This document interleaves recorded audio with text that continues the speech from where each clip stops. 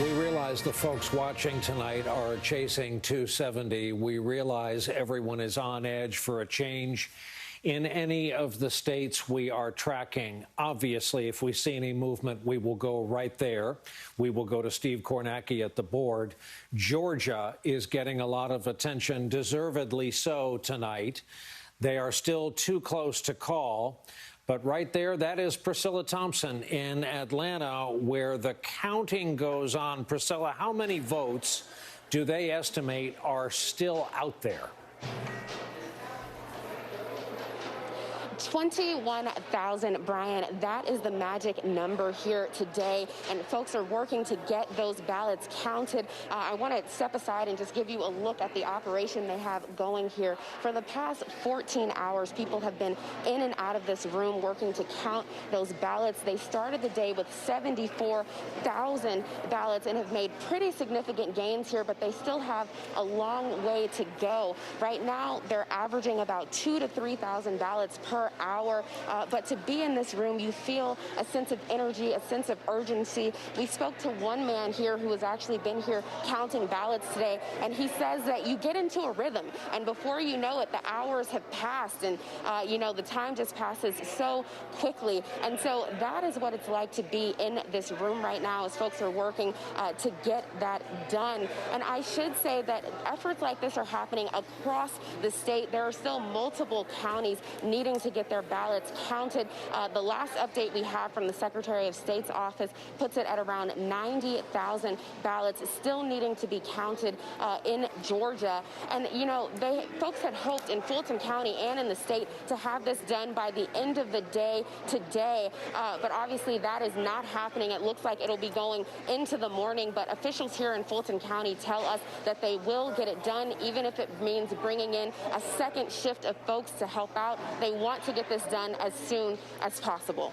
Brian? What an unbelievable operation. I've been watching that gentleman in the blue shirt walking around with bins of ballots all evening long. It is exhausting. It is thankless. Do me a favor, don't tell them the eyes of the nation are upon the work they're doing in that room. Priscilla Thompson, we thank you, however, for that live report. Let's bring in three of our returning veterans. Michael Steele, former chairman of the Republican National Committee, former lieutenant governor of the state of Maryland, these days the host of the Michael Steele podcast, and senior advisor to the Lincoln Project. But we're jumping ahead of ourselves. That's Robert Gibbs, former Obama campaign senior advisor, former White House press secretary under one Barack Obama, and Claire McCaskill, just to keep things even, is with us, former Democratic senator from the great state of Missouri. Well, good evening to you all and welcome. Gibbs, I have to start with you because last night you were Mr. Calm, Mr. Casual. At least one of us accused you of enjoying liquids at an unseemly hour in the middle of the night. Are you still Mr. Casual, and have you added to that title Mr. Confident as well?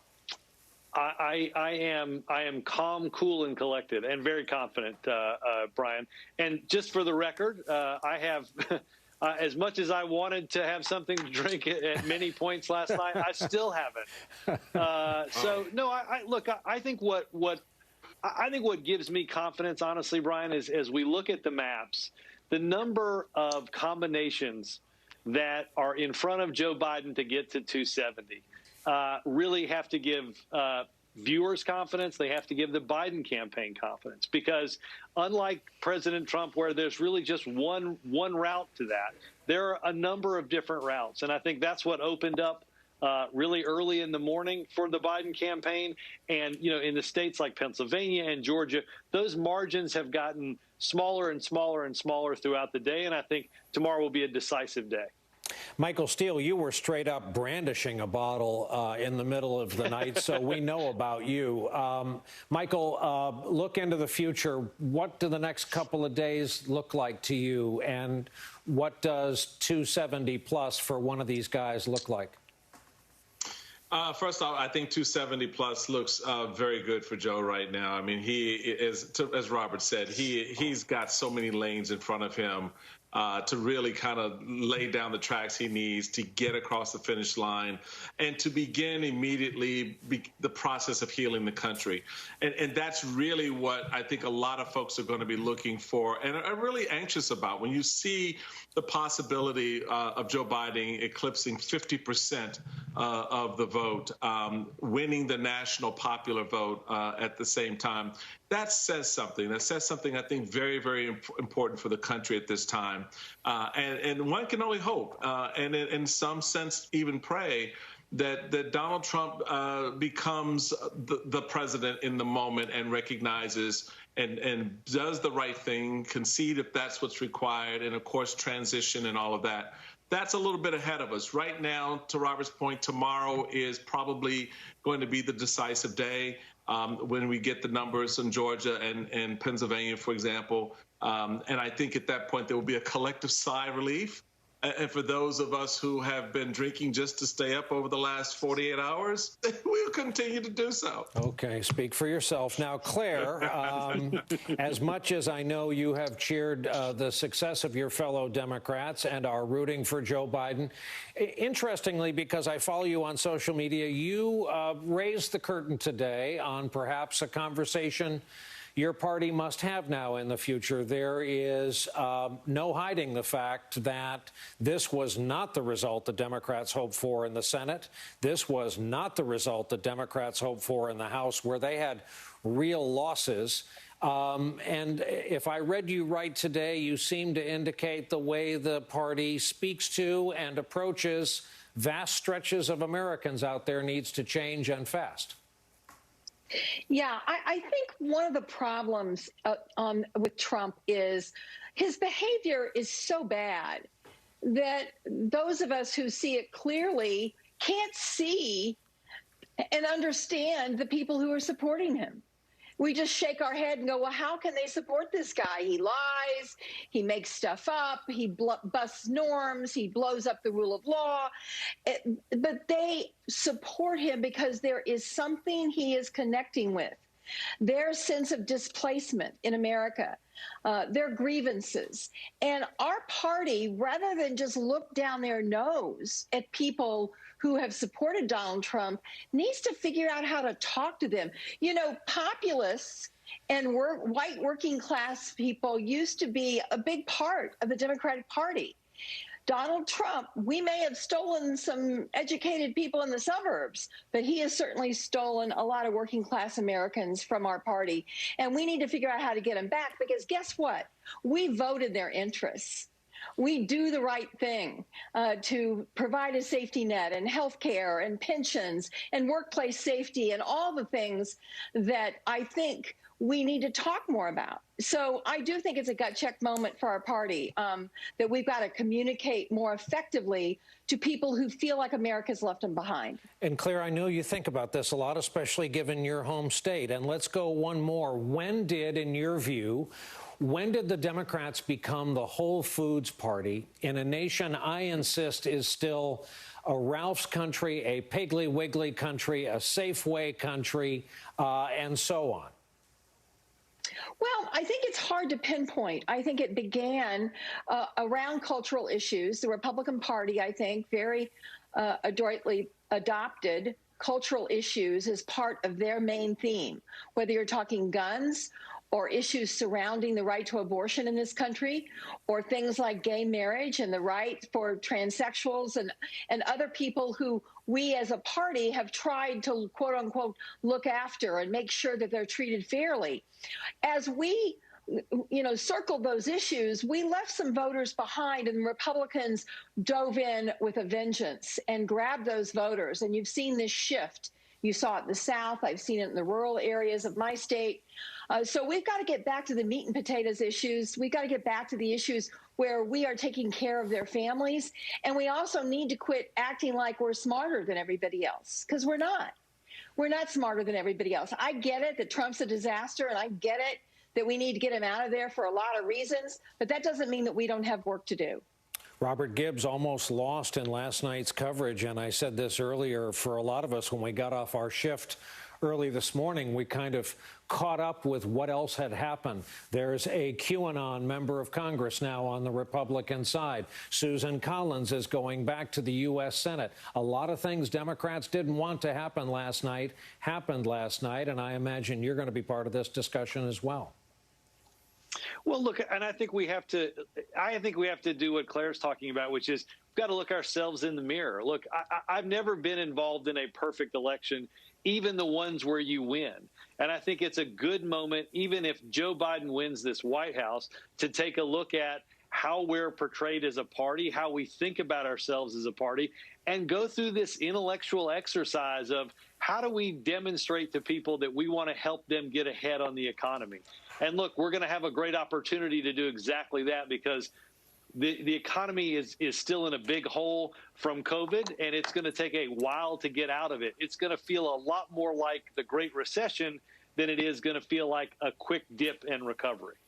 Meantime, there's Michael Steele, who is blameless in this conversation because in your wallet, you've got a Republican National Committee membership card, probably next to your Blockbuster card, and you already now have on your resume the Lincoln Project, one of several groups of lapsed, reformed, in some cases still are Republicans who helped make this race what it is and what it may be if and when we get over 270. So, Michael, take a well-deserved victory lap on the part of all these former leaders and strategists who got together and worked to push the other side.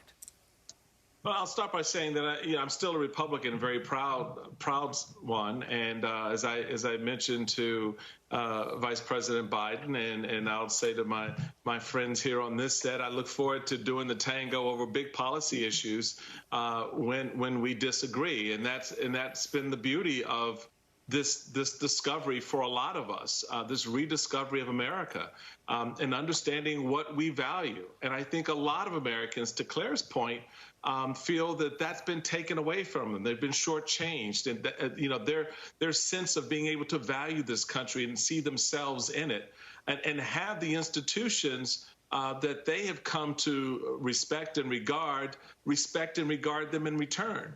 And so for those of us in the Lincoln Project, this was a lot about that rediscovering democracy, rediscovering those principles. And for a party that decided to put all it owned, its stock, its investment, its future in Donald Trump, we rejected that because that's not the country and that's not who we are. And we can have these political institutions and we can have these political discussions and sometimes big brawls over health care and the environment. But at the end of the day, we can't lose sight of the fact that we're all Americans. And we're all working together in this wonderful republic, trying to create democracy every day. And so we wanted to remind ourselves, certainly those in the Republican Party, of those values that drew us into the party in the first place, and how all of that plays itself or should play itself out in this wonderful, crazy experiment we call the United States.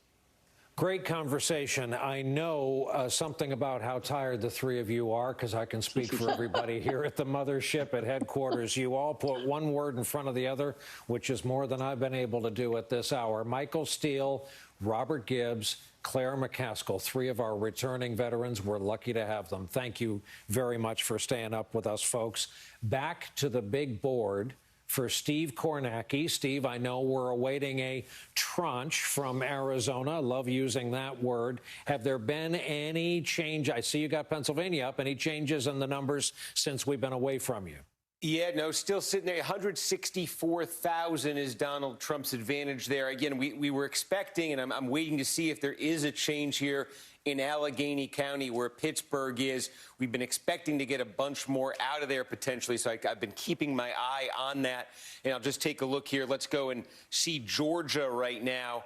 You can see, again, it's sitting at about 31,000 and change. Donald Trump's lead is statewide over Joe Biden, who has been closing that gap steadily. And the countdown is on here. the countdown to clarity, potentially, in Maricopa County in Arizona. Donald Trump trying to make up a gap of almost 80,000 votes. He cut into it with some of those votes that were reported a few hours ago. One more big report of them to come here, although listening to Gotti Schwartz, his report a little while ago, maybe not as big from the way he was describing it as that first batch, but we will get some more. We think probably around 1 a.m. Eastern time. And again, to give us a sense there, Donald Trump, what's the pace? What's the rate he's getting? Is he getting about 60% of those ballots? Because he needs to be if he wants to have a chance to close that gap in Arizona. And Arizona is absolute must-win for Donald Trump. Steve, I know you're on the consumer end of these numbers and not on the policy end, but given your job and what we get to see of it on television, if I appointed you to the President's Commission on Election Returns, what's one thing that we could change about how we vote as a nation to replace whatever we call it, the patchwork quilt of different systems and 50 different elections? Speaking as a very self-interested person who stands at this board and tries to get election results out in a sensible way to people, look, I think the biggest thing here, we all know, this year, mail-in ballots on a scale most states, most counties, most precincts have never seen before. And they don't have experience processing something on this scale, but really, they didn't have the time in a lot of places. You know, Pennsylvania, it's no coincidence, Pennsylvania is the one where we're waiting on all these votes, where it's Wednesday night going into Thursday morning, and we're still waiting on tons of mail-in ballots in Pennsylvania. They couldn't open the mail-in ballots in Pennsylvania until Election Day. It's an archaic part of the law there where, you used to get a couple dozen, a couple hundred absentee ballots. Okay, fine, yeah, you can't open those till Election Day. Now they're getting thousands, tens of thousands, hundreds of thousands, and the law that, oh, no, you got to, hold on till Election Day is still there. It just seems like if we're going to make a decision sort of as a country, as a society, whatever you say, to do what mass-scale mail-in voting, let's come up with a way to get it processed in an orderly fashion. You saw Florida last night. Look how orderly Florida was. We got the whole state in a couple hours. Our dad's generation used to say, they can put a man on the moon. Why can't they fix something? There's a Tesla in outer space with a fake astronaut at the wheel. You'd think we could figure out voting here on Earth. Steve Kornacki, sorry for the diversion into policy and ease of voting. I sit here wondering how we could fix things, if nothing else, to make your job easier. Steve Kornacki at the big board. Any changes will come running back to him. A quick break. Our special coverage continues.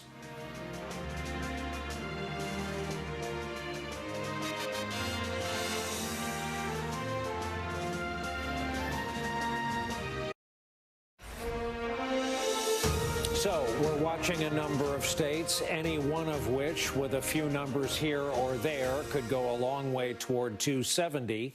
We are joined by NBC News correspondent Jolene Kent in Las Vegas.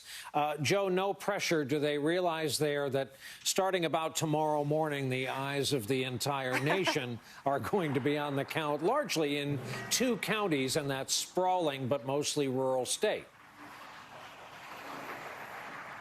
Yes, there's a lot of anticipation. You can feel the buzz. In fact, we were just at the Clark County Election Center, and there was a small protest of mostly Trump supporters gathering. And one of the questions on the mind of one protester was, why don't we already know the results? Why can't we know sooner? Well, the Clark County registrar told me they're working as quickly as possible. They're processing up to 70,000 votes a day. And at this point, they're basically processing the mail-in votes, the provisional ballots, ballots for, say, new residents, people who are living overseas. And so the real focus right now is getting those out the door. So we're going to have some more results starting tomorrow at 9 a.m. our time, 12 o'clock your time. And so we should get a better sense at that point. But what we know historically here in Las Vegas and all across the state is that mail-in ballots, according to recent history, have skewed towards the Democrats. But remember, we're in Las Vegas. This is a town where the economy matters more than anything else. According to our NBC News exit polls, the economy matters more than even the coronavirus response. That's where Biden may see a little bit more of a challenge, Brian, is because Biden has been linked by the local Republican Party to a Democratic governor who's been criticized for his response to the coronavirus. So we'll see how all of these mail-in ballots shake out. We'll get a better sense tomorrow, but they're counting, they say, as swiftly and as smoothly as they can, and so far so good here in Clark County. Brian? Joe, thank you, and thank you for the reminder that we are talking about Las Vegas after all. Appreciate it, Jolene Kent in Las Vegas, as we can hear on the Strip. Now let's go over to Arizona. Correspondent Vaughn Hilliard in Scottsdale. And Vaughn, maybe you were listening to the coverage of the protesters who have shown up, and they can be heard inside Maricopa County where the counting is going on. Yeah, our colleague Gotti down over there, while that voting is going on, they'll be counting these votes through 10:30, about 10:30 local here this evening. We are expecting a second batch of results to be handed down by Maricopa County elections officials. You saw that first batch just earlier this evening, a positive indicator for the Trump campaign, which has clawed their way into a competitive race here in Arizona.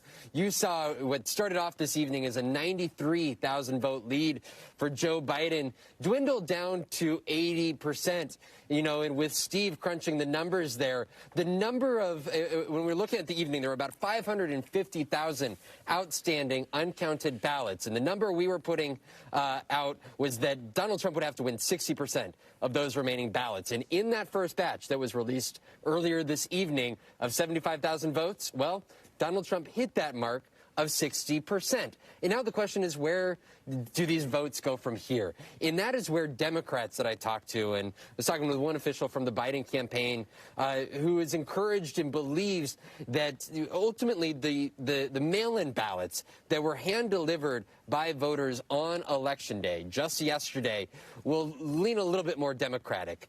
You also will see more independent voters who we saw in this race go more for Joe Biden than Donald Trump. And if that number can be brought down to more of a 50% range, that puts Donald Trump out of the ability to essentially close that gap all the way.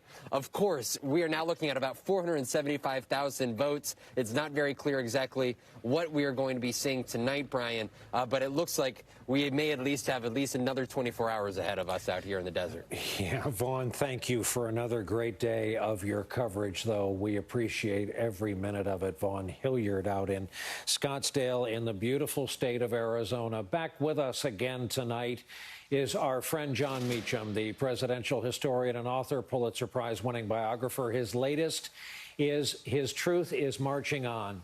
John Lewis and the Power of Hope. It's a great portrait of the late congressman. John's also the host of an excellent new podcast series called It Was Said, focused on some of the most impactful and still relevant speeches in our history. John, I was speaking to our mutual friend, your mutual historian, Michael Beschloss, earlier tonight about something he posted in the middle of the night about the history of the East Room, the solemn occasions it has hosted, those who have laid in repose in the East Room, because it was the scene of such darkness last night, an event by this president using authorities he does not have to label the outcome of an election by the people that is, as of the time of our conversation right now, yet undetermined. Yeah. Well, Michael is in many ways the Michelangelo of all sorts of stuff, but he's certainly the Michelangelo of Twitter in terms Indeed. of reminding us of what matters and what Mark Twain's point about history may not repeat itself, but it does rhyme. You know, it was, 2:30 in the morning, 2:30, and what we saw was a self-evident attempt to thwart the will of the people. And we could go on about that, but sometimes, one sentence does it. That's what the president wants to do. He wants to have counts in votes, counts in states where he's ahead. He wants to, where he's behind. He wants to stop him where he's ahead. Thomas Paine, called that vital pamphlet in 1776, which was a key factor in America declaring independence, common sense, by which he meant we're capable of assessing a situation and understanding the truth of it. And the truth of it is the president wants to manipulate this election because, however, maybe it's closer than polls or expectations, but that doesn't change the reality that Vice President Biden seems to be ahead. What does it mean to you, not as a partisan matter, but as a historic matter, that it appears more Americans have voted for one Joe Biden of Delaware than any other person ever running for president? It's a reflection of the fundamental unease with the way Donald Trump has conducted the office. It's a reflection of an unhappiness, a rational unhappiness with the way the president has responded to an ambient pandemic. And I think that whether you're Republican or Democrat, this volume of votes is stirring in many ways. I was struck by, you mentioned John Lewis. I haven't seen it precinct by precinct, but, Fulton County and parts of the other counties, that's John's district that's coming in. I know. I read a great book about it by John Meacham. Yeah, but there's something about that, right? So the 2020 election in Georgia, at least our understanding of the results, is coming down to how the folks whom John represented in the Congress voted. I'll give you one more. There is poetry. I'll give you another John McCain, Southwest Arizona, the other state we're watching. How about that for symmetry? So, yes, I mean, it's you don't want to get too Dickensian about it, the ghosts of dignity past. But there is something there.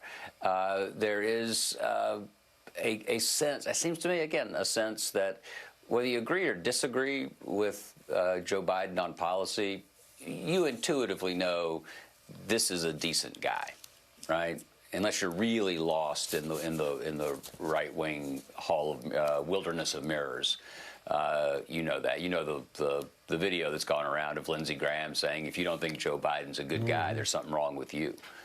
So there's something good about that. I think let that be a coda to our coverage all day long. I think it's the first time someone has paused and said about the character of Joe Biden, he's a decent fella. And I think by all accounts, he's a decent fella. By all accounts, he is knocking on 270 as we go off the air for this hour, with our thanks to the esteemed presidential historian and friend of this broadcast, John Meacham. As we say, that's going to close out just this hour of live coverage. That is our broadcast for tonight. MSNBC continuing live coverage of this election this night. As we go into tomorrow, still hanging in the balance, we'll continue with my colleague Chris Hayes on the other side of this break.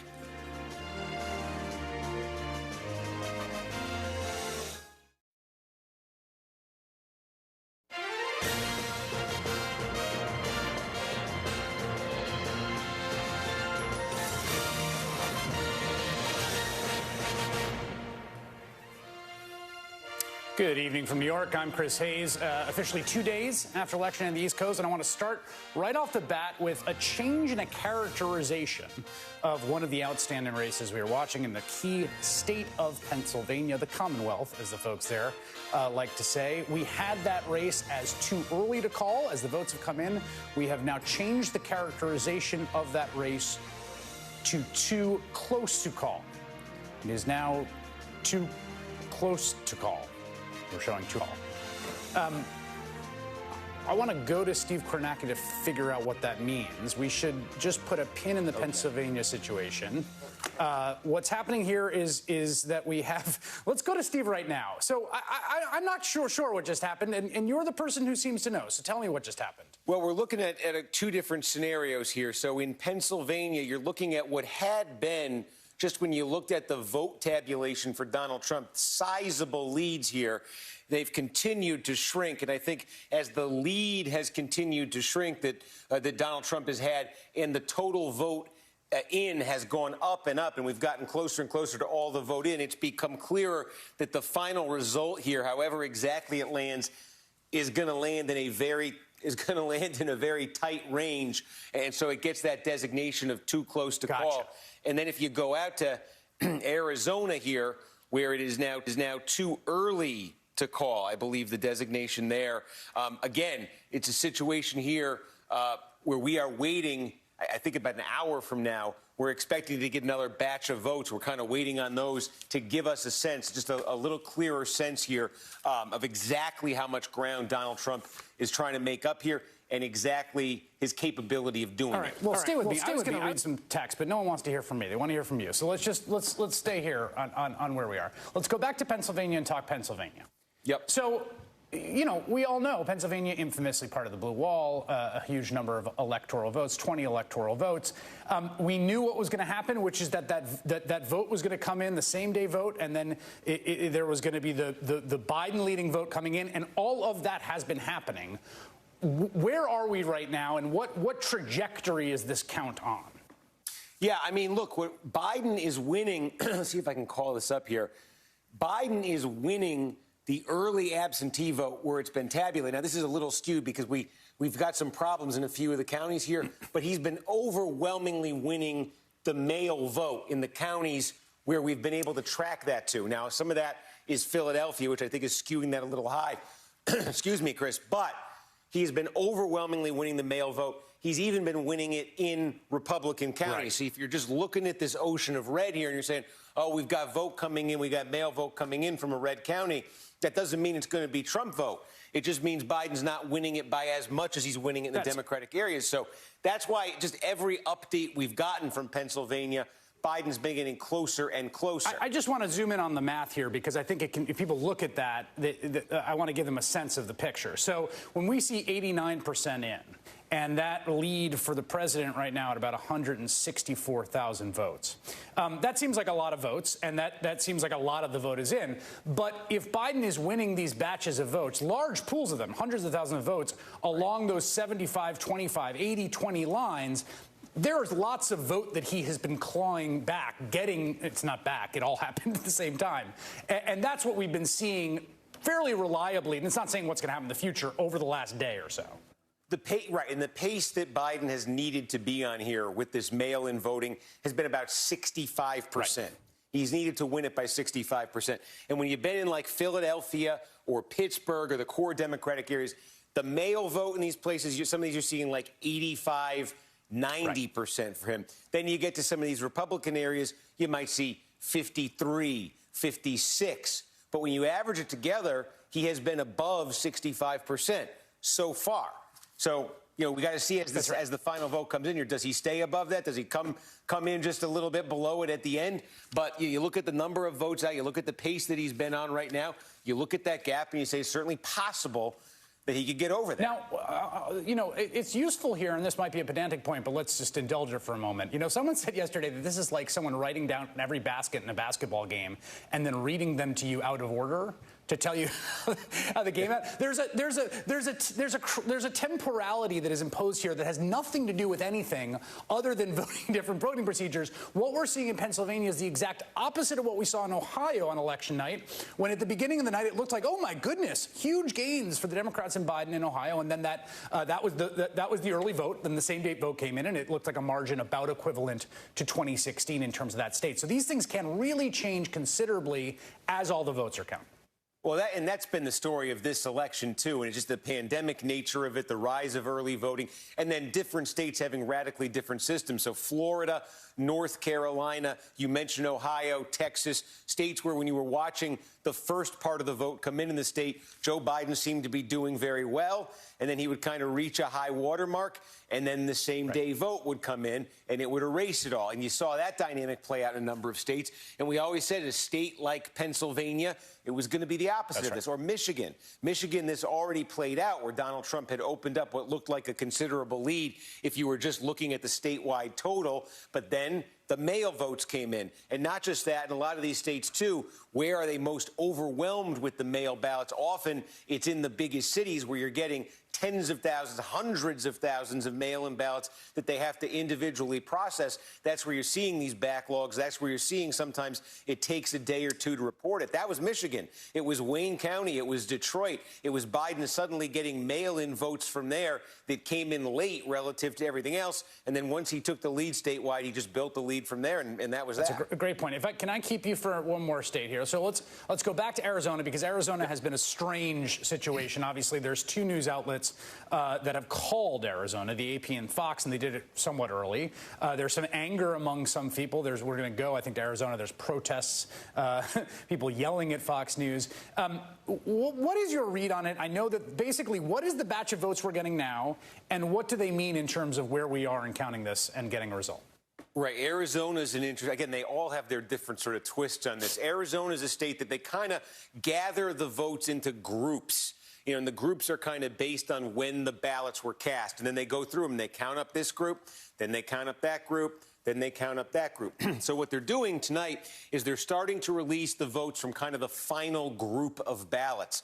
And the final group of ballots are those that were the absentee vote, the mail vote that was returned kind of the weekend before the election, right up until Election Day, right up until folks kind of bringing their ballot into a place on Election Day, bringing their mail-in ballot into a polling place on Election Day. They consider that a group of votes. So this is like the third group.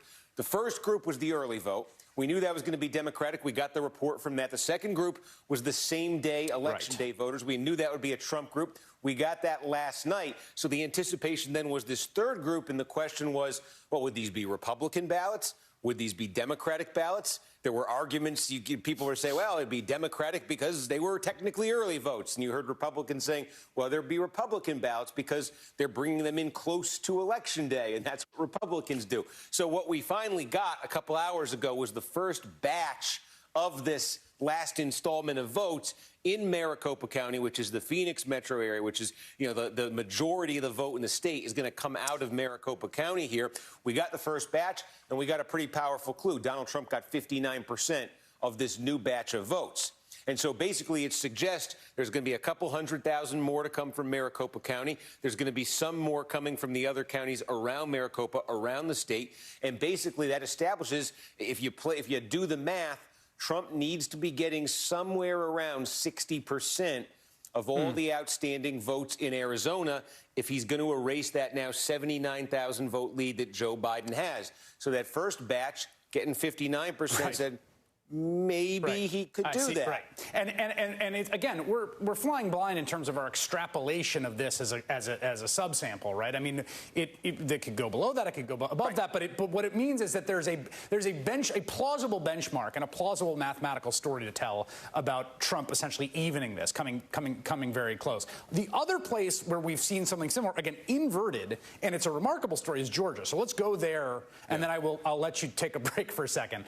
But Georgia dynamics have been somewhat similar, I think, to what we've seen in Pennsylvania and Michigan. We have seen that absentee ballot coming in, and as they have come in, right, from those very Democratic metro areas, that Trump lead has been shrinking remarkably quickly throughout today.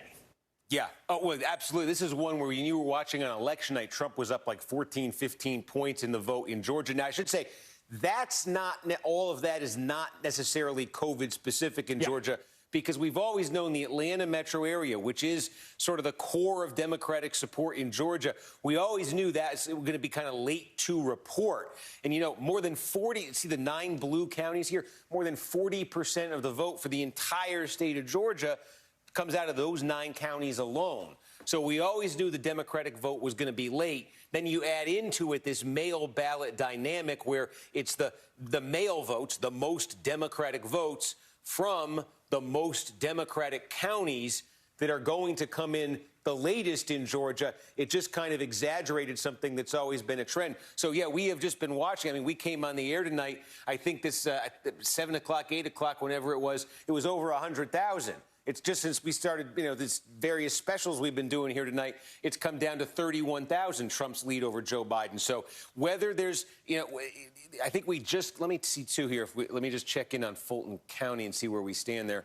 I think we have a few more to come in Fulton County. I want to see if we've gotten some more votes there. Yeah, I mean, it is very plausible here that Biden could overtake Trump. It looks very close, and it's sort of, anyone's guess here. And also, we should say, this is now a 0.6 of a point margin, Trump over Biden. If that falls inside half a point, the loser has the right to a recount. Right. And in terms of the path to 270, so if you've got Arizona, Georgia, and Pennsylvania, and Nevada we're going to get tomorrow. Those are sort of the four big outstanding. North Carolina, I think, is in a little bit of a different category, but let's just talk about those. What has to happen for one of these candidates to get over that number? Yeah, there's the easiest way, at least. Well, for Biden. Look, the easiest thing for Biden is win Pennsylvania. He's at 253 right now. Right. If he just gets Pennsylvania, that's it. That's 20 electoral votes, and he's got it. Now, there's the question here, among other things, how long is it going to take to get the vote from Pennsylvania? So one other possibility that kind of emerges here for Biden is Arizona. We say he's got the lead there in Arizona right now. If he can hold on to that lead and get Arizona. And then there's Nevada. Nevada, where he leads, it's narrow right now. He leads, we've been told, about noon tomorrow. We're going to get another report of votes from Nevada that might help to clarify the situation. If that's favorable to Biden, if he moves into a position where he can solidify his lead and win the state, well, then Arizona and Nevada give Joe Biden 270 electoral votes. He's got a number of paths. I think the one thing to keep in mind is Donald Trump, he has one path. He has got to win Arizona. That's an absolute must-win for him. He's then got to hang on in Georgia. We just showed you the situation there.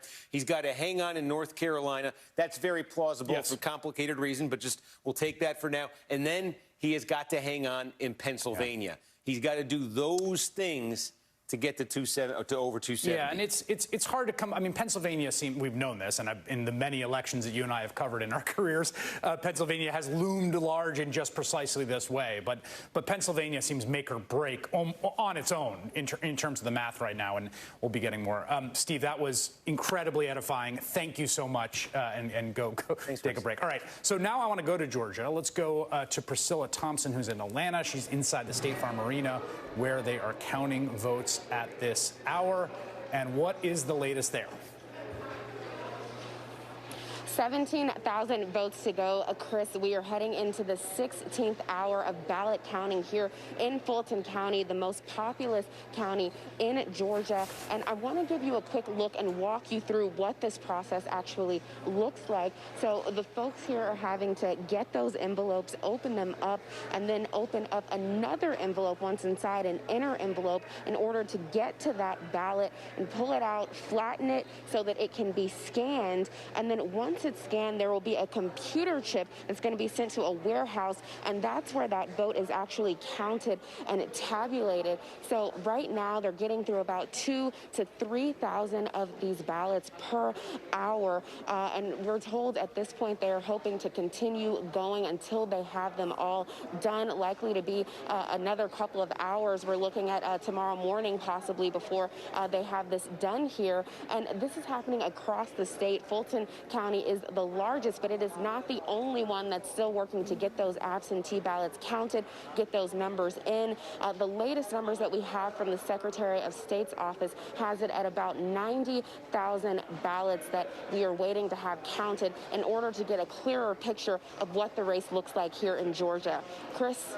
That is really helpful, and I just want to say God bless all the people behind you who are doing that work right now and doing it transparently and diligently where the cameras can see, and we have our reporters. Priscilla, thank you for that report. Okay, so as we mentioned, Arizona is expected to report out a new round of ballots in just a few minutes. Joining us now for more on what to expect is Vaughn Hilliard. He is in Scottsdale, Arizona. What are we looking at from Arizona, which might be the biggest single sort of reporting of new votes that we get this evening? Yeah, we're already got that 75,000 batch, Chris, that Steve was laying out there, in which Donald Trump took about 60% of the share. And if he wants to break even, that's exactly the number that Donald Trump has to hit. Among the 475 uncounted outstanding ballots that still exist here across the state. It's not quite clear how many more ballots here we're going to get here over the next hour. But I've been talking with both camps, the Trump camp and the Biden camp. And if you're looking at this, Democrats believe that on Tuesday, just yesterday, yes, in-person voters went by a nearly 2-to-1 margin for Donald Trump over Joe Biden here in Maricopa County. But when it comes to voters that actually hand-delivered their ballot at the polling location yesterday, they believe that that is a greater share of Democratic and independent voters. Why? Because they have the permanent early voting list here in the state of Arizona. Right. So essentially, when you sign up to get an early ballot of years past, that comes to your doorstep. And Democrats were the ones that were urging folks, especially, to not mail their ballots out in that week before Election Day. Instead, go in and turn it in person. And that is where a Biden official tells me that they hope that that number is brought down and you don't see that 60% number come that back half of these ballots here that are being counted. And, you know, we should note tomorrow morning, Nevada, of course, Chris, making their announcement about their uncounted ballots. And in the situation that Arizona were to make the call, of course, Arizona would clinch it. Yeah, and we should note here, Vaughn, I think this is sort of important as a basic principle here. We've got essentially opposite dynamics right now in the state of Georgia and Arizona, where a candidate is up and there's outstanding vote, and that outstanding vote might break heavily enough for the candidate who's behind to overcome.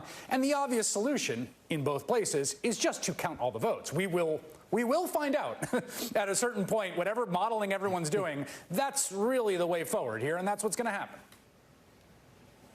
Exactly, and I keep getting pushback from both sides here, and you know, we can map out all the reasons as to why it's going to go in Donald Trump's favor and why Democrats have a history. You know, we can even go back to the 2018 Senate race. Martha McSally had a lead on election night back in 2018, and you know, because she won early, or she won in-person voters by 0.29%. Right. But then those voters that hand-delivered their ballots on Election Day, those actually went to Kyrsten Sinema. So, you know, we can look at this all we want, but the reality is that there's 475,000 outstanding ballots in Arizona. It's truly hilarious at this point in political coverage in which we have sliced and diced the electorate into every possible and conceivable subcategory.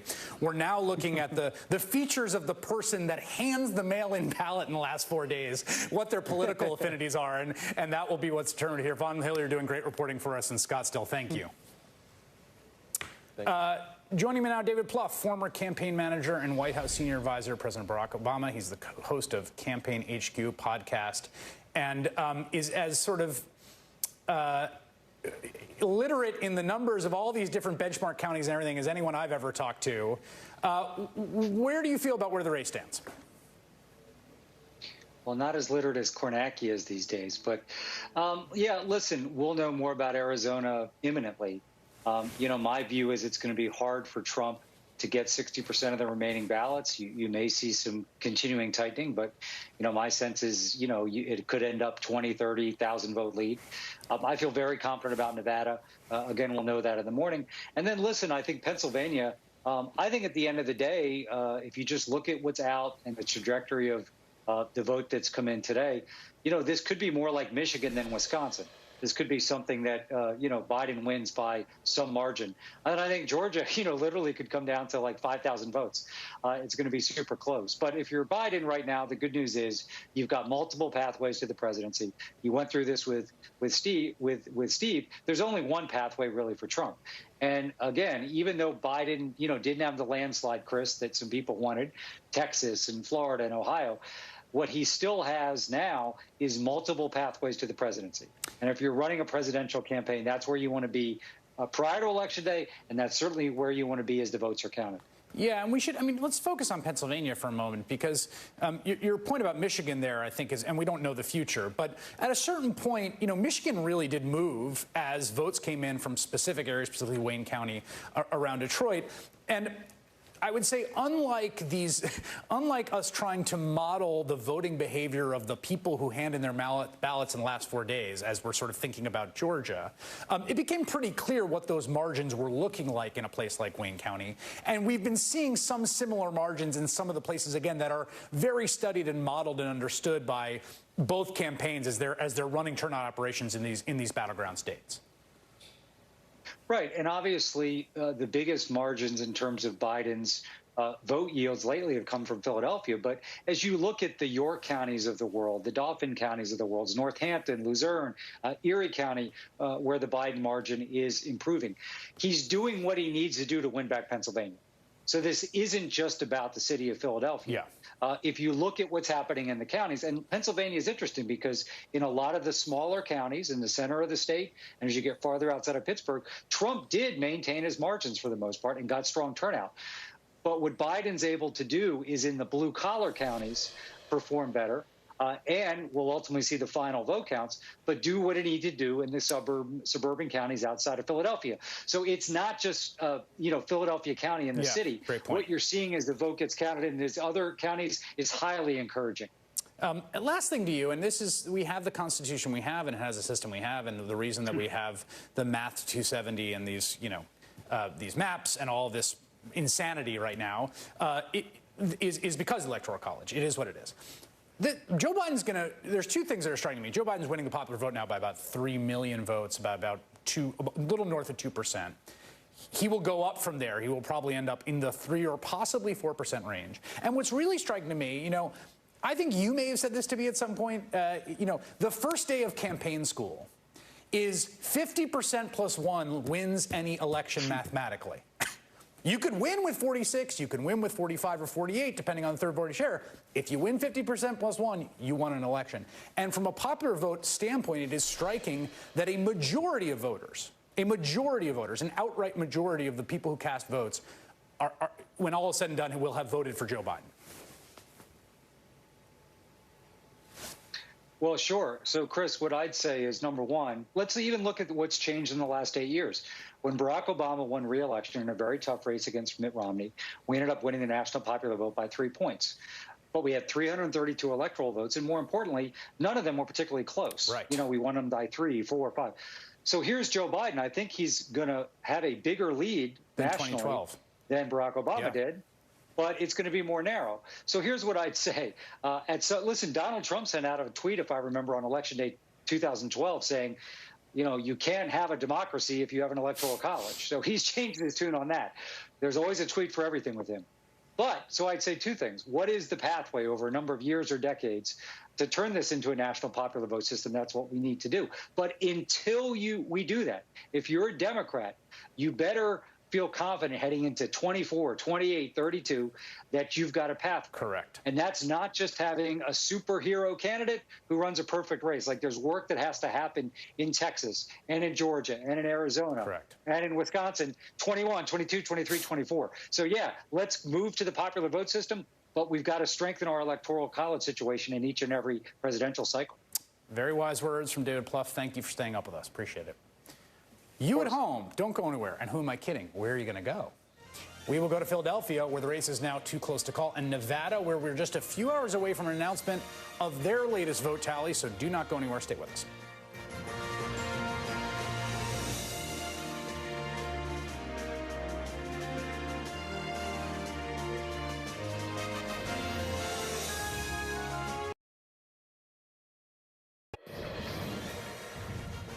It is officially 2 days after Election Day on the East Coast. We do not yet know the winner of the presidential election, and this is in part because of the expected record surge in early and mail-in voting as a result of the pandemic that is raging out of control across the country. How out of control? Well, today, according to COVID Tracking Project, which we use on this program quite a bit, there were 103,000 new cases. That is the highest daily case count to date. We set a new record today. That's that red chart you see shooting up there. The blue chart next to it with those 2 waves and then a third that is forming. Those are the total number of hospitalized people in America from COVID. We're up to 52,000. You can see the eerie similarity between waves 1 and 2 and now 3 that we're in. Hospitalization's an incredibly reliable metric because it doesn't depend on testing as cases come. We know how many people are in hospitals. That is profoundly, profoundly worrying. We also today lost 1,100 of our fellow Americans, and you can see that deaths are now trending up. Deaths will follow cases as surely as night follows day. This horrifying situation has not led to an electoral college blowout from former Vice President Joe Biden. At this moment, Biden currently leads President Trump 253 electoral college votes to 214. Biden set a record for most votes by a presidential candidate in history, but this race has been close. There are still 6 states yet to be called. A flailing Donald Trump tried to claim victory in several states where his lead has slipped away, while Trump supporters, and this is, I think, quite revealing, have gathered in protest to demand election officials either stop the count or count the ballots, depending on whether it helps the president.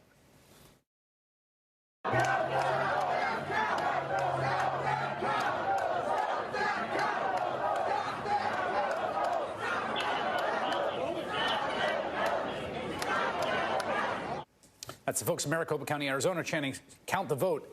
And they're right. They should count the vote in Arizona. We should count all the votes and figure out who won. Pennsylvania is the state with the most electoral votes still undecided in the race. NBC News currently characterizing the Pennsylvania race as too close to call. The president's lead there has been steadily tightening, as we just talked about David Plouffe, as votes are counted. Without Pennsylvania, President Trump has one less path to re-election. With it, Joe Biden would become the president-elect. NBC correspondent Rahima Ellis is live in Philadelphia, where votes are still being counted at this hour. And Rahima, how do things look there?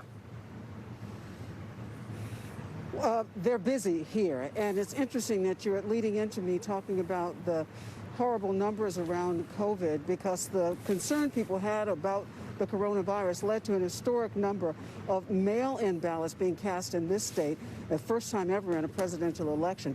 And tonight, on Rachel's show, the Secretary of State here at Bookbar, who handles the elections, she told Rachel that an overwhelming majority of mail ballots are likely to be in on Thursday, meaning today. And that's big news, because they've been thinking they would need up until Friday at least to get the bulk of them in. So when they get them in, what are they looking at? They've got to count. At this point, they're saying here statewide, they've got about 763,000 mail ballots to count. And here in Philadelphia, it's about 120,000 mail ballots to count here from a Democratic stronghold. The Biden campaign, Chris, is hoping that that's going to help shrink Donald Trump's lead over him in this state, where you point out there are 20 important electoral college votes that are up for grabs. An interesting thing about it all is that on Wednesday, earlier this evening, the Trump campaign sent in surrogates. Eric Trump, as well as Rudy Giuliani's personal attorney, Rudy Giuliani, the personal attorney for the president, came in here and filed a lawsuit claiming they needed to shut down the counting of the ballots. Their claim was that Democrat election officials are hiding the ballot count from Republican poll watchers. The governor of this state, who is a Democrat, he emphatically denies that anything like that is going on, and he says there is great transparency.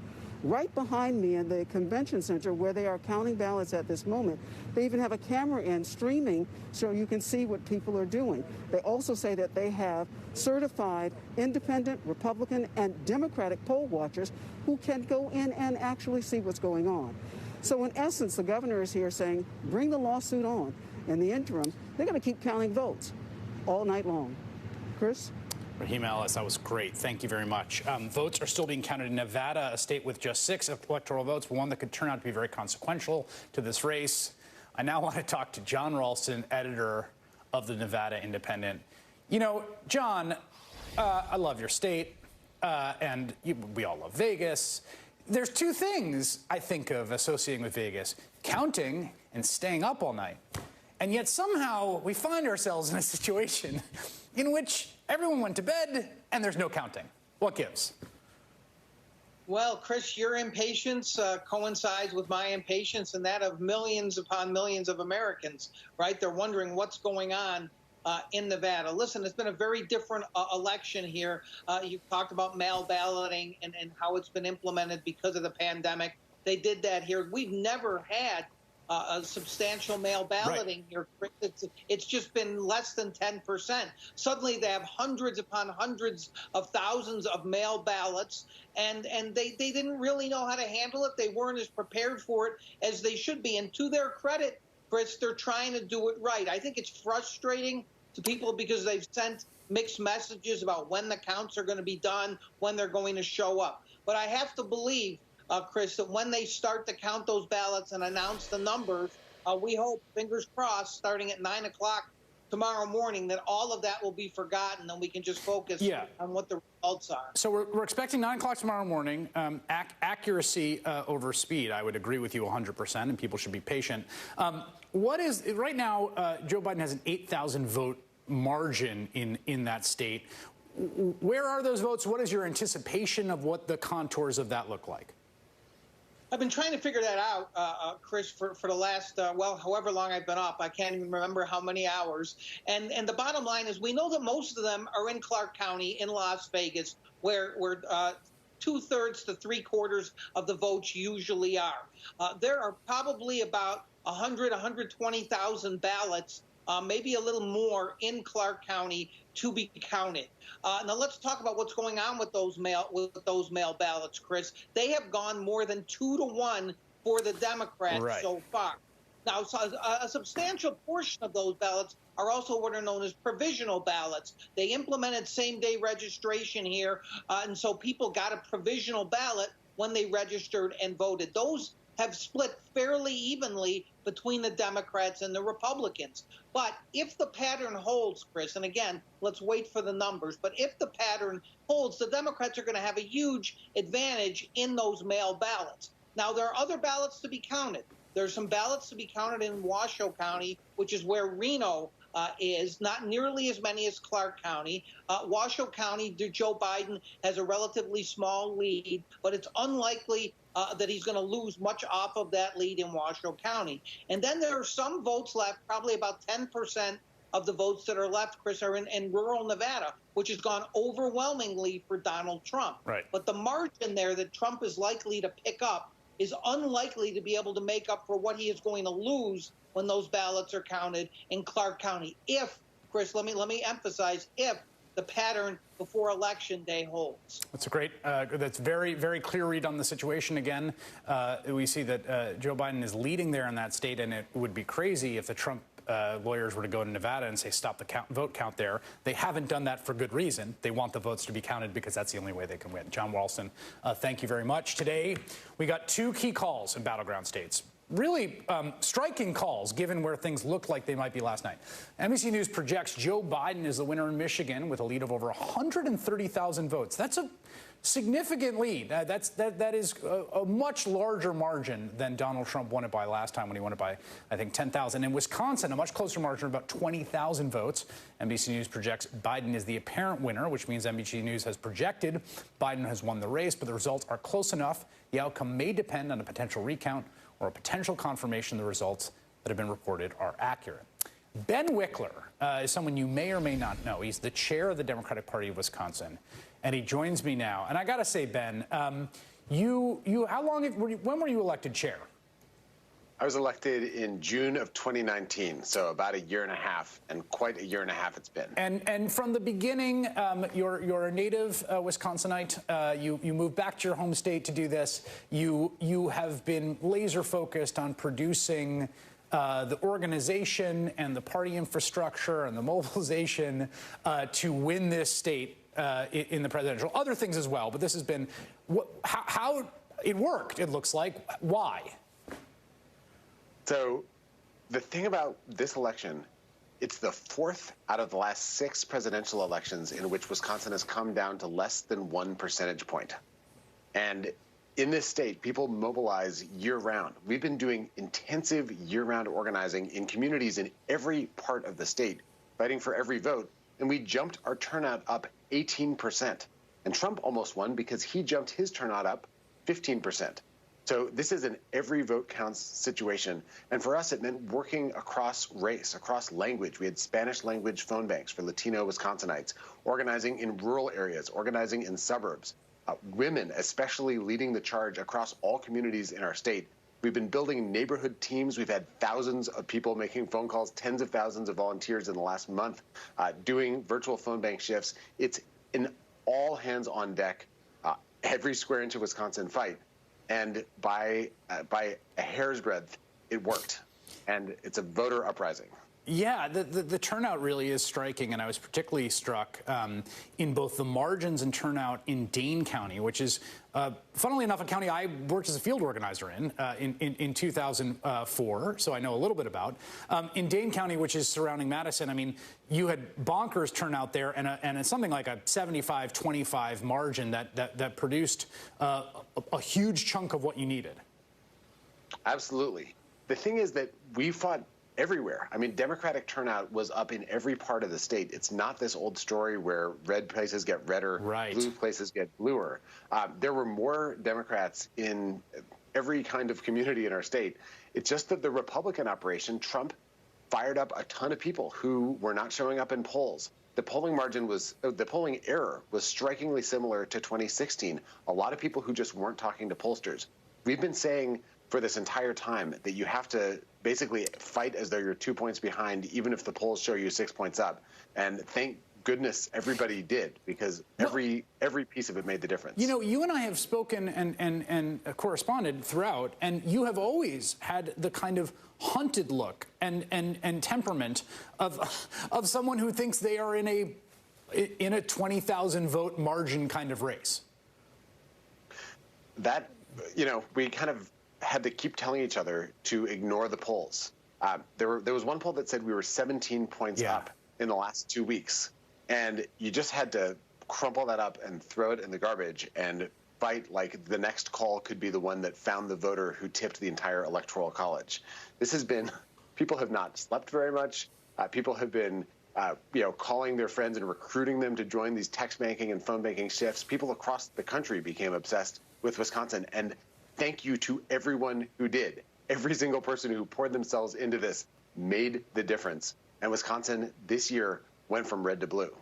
All right, Ben Wickler, who's been doing just remarkable work in that state, and not just him, lots of people throughout that state and in sort of fellowship with Ben. Thank you so much. Thank you. I'm joined now with Lieutenant Governor Garland Gilchrist, Democrat of Michigan. Lieutenant Governor, again, another story in a state that caught a lot of people by surprise, I think. In 2016, there was an enormous polling miss, and there were sort of two stories. There were the Trump-Obama voters in your state, and there was drop-off among a lot of core Democratic constituencies. What happened this time around in a win that looks to be about, for a closely contested state, a sizable 2% win?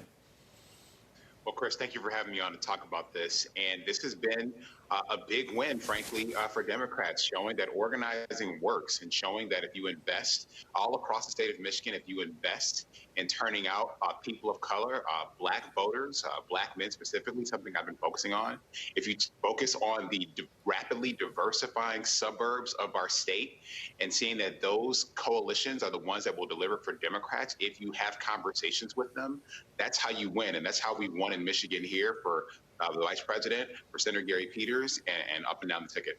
Yeah, that Senate race was really, really close. And you just mentioned black men. You know, one of the stories, I think it was borne out by the data, was there was a significant number of black voters who were drop-off voters in 2016. They had voted in 2012. They had not voted in 2016. There's a lot of discussion about that and what was driving that. What was how did the Democrats in your state approach that?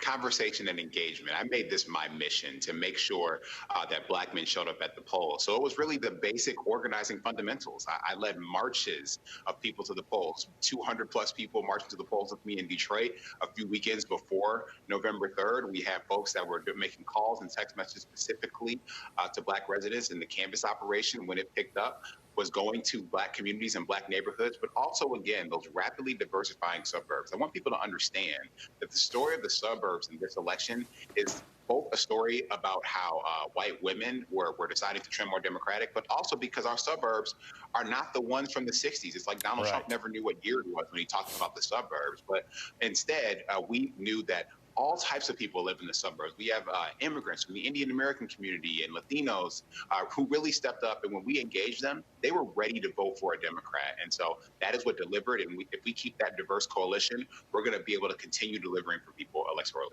What does it mean for your state? I mean, this was a state that was a sort of solidly Democratic state. It's been the site for so many of the kind of different sociological trends that have pushed in both different directions in terms of blue-collar and working-class voters, particularly voters, a strong union presence that have drifted away from the Democratic Party, diversifying suburbs. Where does your state stand right now politically? I think that between 2016 or since 2016, you've seen the Democrats really come home. And so that was emphatic in 2018 when Governor Gretchen Whitmer and I won by 400,000 votes here in Michigan, this state that Donald Trump won by 10,704 votes. We won by 10 percentage points. And that was by showing up and by making sure we can not only deliver in our base constituencies in every part of the state, but recognizing that people were tired of Donald Trump. He was the wrong person to be the president, and 2020 showed that in a big way. And so the labor movement in our state continues to be strong and will always be the bedrock of our Democratic coalition. And they came out in big numbers this year, too, and delivered. And so I think that we are a blue state, period. And this election confirms that. All right, Lieutenant Governor Garland Gilchrist, thank you so much for making some time for us tonight. All right, thanks, Chris. Much more to get tonight. We'll talk about what to make of the president's many lawsuits. We're still keeping an eye on those key remaining states. We'll bring you any updates we get. Stick around.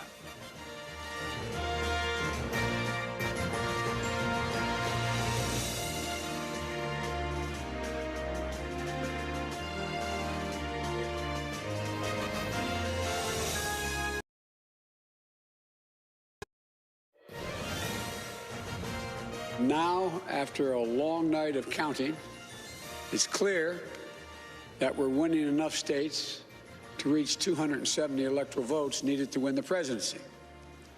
I'm not here to declare that we've won, but I am here to report when the count is finished, we believe we will be the winners. Former Vice President Biden today speaking like a man who's approaching 270 electoral votes. Meanwhile, the Trump campaign filed suit today in 3 battleground states. They asked for the vote count to be paused in Michigan, where NBC News projects Biden as the winner, and he leads with over 130,000 votes. The campaign also wants the vote count stopped in Pennsylvania, where President Trump is still ahead, but his lead is shrinking as hundreds of thousands of votes in the state continue to come in and be tabulated. And then earlier this evening, the campaign suit in Georgia, where this hour the president is ahead by less than a point, just about 25,000 votes, if I'm not mistaken. They're asking a judge to remind election workers that under state law, late mail ballots are not to be counted.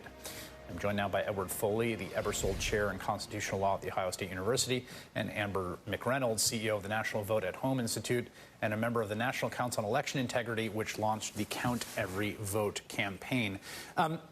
Amber, I saw someone the other day saying that, you know, if you don't have a legal or factual basis for your claims, a lawsuit is just a tweet with a filing fee. And some people seem to think that's sort of an accurate characterization, at least the Pennsylvania lawsuit.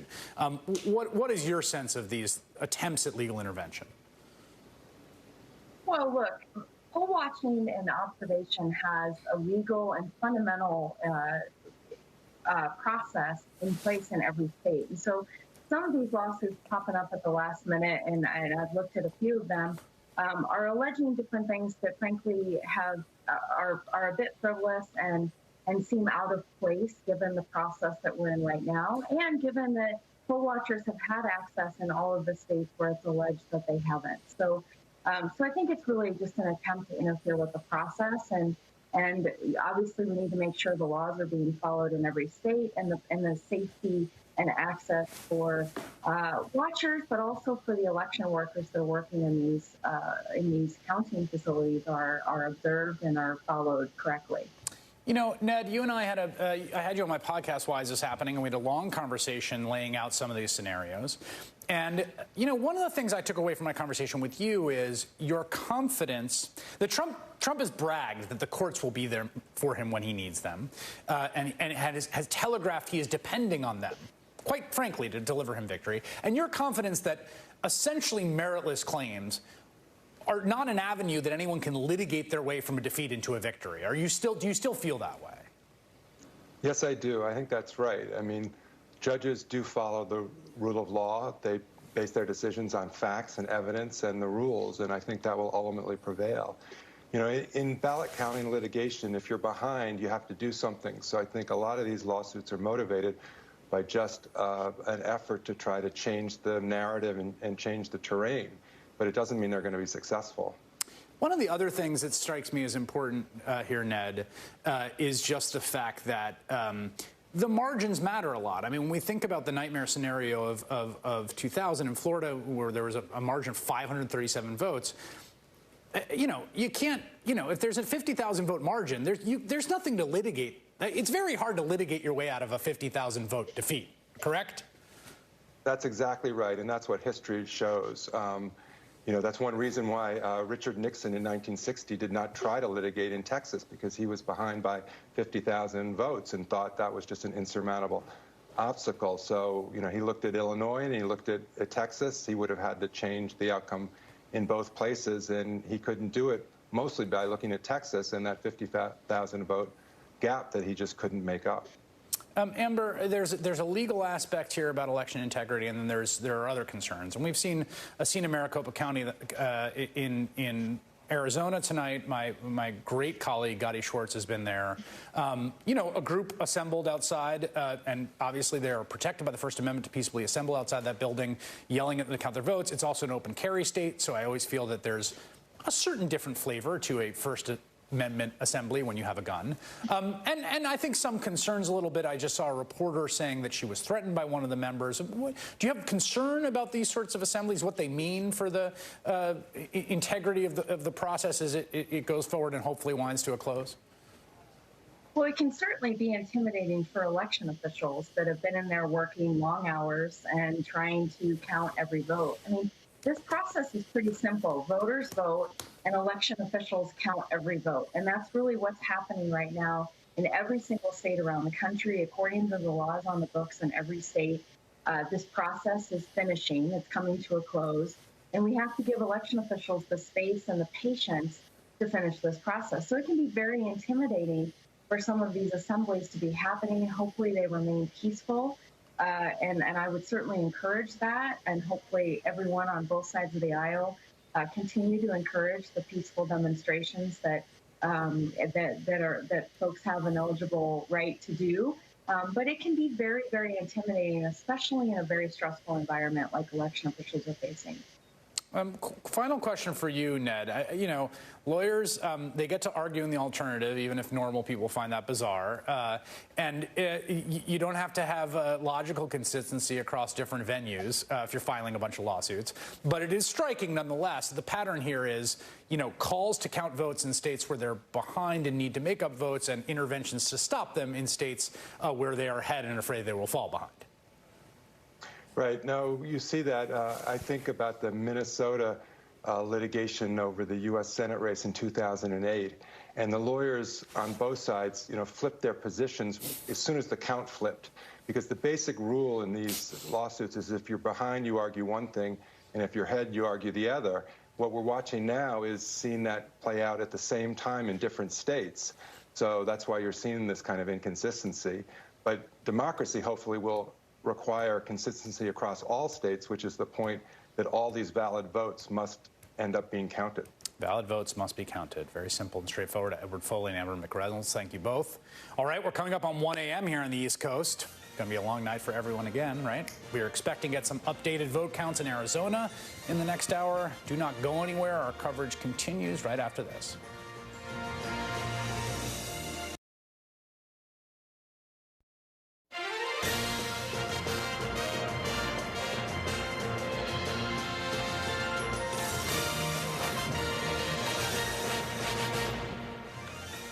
It is 1 a.m. on the East Coast. We're following the breaking news as votes continue to come in the 2020 presidential election, not just the presidential election, state, local, congressional.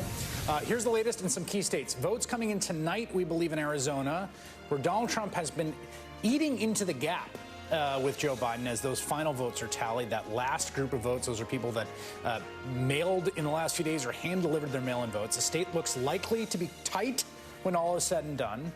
You got a bunch of votes in tonight in Georgia as well, and those late votes have been coming from heavily Democratic areas and have been mail-in absentee votes which have tilted heavily towards Joe Biden, narrowing that gap down there to about, what do we got, about 30,000 votes. Based on the patterns we're seeing, it is perfectly possible that Joe Biden actually takes the lead in Georgia as the rest of the votes come in. We can't predict that will happen, but that is a plausible mathematical scenario based on what we know. And then, of course, Pennsylvania, the big one, where votes are still being counted. We knew it would take a while. We knew this is a state that's implementing widespread mail-in voting for the first time. Those votes are being tabulated on a live stream, as you can see, amid a lawsuit from the Trump campaign designed to try to stop the counting of those legitimate ballots. Trump has had a lead in Pennsylvania, but again, that was the so-called red mirage. That was the same day in-person voting where he was leading overwhelmingly. That lead has been whittling away and away and away, getting smaller and smaller as those votes have come in, and there are still lots of outstanding votes out there. There's still quite a bit. You're looking at Philadelphia County, for instance, has about 70% in. The remaining votes seem to overwhelmingly favor Biden. If the current pattern holds, Biden is likely to finish ahead in that state. If that were to happen, again, Pennsylvania would mean the end of the Trump presidency, most likely. There's still a lot to be decided. I want to get everything going on right now. We are also watching Nevada as well as other states. Let's start at the big board. The latest with Ali Velshi, my friend, host of Velshi on MSNBC, is going to give us the latest on Arizona, where we are expecting more votes quite soon. What do you got, Ali? Very soon. Good morning, Chris. Here's where we stand. As you said, 253 electoral college votes for Biden, 221 for Trump. Now, let's take a look at what we are expecting to happen in Nevada right now. You can see 86% of the votes are in at the moment.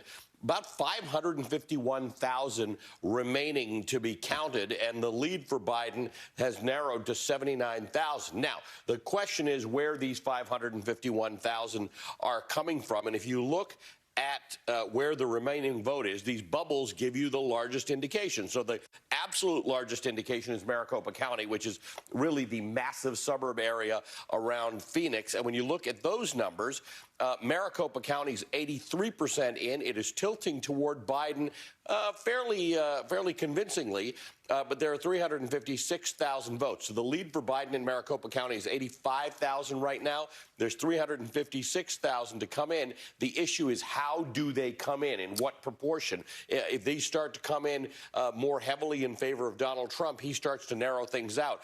Over here in Mojave County, we're much smaller. The lead for Trump is 46,000, and there's only about 20,000 votes remaining to come in, and this is heavily skewing toward Donald Trump. So that's what the issue is in Arizona right now. There's a lot of stuff expected to come in. There are little dots here, which means there's stuff expected in every county. We go down to Tucson. Still 46,000 remaining, and Biden has a 99,000 point lead there, 99,000 vote lead there. So that's what we're looking for in Arizona. We expect another deposit dump, if you will, of data probably sometime this hour, maybe within the next half an hour or so. And then the next thing we're looking for is the stuff that you talked about just a few moments ago in Georgia. We are expecting more information out of Georgia. Donald Trump has a 28,000 vote lead right now with a lot of the votes in, 95% in, but we're still, again, looking for almost 250,000 votes in there. And I'll just show you where the remaining vote is. It still remains in these 9 counties around Atlanta where Biden is supposed to do well, including Columbus, Macon, Augusta, and Savannah. So the big lot of the votes expected in Georgia are also expected to favor Biden. Chris? That is fascinating. We should note Maricopa County have been telling us they're going to give us a bunch of votes, and there's sort of a bizarre, somewhat unnerving and ironic situation, which is pro-Trump protesters have gathered outside the building where they're counting those votes in Maricopa County. Now, for Donald Trump to win, they need those votes to be counted. And if Donald Trump carries the state, he carries the state. That's why we count the votes. Their presence there has seemed to kind of slow things down and make it a little more logistically difficult for that county to report things out. We're going to keep our eyes on that. And we're not, Ali, we're not expecting, do you know, I guess is my question, there's no big more reporting of votes tonight, we think, or think we're getting more from Pennsylvania? We think it's those two. We think it's Arizona and Georgia overnight. We're expecting Nevada to come in. We should get a dump from Nevada, but it'll be about noon our time. So we're probably about 11 hours from getting more information from Nevada.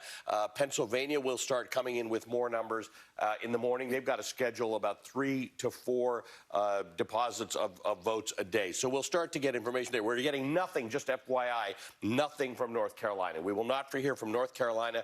They've said till November 11th or 12th.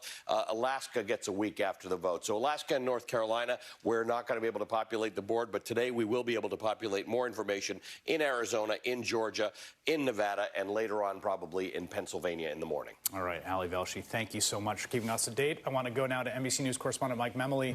He's with the Biden campaign in Wilmington, Delaware. And Mike, I'm curious what they're thinking, how they're seeing the next day or two unfolding from their perspective.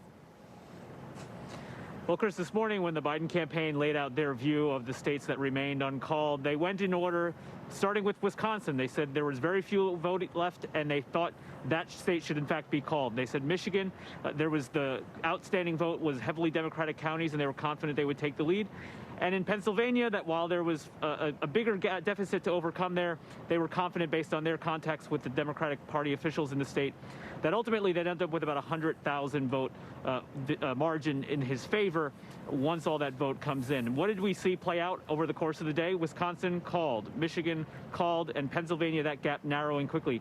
The other point that was interesting was that they said Georgia was a genuine toss-up, and if anything, there's even more confidence about that outcome today. And so we're hearing within the Biden campaign conversations about the fact that Joe Biden may very well be able to come to what was supposed to be an election night party behind me and speak to the country as president-elect. All it takes is one more state, either in Pennsylvania or if Nevada comes in and Arizona holds that lead, a combination that gives him 270 electoral votes. You saw the former vice president speaking today, a bit of statesmanship, speaking about the need to unite the country, not see each other as enemies, to govern as an American president, hailing the numbers that we're seeing in terms of turnout in a pandemic, but also indeed pointing to his popular vote numbers, the fact that he has the most votes for any presidential ticket in American history, beginning to lay the groundwork as he looks to working potentially with a Republican Senate for the fact that he does have a mandate. So the Biden campaign, and we saw, of course, the launching of their transition website, trying to condition the country, getting ready to begin moving forward as if he has won the election, which they believe he has. You know, there's what are the lawyers thinking there? I know he's got a lot of them. Bob Bauer, former White House counsel, who I know quite well. He's been a guest on this program.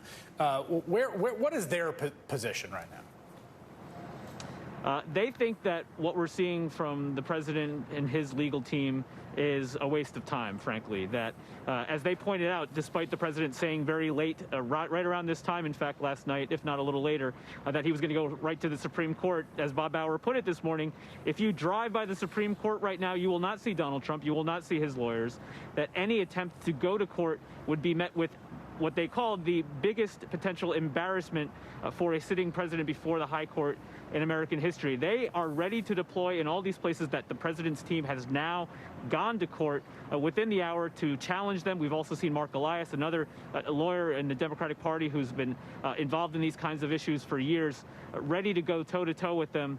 I think the fact that Rudy Giuliani was the front man for their effort today in Pennsylvania and when he went to Philadelphia also backed up their ideas that these are not serious challenges at the end of the day. All right, Mike Memoli, who's there in Wilmington, Delaware, thank you so much for that update. I want to bring in veteran Republican political consultant Stuart Stevens, co-founder of the Anti-Trump Lincoln Project, author of It Was All a Lie, How the Republican Party Became Donald Trump, and someone who has worked on a whole bunch of campaigns, a whole bunch of national campaigns.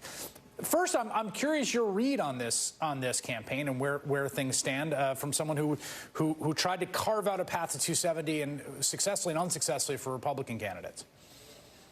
My take is it's over. It's just a matter of going through the process. I think he's going to win Arizona. I think he's going to win Nevada. I think he's going to win Pennsylvania. And listen, I'm telling you, man, we were looking at these numbers in Georgia. I think Biden's going to win Georgia, which is just flat out astounding. But you do the numbers, and I think he's going to win by about 30,000 votes. Yeah, we should say we're showing Georgia right now. I mean, that is now, that's now down to a 23,000 vote margin.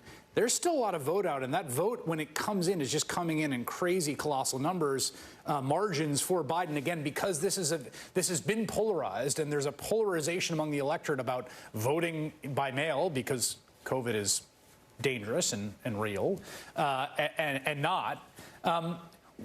What is your reaction to what this means about this country politically, even before we know who won, right? So we've got a 2016 race in which the largest split between electoral college and a popular vote in American history, and you've got an inside straight of 77,000 votes through that blue wall to make him president. You got a 2018 result, which is the largest flip in decades for the House, but the Republicans pick up Senate seats. You got this year with a hard-fought battle in which the Democratic nominee will get 51% of the vote when all is said and done, probably, and probably an electoral college victory, but losses in the House and less than expected in the Senate. What's it say about the kind of political structure of the country? Look, I fall into the category that I thought it was going to be a much bigger night of Democrats, but I really think we have to step back and look at what's happening here. At the end of the day, Joe Biden is going to get more votes for president than anybody else. We're going to have the first African-American female vice president. He's going to have flipped Arizona, Michigan, Wisconsin, Pennsylvania, and Georgia. That's a heck of an achievement. I would say to my new Democratic friends, this thing comes down, they shouldn't mope about that it's not as big as we thought it was going to be. They should really look at what they've accomplished here. Beating an incumbent president is extraordinarily difficult. And it's more difficult now that we don't have federal funding level playing. Last incumbent president who lost was not in the federal funding system, was Herbert Hoover. Now it's going to be Donald Trump. So this is quite an achievement for Biden and for the Democratic Party. It's also striking to me, you were on the other side. We had David Plouffe at the top of last hour, who was working for Barack Obama in that 2012 race when you were working for Mitt Romney. And it's striking that when all the votes are counted, it looks like Joe Biden, that was not considered a suspenseful election night. It was a close race, but with a clear, definitive winner. I don't think people look back at that as Democrats and think, whew, barely eked that one out. And when all is said and done, Biden's margin over Donald Trump nationally is going to probably be bigger than that race. Yeah, this is just a function of this weird moment we're in where there's this extraordinary early vote by mail. That's all that's happening here. It's the first pandemic national election. So we shouldn't be surprised that it's playing out differently. But the dynamic of the vote coming in and just a matter of how you count it, it hasn't changed.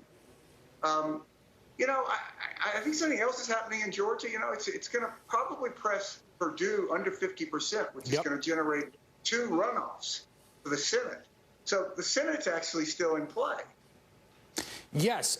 Right now, things look like they will end up in a situation in which it will be 2 seats that if Democrats were to win both runoffs, they would get to 50-50 with Vice President Kamala Harris as the tiebreaker. Those runoffs are going to be in January. Can you imagine the amount of money that is going to be spent and raised on those 2 Senate runoffs in the state of Georgia? Well, look, in the Lincoln Project, I spent part of the day making ads for both of those races. So we're going to be in there as heavy as we can, as will, most of the known political world. It's going to be fascinating because something happens to candidates when they lose and to parties when they lose. And it's going to be very deflating to Republicans to lose the White House. And I think it's going to change the whole temperature of this race. And all of a sudden, things that didn't seem possible are going to seem possible. It just happens. It's not to say both these guys are going to win, but it's going to be a lot more interesting in a post-Trump defeat world than if these were happening in a world in which Donald Trump had been reelected. It's fascinating. I can see someone persuading me for an argument in either direction. And so much of the nation's politics do seem balanced on a knife's edge, which seems part of why it's so difficult, so anxiety-producing overall. Stuart Stevens, thank you so much for taking some time to talk to us. We were just talking about those numbers expected in Arizona. We think they will be in this hour. I'm such a tease, dangling those Maricopa County mail-in ballots in front of you. How is it the polls were so off again? Do you ask yourself that question? I do. We're going to talk about it next.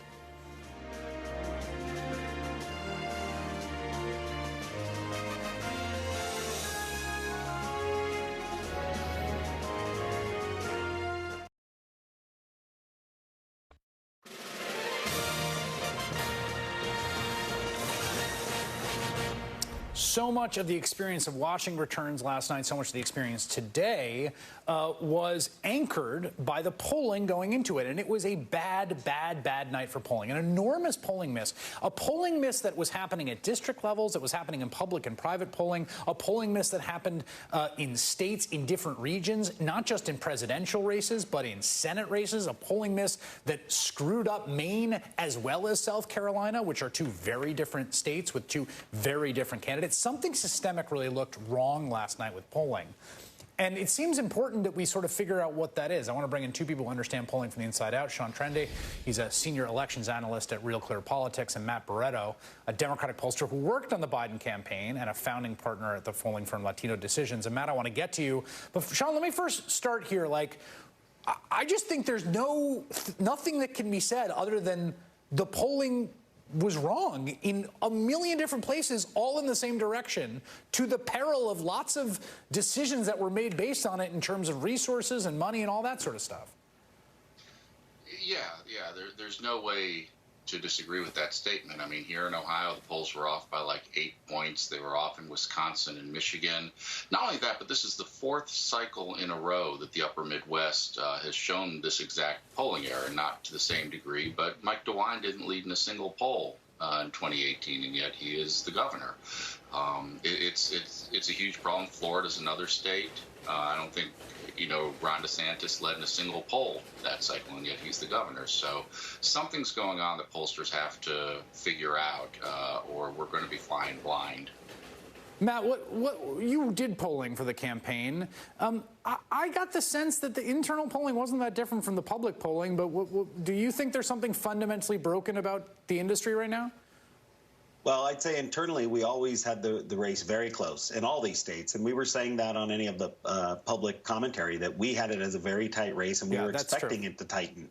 So that's the first thing, is that we were looking at this and gaming it out. The second thing is a lot of the commentary came out as the polls, meaning the votes, were still coming in. In some of these places, you're going to start to see, a 0% turn into a 2.5%. And so let's wait until all the final votes come in. But let me say this about methodology. Polling, I've been polling a long time. I teach polling classes at UCLA. Polling methodology, and I know Sean knows this as well, has changed dramatically from the old RDD samples to then we started using voter files to now we're matching it off the voter file and text messaging people. And it varies dramatically across pollster. How are they interviewing people? Are they matching them to the voter file? How do they know they're a likely voter? So it's incumbent to not just average these polls, but to really dig into them and find out how did they get a good sample of voters and does it match who is going to show up on Election Day. Just to sort of respond to that, though, I mean, look, if you can't average them and the models are, you have a garbage in, garbage out problem with any models that's doing, broad averaging, and you have to know their methodology, like it just starts to feel a little like the priests go into the cave and they come out and they tell you what the prophecy is, rather than like an actual scientifically justified undertaking. Well, I think if you look at it, there's so many polls today, and they all end up somehow going into the average. There should be an emphasis on the polls that are high quality, the ones that are doing the methodology. But the high quality ones all missed. The ones that didn't miss were the rankest partisan polls that basically took the high quality polls and tacked 6 points to the Republicans on it, and they end up coming up. I mean, I'm not saying that's how they did it. I'm just saying like what it looked like, where they ended up at, that were 6 points more Republican. That looked like that was the right read of the electorate. Let me just say quickly, I'm sure Sean's got a thought on this. We don't know, though, Chris, that was a quote-unquote high-quality poll. Just because Nate Silver said it was one doesn't mean it actually is one. Right. You have to make sure you're meeting people where they are. Maybe some percentage of every poll should be SMS text to get younger people. Should we be DMing people? We have to get people in the way that they are used to responding. And so just because someone else says it's a high-quality poll because it uses all telephone sample, that may not actually be high quality. We need to reevaluate as methodologists what is a high quality poll. Sean, one of I think the most convincing argument I've seen for this systematic miss that we're seeing is that you've got very low reply rates. People are very, very low reply rates. When you have low reply rates, you then got to go in and do weighting by different factors. And now you've introduced a kind of honestly a sort of craft call. It's sort of art, it's sort of science. And then on top of that, the thing I've heard a lot is that you've got a problem with there's a correlation between the kinds of people who respond to polls and how those people are going to vote. So you've got selection bias, which is to say the kinds of people who respond to polls are less conservative than the people who don't, and that's producing that outcome. How plausible is that to you as a story? Yeah, I mean, to use an analogy, my dad has a 58 Ford. When you lift the hood, it's very simple. There's an engine, some wires, a battery, and it goes. I have a Ford Explorer that you open it, and you need a degree in electrical engineering to do anything with it. And that's kind of how polling has developed. It was a lot simpler 20 or 30 years ago before caller ID. But we have on top of this that a large portion of the Republican coalition is defined by having low levels of social trust. They don't think institutions work for them. They don't trust outsiders. And so I think it's a very plausible story that, you know, they hear, hi, I'm from the New York Times. Would you like to take a, and it's just a click. Right. And there's not too much you can do about that. Matt, let's talk about polling Latinos, because that's an incredibly complex undertaking for a lot of reasons. A heterogeneous group, all sorts of different subcategories and different cultural affinities and worlds based on geography and country of sort of origin, et cetera. Did you know that Miami-Dade number was going to look the way it did? And did you pick up on some real declines in support for Latinos for Joe Biden relative to Hillary Clinton? Well, I think the first thing is that the Miami-Dade number is the county as a whole. It's not just a Latino number. Sure. There were underperformance among white conservatives who were supposedly going to be breaking against Trump, but they didn't. But within the Latino community, we've been seeing all year in Miami among Cubans going back with Trump. And he had started to consolidate those in large part because of help from Marco Rubio, who had been his opponent and then came back to be a big supporter. So that was something that people had been seeing. But you do need to break it apart, because if you look at other groups like Puerto Ricans, Joe Biden did very well. 68 to 70%. And so when you take that apart, those polls that we saw matched what we were seeing in Florida. And there was not some sort of big collapse among the Latino vote in Florida. It was matching about what we were seeing. It is in some of those rural, exurban, and places where people thought that Biden was going to make increases in the white vote. It did not seem to materialize at the rates that people thought it would. Last point on this, Sean. You know, one of the things I think that's pernicious here, I mean, first of all, you know, public opinion is a very contested concept and construct, and has been back to when Thomas Dewey was writing about it. And so, you know, this is one way we kind of get to know, you know, the polity, our fellow Americans. What do they view on things? And there's important information there.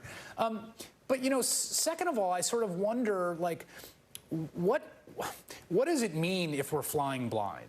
If we don't actually know what, you know, people think, if the methodologies are systematically missing and we're not really getting a sense of, like, what people think about the Affordable Care Act or, you know, policing. Yeah, I mean, the Republic did function okay for 150 years before scientific sampling, but I also think it functions better with polling for the reason you say. If we're off by like 10 points on what public opinion is on a matter, if something that's 55-45 in favor is actually the opposite, you know, that's a huge problem for policymakers and, you know, for making a country that's supposed to be responsive to what the public wants work. Final point for you, Matt. You know, you're making an interesting point here. Is one of the things that I think we saw happen last night is that there is an anchoring effect to the polls, such that people set their expectations around them, and then they then come up with analysis of the race that's why the polls were not met, as opposed to it was just a measurement error. Like, so the idea of, well, what did Sarah Gideon do wrong in Maine, or, you know, well, maybe she was just getting whooped the whole time. She was down 8 points there the whole time, and the pollsters were wrong. There's not a story really to tell about, like, what the campaign went wrong. It's a story about the polling mess. I think in the case of public polling, that's right. I mean, so many people are reliant, the analysts that all of the networks use are reliant on those, taking those as cues. I'm telling you, inside, we knew that Florida, as an example, was razor tight, that it was as tight as we saw, and we were adjusting and making cases on that. Why do you think you saw the president and vice president in Michigan the day before the election because we knew that that was going to be extremely tight. So I can't speak for all the public polls, but if you do know that they are tight and you're doing it right, you can run a good campaign, and I think that's what we had. All right, Sean Trende and Matt Barretto. That was great. I've been wanting to have this conversation all day, and I honestly think it's an extremely important one for political coverage, for the functioning of the democracy, for a whole lot of things as we go forward. So thank you for doing that. Ahead, there is a mob group of Trump supporters protesting outside the building where votes are being tallied in Maricopa County. They're demanding the counting be stopped. We will go to a reporter in the middle of it all next.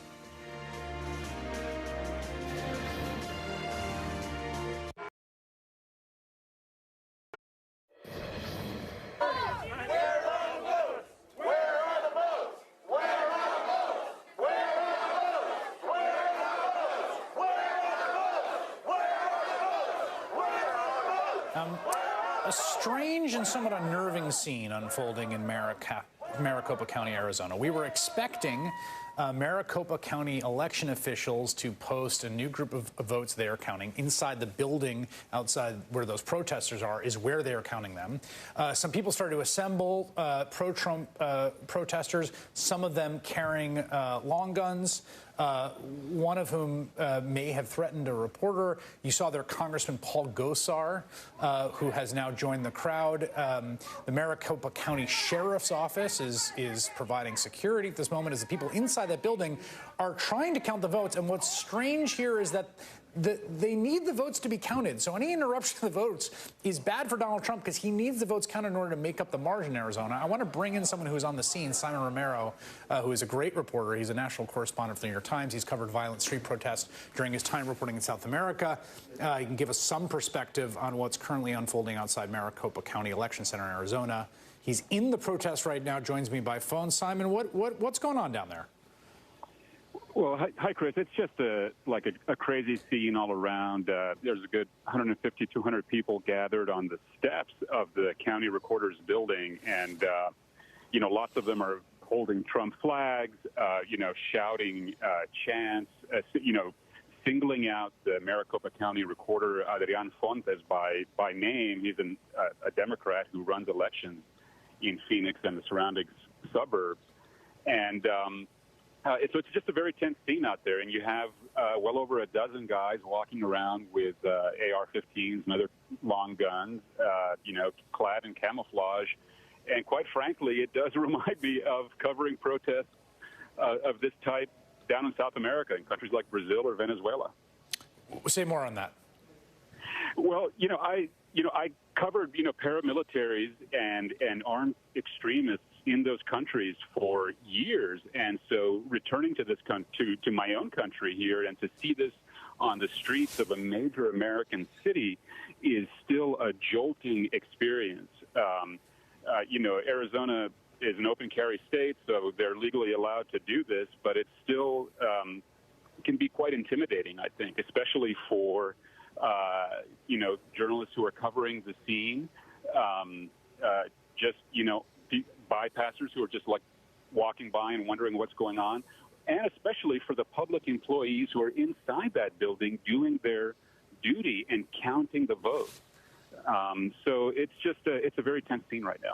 Yeah, so they're inside that building, just to be clear. That county recorder's office is the office where they're physically inside counting the votes. And those votes they're processing are votes, again, they're expecting to have a report out a whole bunch of them from Maricopa County. Those are votes that are vital to Donald Trump's chances right now. I mean, really vital if he's going to make up the gap he has in that state.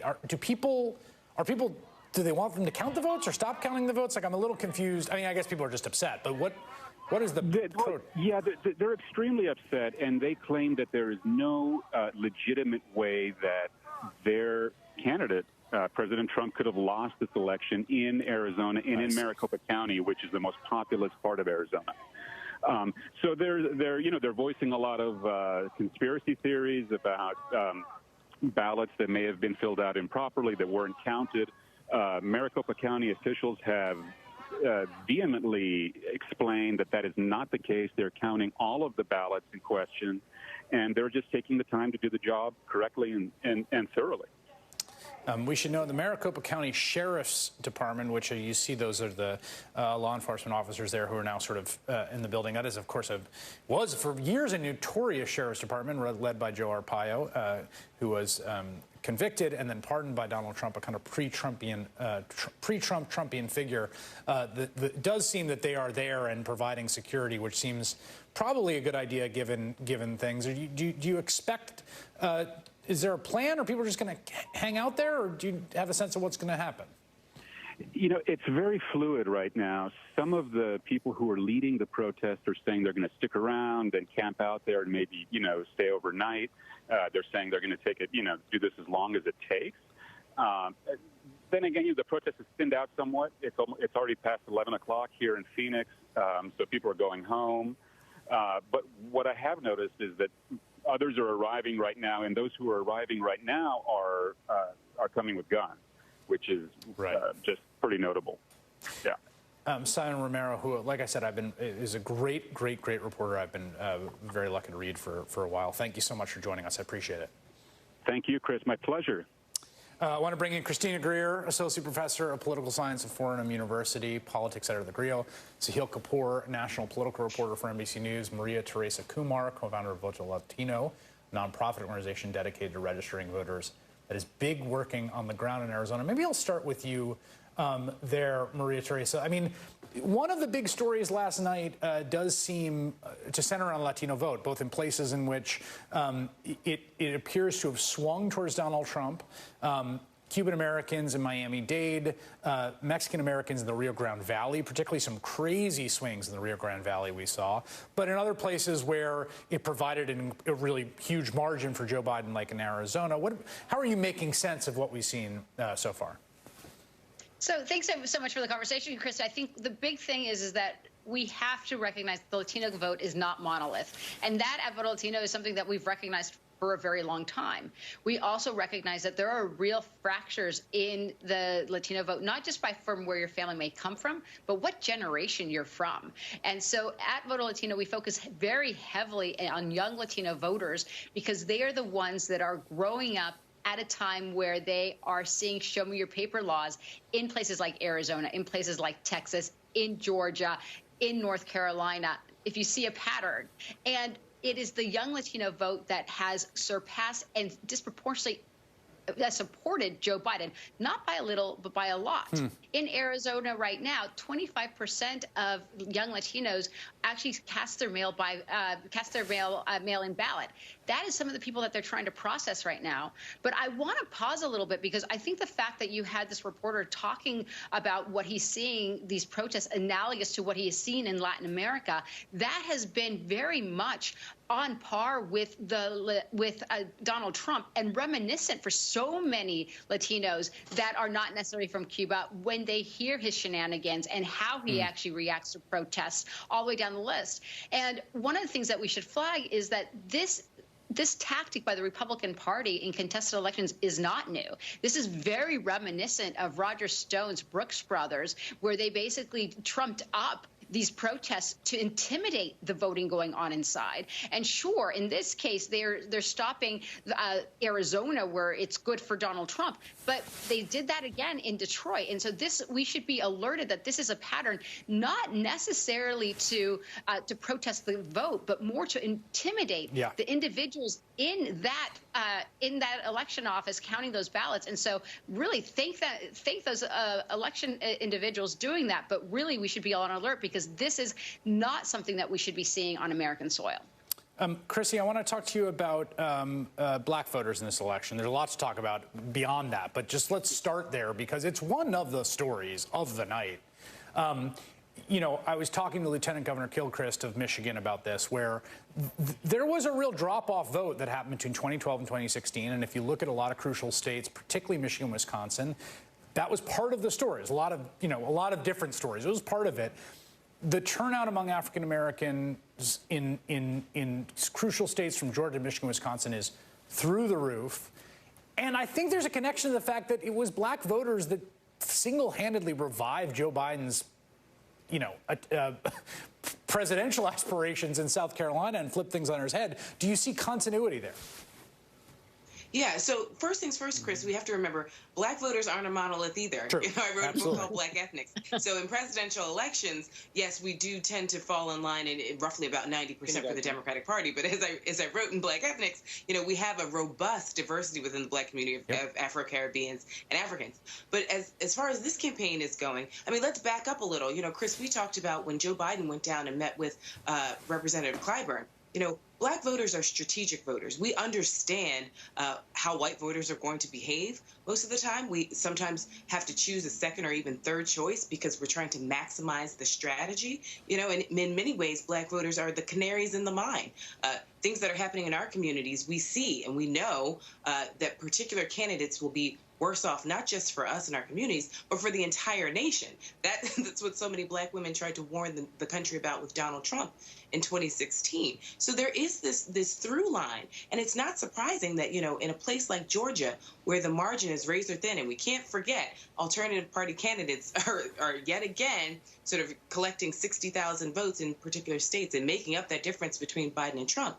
But if we take a place like Georgia, we know that Stacey Abrams has been laying the groundwork for over a decade there. Yeah. We saw what happened in 2018 with Brian Kemp, then Secretary of State, running for governor, and the shenanigans he pulled in that race.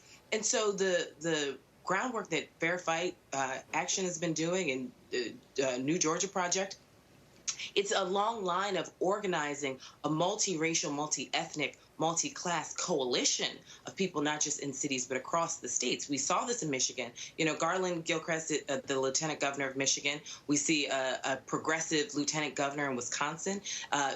Social justice activists have been organizing in places like Michigan, Wisconsin, and Georgia for a long time. And Arizona, we can't forget about Latino voters and organizers who have been doing that work in Arizona and even Nevada as well. And so chickens are coming home to roost. The margins are very razor thin, but, we can look at some of the groundwork that has been laid for several years and make sense of what we're seeing now in 2020.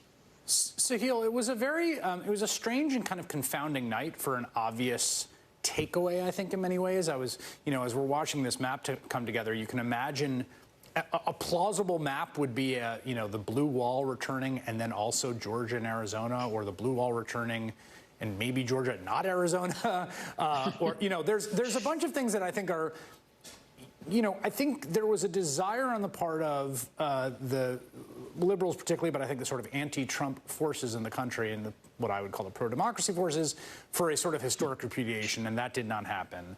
I'm seeing a lot of hand-wringing and some introspection, I think, usefully on the sort of broad center left. What do you see? And also, do you see the center right asking itself those questions, given that they have now, for the first time in American history, lost 7 of 8 popular votes in presidential elections?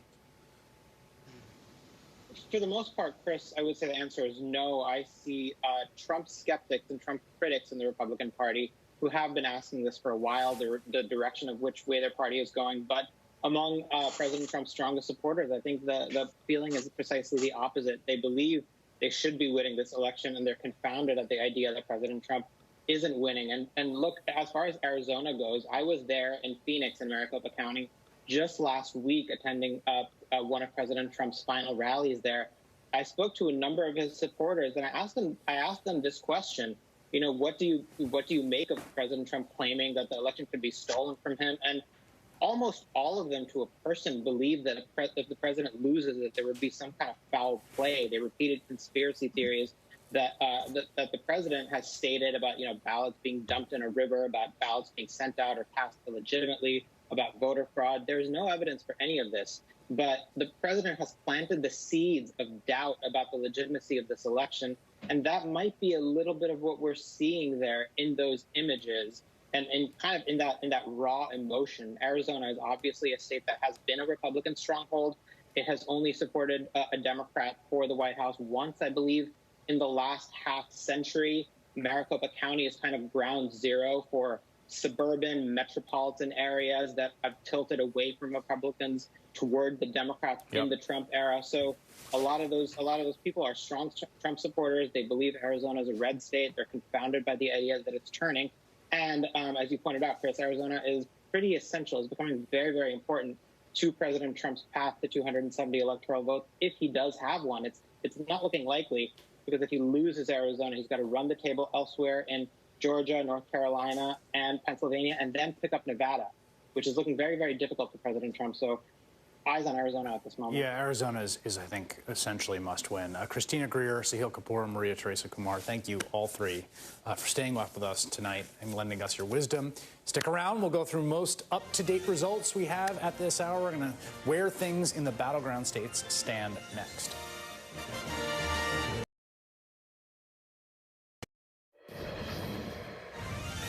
All right, we're back. A quick recap of where we are with the big four states we've been looking at. Arizona still counting those last batch of mail-in votes that were mailed the last few days or handed in. We're expecting Maricopa County to give us an update at some point, although the scene outside the ballot counting offices may be delaying that. Georgia. Still outstanding vote in Georgia. The difference very razor thin now and has been whittling down throughout the day as that vote has come in. There's good reason to believe the outstanding vote would follow a similar trajectory and put things extremely close when all is said and done.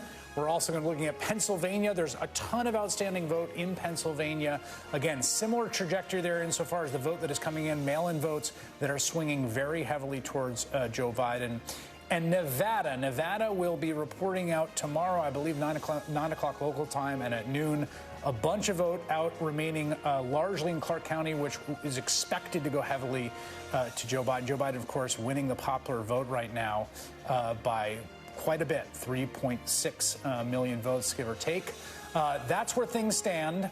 Thank you for staying with us tonight. The night isn't over. Katie Tur and Ayman Mohyeldin pick up MSNBC's continuing coverage right after this.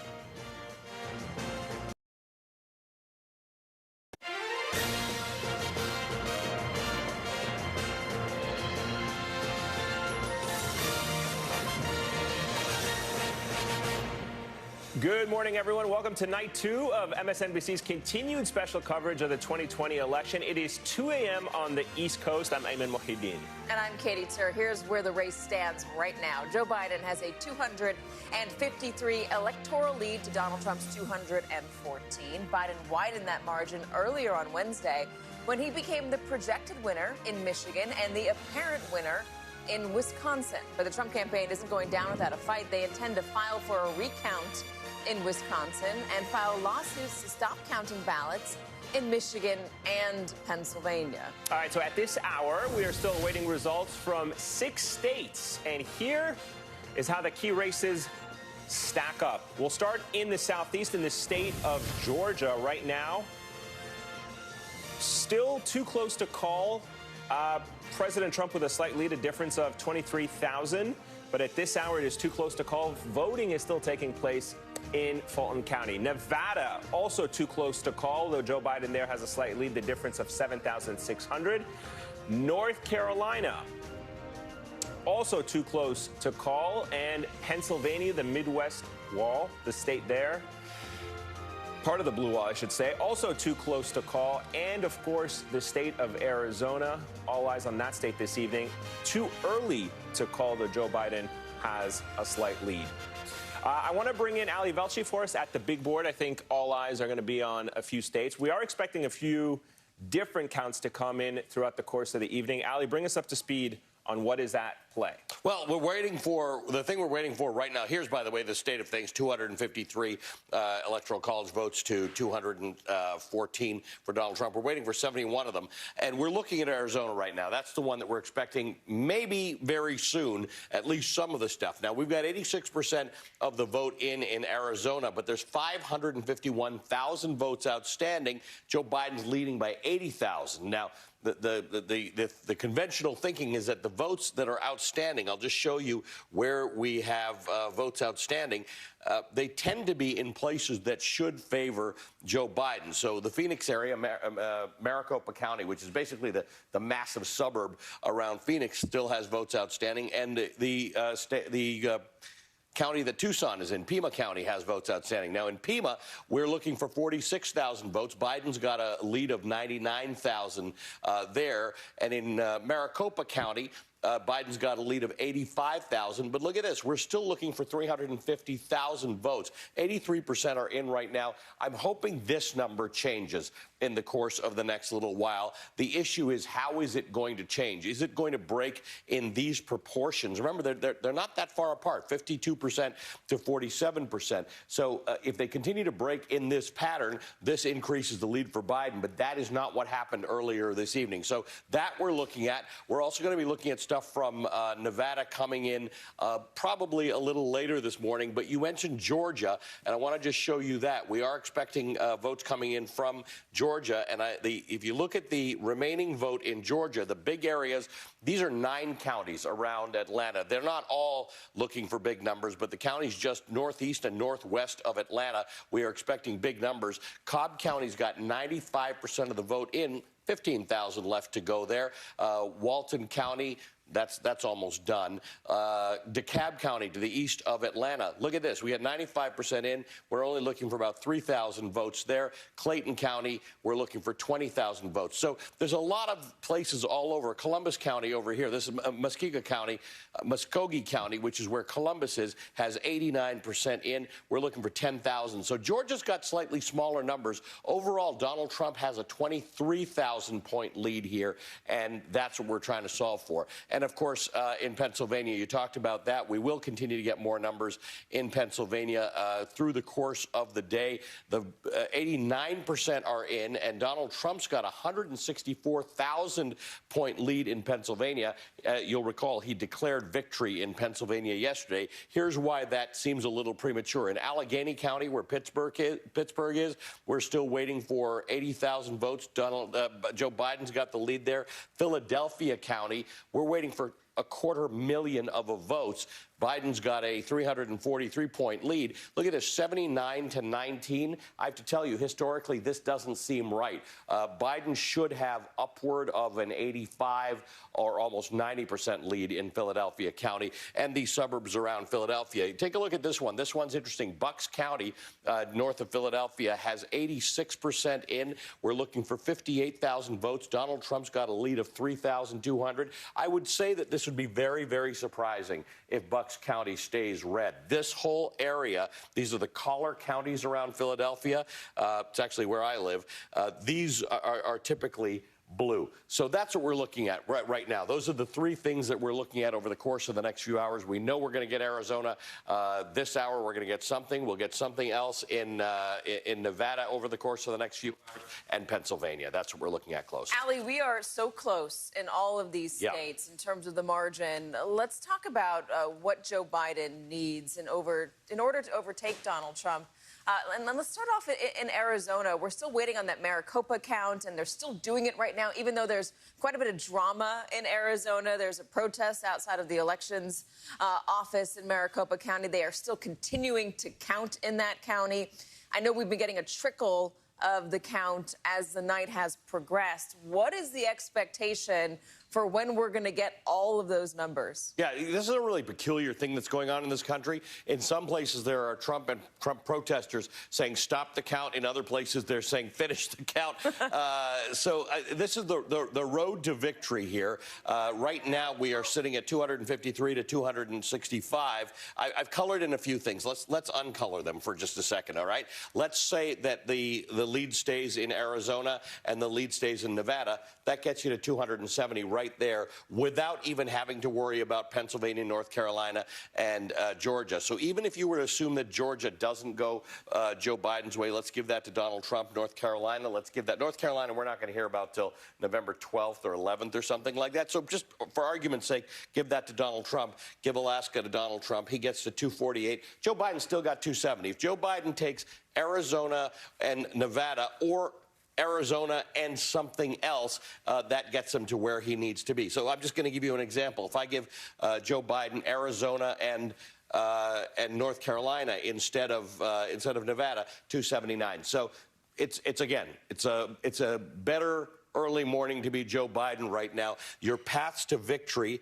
are a lot smoother if you're Joe Biden. I want to give you, and I'm taking up more time than I should here, but take a look at the paths. Right now, there are 7 paths to victory, 7 combination of states that can get Joe Biden to 270. There are 3 for Donald Trump.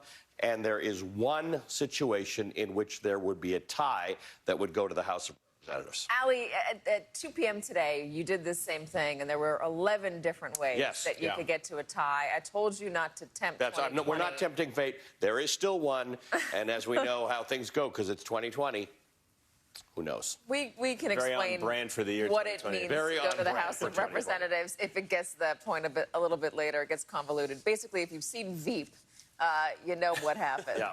And I'm imagining our audience. We're going to ask you to explain that to us later on in the next couple of hours. I'm going to try. Sure. Nice to see you both, by the way. It's nice to see you in person, Ali Velshi. I miss you both from my daytime slots. Katie was at 2, Ayman's in my slot at 3. I'm kind of very impressed, Katie, with the way that you have decided to pronounce Ayman's name very quickly. Usually it takes a while to learn. Yeah. I've known this kid for a long time. You guys are great, and I'm glad to be with you guys. Ali, thank you so much. We're going to be checking in with you throughout the course of the night as the vote counting continues in all of the states. Let's go now to NBC's Mike Memley in Wilmington, Delaware, with the Biden campaign. So, Mike, give us the read on the sentiment coming out of the Biden campaign today, because as Ali just explained for us, we started the day with a certain tone, with a certain perspective. Joe Biden had his press conference earlier today. I should say statement, not exactly a press conference, but nonetheless spoke to the media. Where are we in the early hours of this morning? Well, listen, I mean, the Biden campaign always said that their surest path to 270 electoral votes was this blue wall, rebuilding that blue wall through the Midwest, those states that Donald Trump won in order to get to the White House. The problem with that path, though, was given the pandemic, given what we've seen and how quickly some of these states report this vote, it was always going to be the slowest outcome. And so the Biden team, though, very pleased with what we saw today, because for the first time, one of these two campaigns was winning road games. They were winning the states that their opponent had carried 4 years ago. And so once we saw Wisconsin fall into the Biden column, followed quickly by Michigan, and now as they look at those results from Pennsylvania, the Biden team feels that perhaps by this point tomorrow, he'll have an insurmountable lead in that state. Pennsylvania at this point would put him over 270 electoral votes. So what we're seeing, of course, a clear contrast between these two campaigns. One campaign counting on the voters, the other calling in the lawyers. The former vice president wanted to come and speak yesterday, in part to continue to set the tone. He praised what we've seen in terms of the historic turnout, despite the pandemic, saying it shows that democracy is still the heartbeat of this country. But he also touted his margins here, the fact that he did have the most votes for a presidential ticket in American history. And then launching the campaign, their transition website, as they start to signal they're ready to take the task of governing, while the Trump team going to court, trying to stop the count in a number of these states as they pursue the legal strategy. The Biden campaign looking at that legal strategy as a dead end. Bob Bauer, top lawyer for the campaign, saying that if the Trump team pursues this to the Supreme Court, they will suffer one of the most embarrassing defeats for a president in the history of this country. And so the bottom line is they still have multiple pathways with the states that are still outstanding to get to 270, as Ali was just laying out. And they think perhaps that day will come in whatever it is today, a few more hours, guys. Bob Bauer this morning telling reporters that he just doesn't see what the case would be if the president tried to take it to the Supreme Court. Mike Memley, thanks so much for staying awake for us. One other question for you.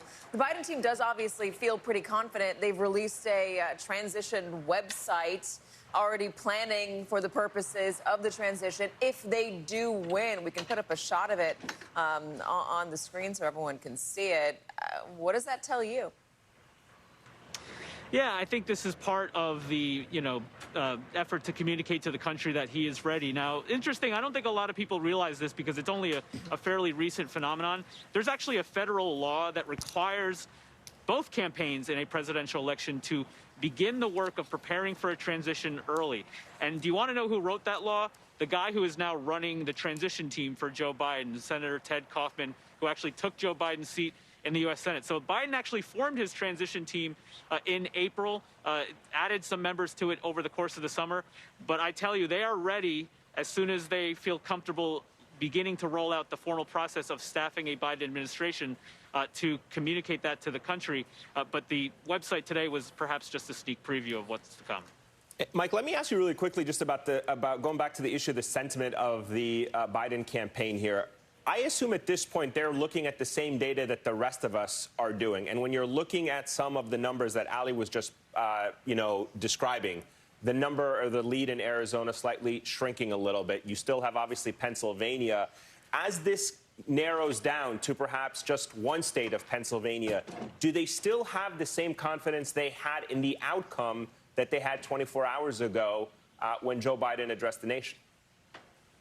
Yeah, I find it interesting because this morning when the campaign first laid out their state of play, there was a bit of caution about Pennsylvania. They felt, I think they were flying a little bit more blind, but over the course of the day, as I've been talking to the campaign, and they've been talking importantly to their allies in the state delegations and state Democrats, they've been increasingly confident that the vote that's out there, the mail-in vote that's still coming in, that had yet to be counted, was still going to come in with the margins that they needed. And as we continue to see the numbers coming in over the course of the day, that's only borne out what they were expecting. And so that's why what Bob Casey himself was talking about yesterday as perhaps a 100,000 vote margin, there's some sentiment that it might even be larger still. We should point out Bob Casey himself has been playing Steve Kornacki on his own as part of an effort to assure Democrats in his state about what's happening. He's posting these regular Zooms of him in front of a map talking about the different state of play. It's just an indication of how the Biden campaign has felt it was important, given what the Trump team has been doing and the president himself not being seen publicly today, but certainly tweeting, to communicate as fully and publicly about everything that they're seeing to keep some, calm in the party. Democrats known perhaps to panicking a bit, as we saw happening in the beginning of last night. I was going to say, just to be clear, Mike, there's only one Kornacki, okay? Let's not. Of course. Senator Casey, no disrespect, but he needs to update his maps. We've got to make sure he has the khaki pants. Static map. Often imitated, never duplicated. That's right. Never duplicated. There's only one. Well said, Mike. Well said. One. Mike Memoli, thanks so much. And with the latest on the Trump campaign is NBC News senior White House reporter Shannon Pettypiece. She joins us now. Shannon, also, thank you to you for staying up late with us. We appreciate it. Mike was just saying we didn't see the president today, although we heard quite a bit from him on Twitter. A lot of those tweets were flagged by Twitter because they were full of disinformation. There's also some reporting out there that the president feels dejected tonight as the paths to his re-election are disappearing. Right. Well, they're not acting like a campaign that's winning, basically. But really, this is where the Trump campaign always thought it would be. And I think back to conversations I had with people close to the campaign a year ago. When we would talk about the election, they would say, listen, this is going to be a nail-biter. This is going to come down to a few thousand votes in Pennsylvania, and it's probably going to be duked out in the court. And that is exactly where we are, despite all the events that have happened over the past year. As far as the map and how this strategically plays out on the vote count, they are seeing some promising signs. You've seen those numbers that came in Arizona. Those are breaking for the president at exactly the rate, at exactly the margin that they were hoping they would. Now, it's a big question whether or not that continues, but their internal data have been estimating that these would break for the president by about 58, 59%. And if it did that, they thought they could pull off a win. So they're very encouraged by the numbers in Arizona. Pennsylvania, a different story. They had been hoping there were a lot more Trump country votes that were going to come in there, and that in Trump country, they were going to be able to exceed their margins from 2016, that there would be even more white working class voters that would come out in some of these more rural counties for the president. That is happening in some places. It's not happening in all of them. It's not happening in some of the big ones where they needed that to be happening. So now the big question is going to be, how big is the turnout in Philadelphia? Is it where Democrats expect it to be, or does it come in a little shy? If it comes in a little shy, the Trump campaign thinks they have a chance.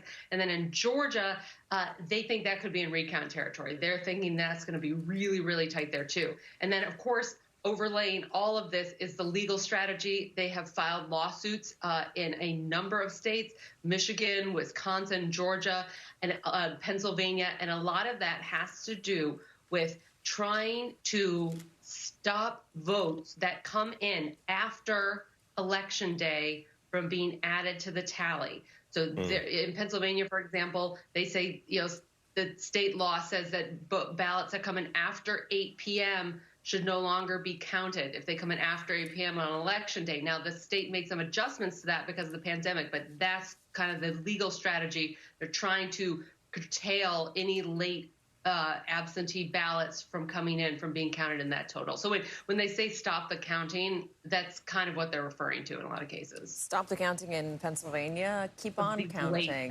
in Arizona. In Arizona. Shannon Pettypiece. Shannon, thanks so much. We appreciate it. Eamon, you know, it was around this time last night that, and listen, we don't know what's going to happen. Right. The momentum started to change. We got that ballot dump from Milwaukee County, and it really changed the direction of that state. Democrats were very worried about it, and then we got to call it for Joe Biden this afternoon, or yesterday afternoon. I mean, I've lost track of time, but I was going to say, I think back about 36 hours or so when we got that note from Peter Alexander within the Trump campaign that there was some worries about the turnout in Pennsylvania, that the Trump campaign was not sure that the turnout was as high as they wanted to. Here we are, second day of the election coverage. Shannon Pettypiece telling us that is what it may come down to in the state of Pennsylvania. This is where we're going to see the suburban women and whether they really stuck with Donald Trump, especially in those collar counties that Ali Velshi was mentioning.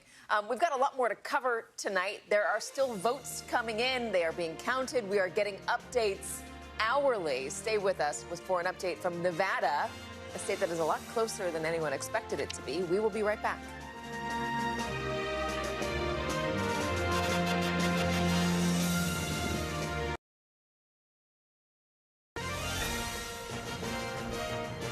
Welcome back. With President Trump's path to victory narrowing, a Nevada victory has become critical for him. But complicating that is the fact that Joe Biden maintains a slim lead there. For more on that, let's bring in Nevada man John Ralston, the dean of Nevada's political press corps and editor of the Nevada Independent. John, I mean, listen, you've been praised by, I think, every single person on this network that you've been on with today. I will add to that praise and say nobody knows your state better than you do. We are waiting for a number of votes to come in. The Trump campaign is confident that those votes are going to be break towards him. The Biden team says, no, they're going to be ours. As somebody who understands the state, what is your perception of what is left to count and who makes up that count? Well, I can tell you, first of all, Katie, that no matter what they're saying publicly, and we expect both campaigns to be saying publicly that they think it's going to break their way, the Biden team is much more optimistic about the remaining votes than the Trump team is. And that's because most of them are in Clark County, Las Vegas, which, as you know, is the Democratic stronghold of Nevada.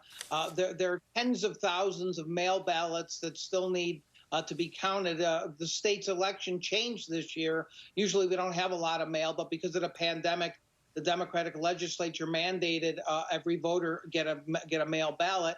And so you've had hundreds of thousands of mail ballots where we used to only have tens of thousands, and they have broken more than 2-to-1 in favor of the Democrats. And so the Democrats believe that those mail ballots are going to break their way and extend that lead for Joe Biden. Now, Katie, those are not the only ballots that are left. That's the preponderance of them, but there's some left in Washoe County, which is an evenly split county. That's where Reno is, and some in the rural counties, which have gone by overwhelming margins to Donald Trump. But that's probably only about 10% of those mail ballots that are outstanding.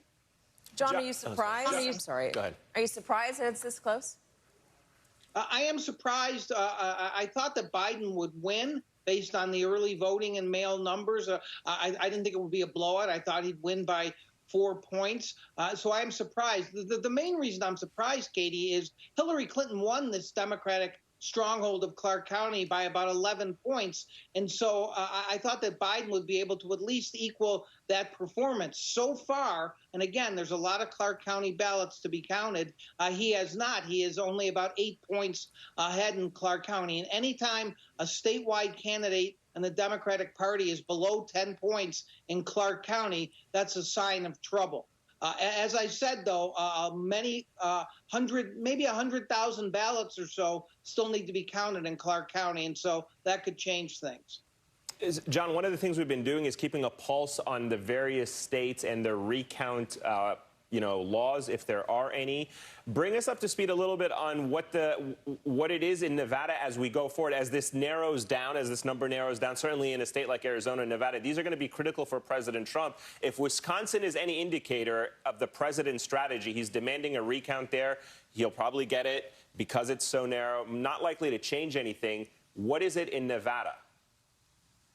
It's very easy to get a recount in Nevada. All you have to do is lose a race, and you can ask for a recount. Anyone, essentially, Joe Jorgensen could ask for a recount. That's how it works in Nevada. And by the way, you guys, it has happened in Nevada that third and fourth place finishers have asked for recounts because they can. As I've been saying all day, it seems to fit with the permissive nature of our state, doesn't it? We would allow anybody to ask for a recount. I mean, ultimately, when you have the city of second chances in Las Vegas, you're bound to give anyone a second chance, right? Let me ask you this, John. Donald Trump, and to be fair, the Hispanic Latino vote is not a monolith. I'm not saying it is, but Donald Trump did better with Cubans and Venezuelans in Miami than was expected. Donald Trump did better with Latinos along the border counties in Texas than was expected. He's upping his margin among Latino voters. Nevada is a state with a lot of Latino voters. The feeling was that they were not going to break for Donald Trump. Are you seeing a change in your state in the last few years when it comes to that? You know, I wouldn't say that really, Katie. I mean, listen, Hillary Clinton did very well here with Hispanics. You had the governor and the U.S. senator who won in 2018 do very well among Hispanics. Now, there was some weakness shown in polling during the caucus here and going forward with Joe Biden among Hispanics. And by weakness, I mean he was winning Hispanics by not by the margin that he should have. Remember, too, that the Culinary Union, which represents a lot of casino workers, 50 or 60,000, is about half Hispanic, were crushed by the pandemic. Most of them lost their jobs. Some of them have come back now. And the question is, who did they blame? Did they blame the Democratic governor of the state, or did they blame Donald Trump? And so maybe that affected the vote. But again, we won't know that until we dig deeper into the data after all the ballots are counted. All right. Once we get those ballots, we're going to find out probably tomorrow. John Ralston.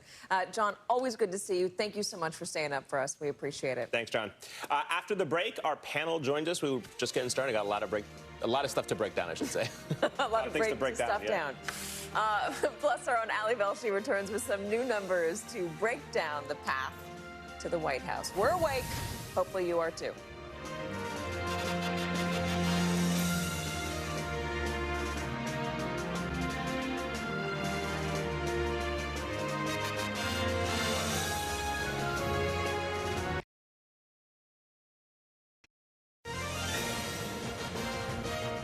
All right, let's check back in with Ali Velshi, who is at the big board. So, Ali, we're going to focus on Pennsylvania. Yep. Let's focus on some of the areas that Donald Trump didn't perform as well as he maybe might have. In 2016, Wilkes-Barre, Pennsylvania was a place that showed tremendous support for Donald Trump. I remember those rallies vividly. They were extremely raucous. I have some pretty specific memories for those rallies. Is he performing as well there as he did in 2016? Well, this is Luzerne County, which is one of those examples of a Pennsylvania county that that Donald Trump had flipped from prior elections. So take a look. In 2012, in Luzerne County, Obama had 52, Romney had 47. Then in 2016, Donald Trump took that 47, made it a 58. To Hillary Clinton's 39. Now take a look at what's happened this time. Now we've got 95% of the vote in a place like Luzerne County. It's just one example. Donald Trump is slightly underperforming his performance there. He's still leading in the county. He's ahead by 21%, but he's underperforming what he did in 2016. Joe Biden is overperforming where Hillary Clinton was in 2016. Now, this is just one little example. There are places in Pennsylvania where Donald Trump is outperforming outperforming what he did in 2016. So, look, here's another example. Butler County, right outside of Pittsburgh, north of Pittsburgh, 66%, 95% in, 66% for Trump. Little lower this time around than he was doing. Hillary Clinton got 29.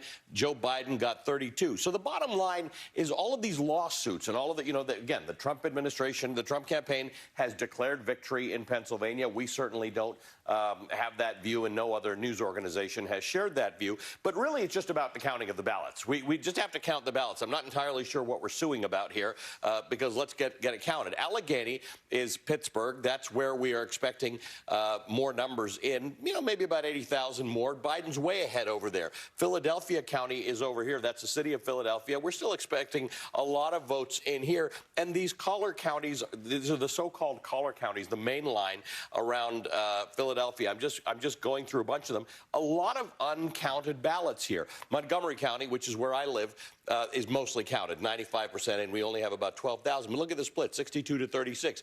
These counties over here used to be red outside of Philadelphia. It used to be, yeah, they were Republican. Philadelphia was always heavily, reliably Democratic, and the number of people who would come out and vote is what the issue is.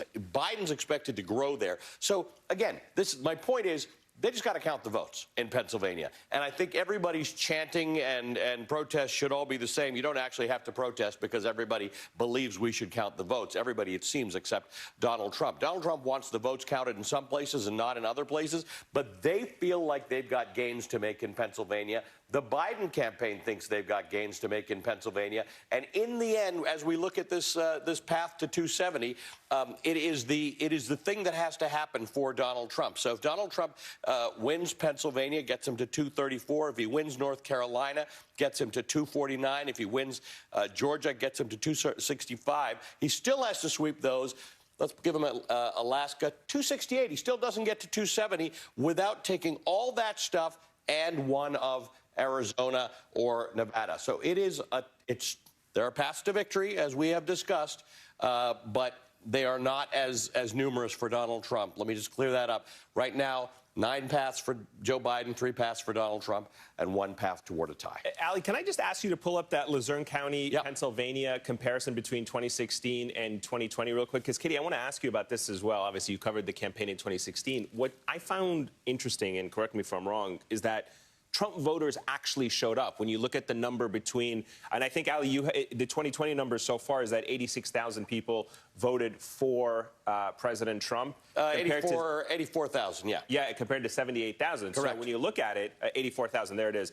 There was a turnout for President Trump. He was able to mobilize his base and energize his base. Anyone who may have thought that people were going to sit this out or were indifferent, that's not the case. You bring up a really good point, because while he's underperforming as a percentage, it went from 78,600 in 2016 to 84,600. So that is a very, very important point. Even in places where Trump is underperforming, he actually got more votes in a place like Luzerne County than he did in 2016. So in 2016, he did just surprise everybody for his performance in Pennsylvania. And in a place like Luzerne County, he'd go and have these rallies that were attended by 5, 10, upwards of 10,000 people, and they were always very raucous.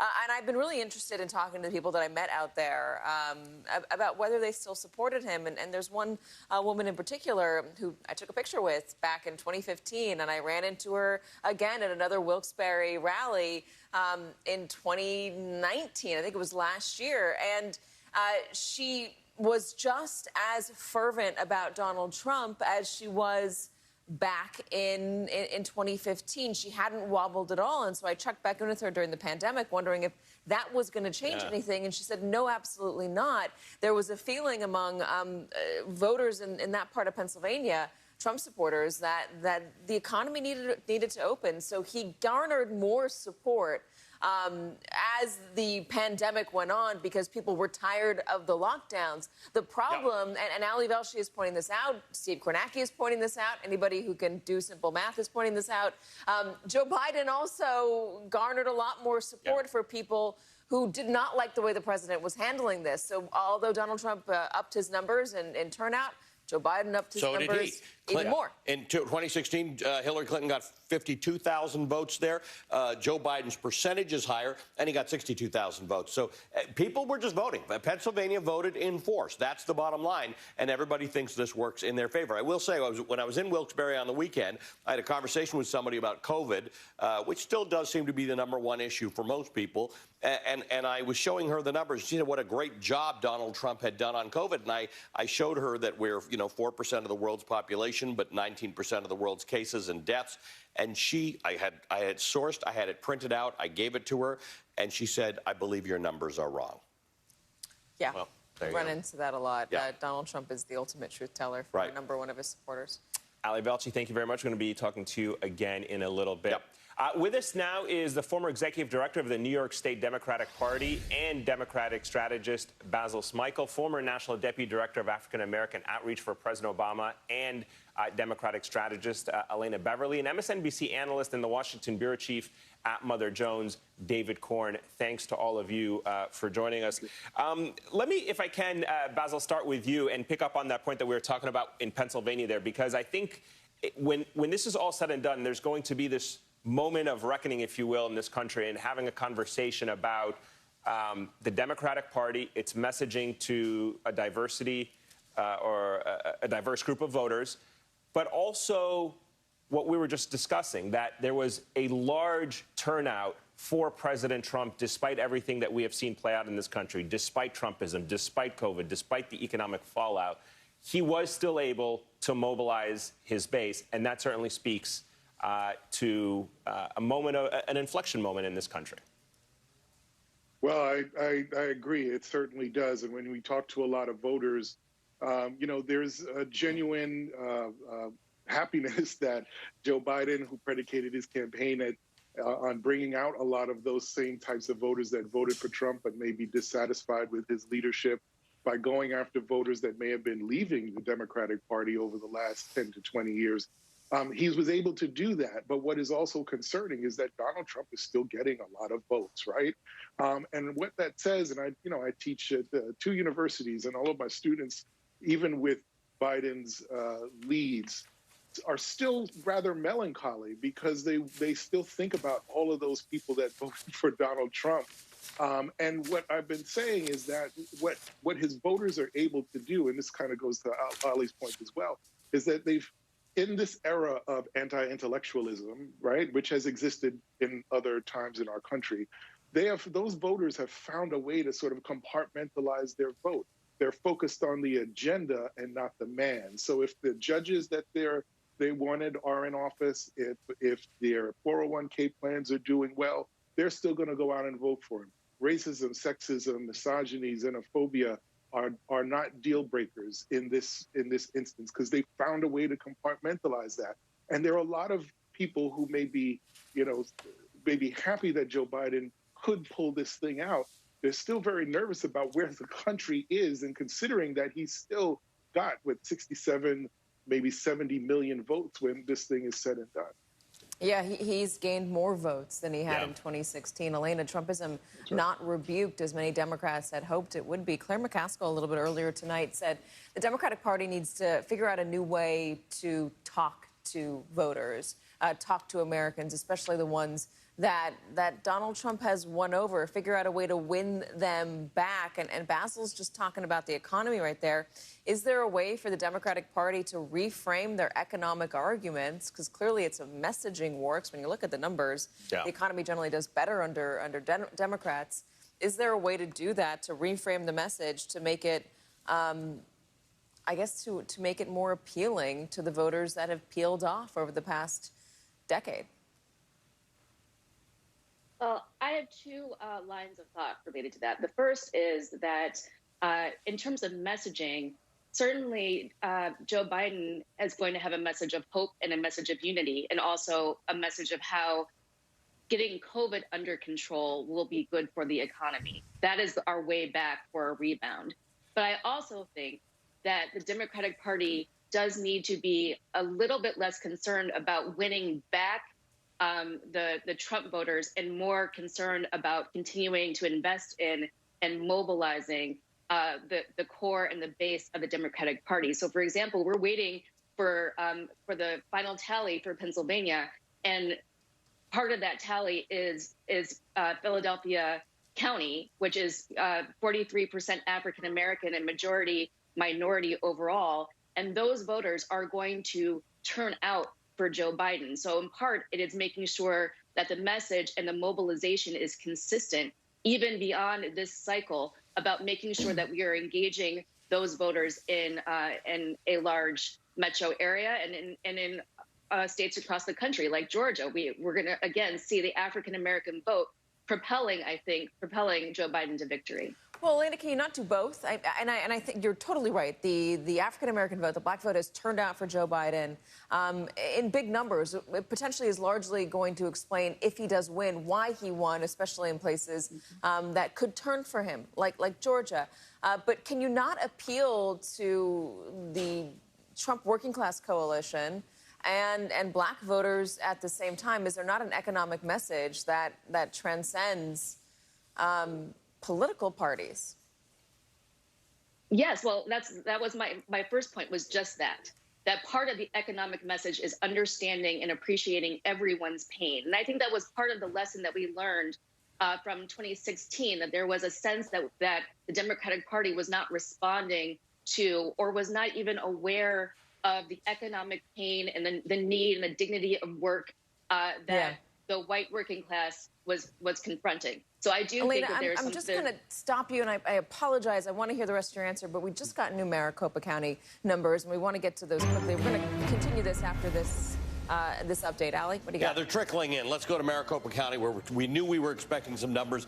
Right now, for the state of Arizona, we have 86% of the numbers in, and we're still looking for quite a few. We're looking for several 100,000 here. Maricopa County, around Phoenix, it is a heavily Democratic area right now. We now have 86% of the numbers in, up from 83.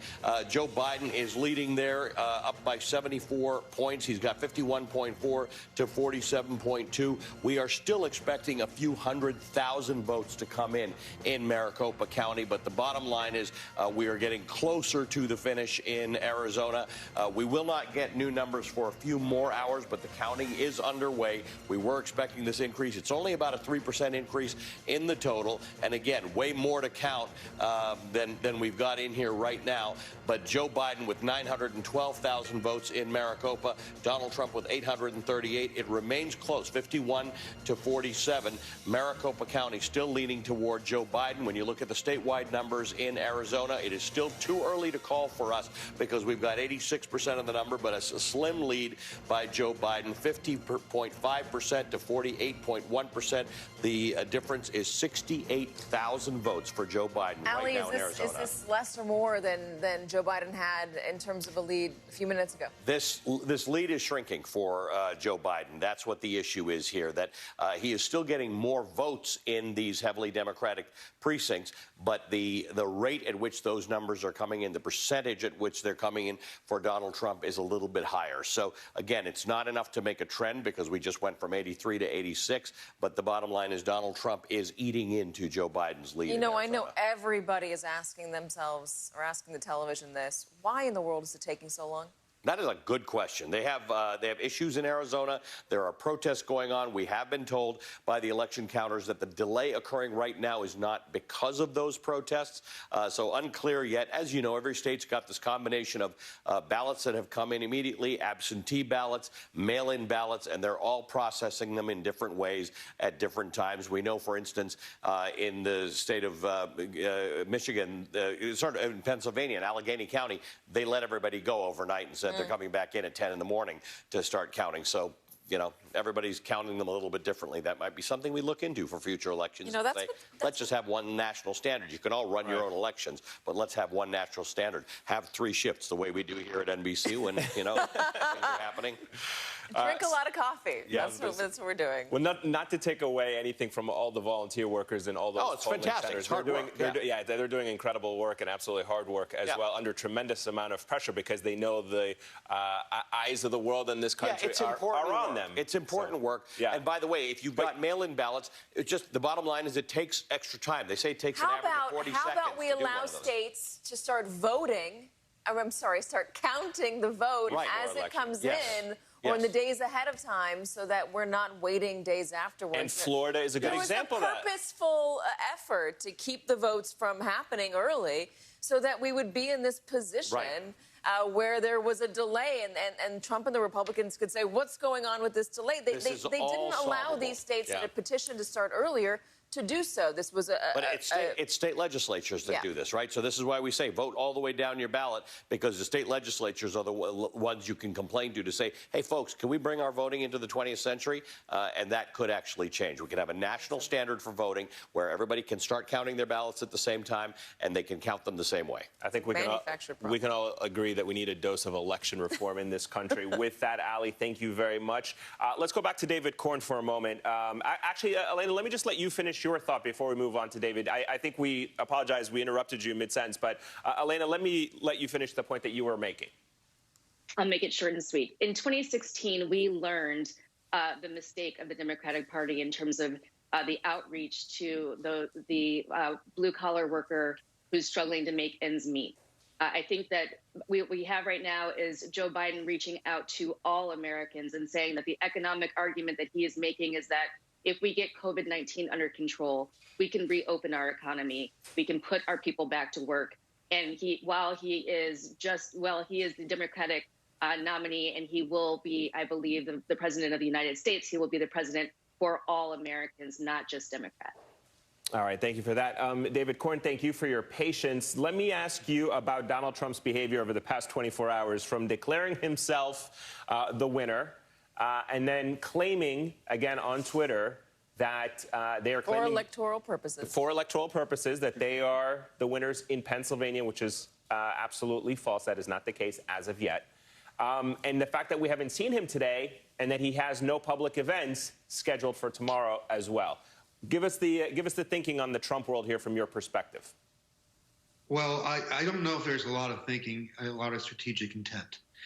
He hasn't tweeted in about 6 hours, which is almost a world record for him.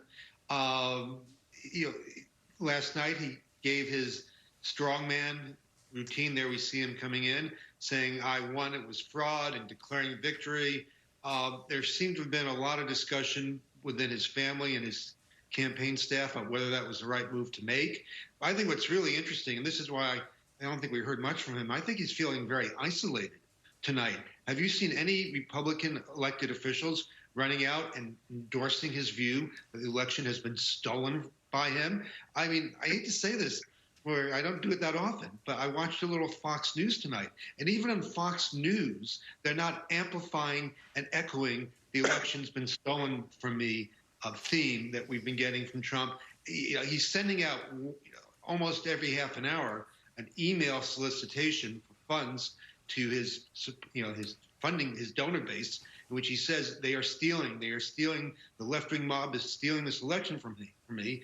And yet you don't see, establishment Republicans, elected Republicans, not a lot of other figures even in the right-wing media who are joining him on this cause. So he is tremendously isolated. The clock's ticking. His protesters out there tonight don't know whether they should be saying stop the vote or count the votes. They're doing different things in different places, and sort of in sync with a legal strategy that is incoherent coming from the Trump campaign. So nothing's going right for him at the moment, even if he's making some progress in Arizona and Nevada's tight.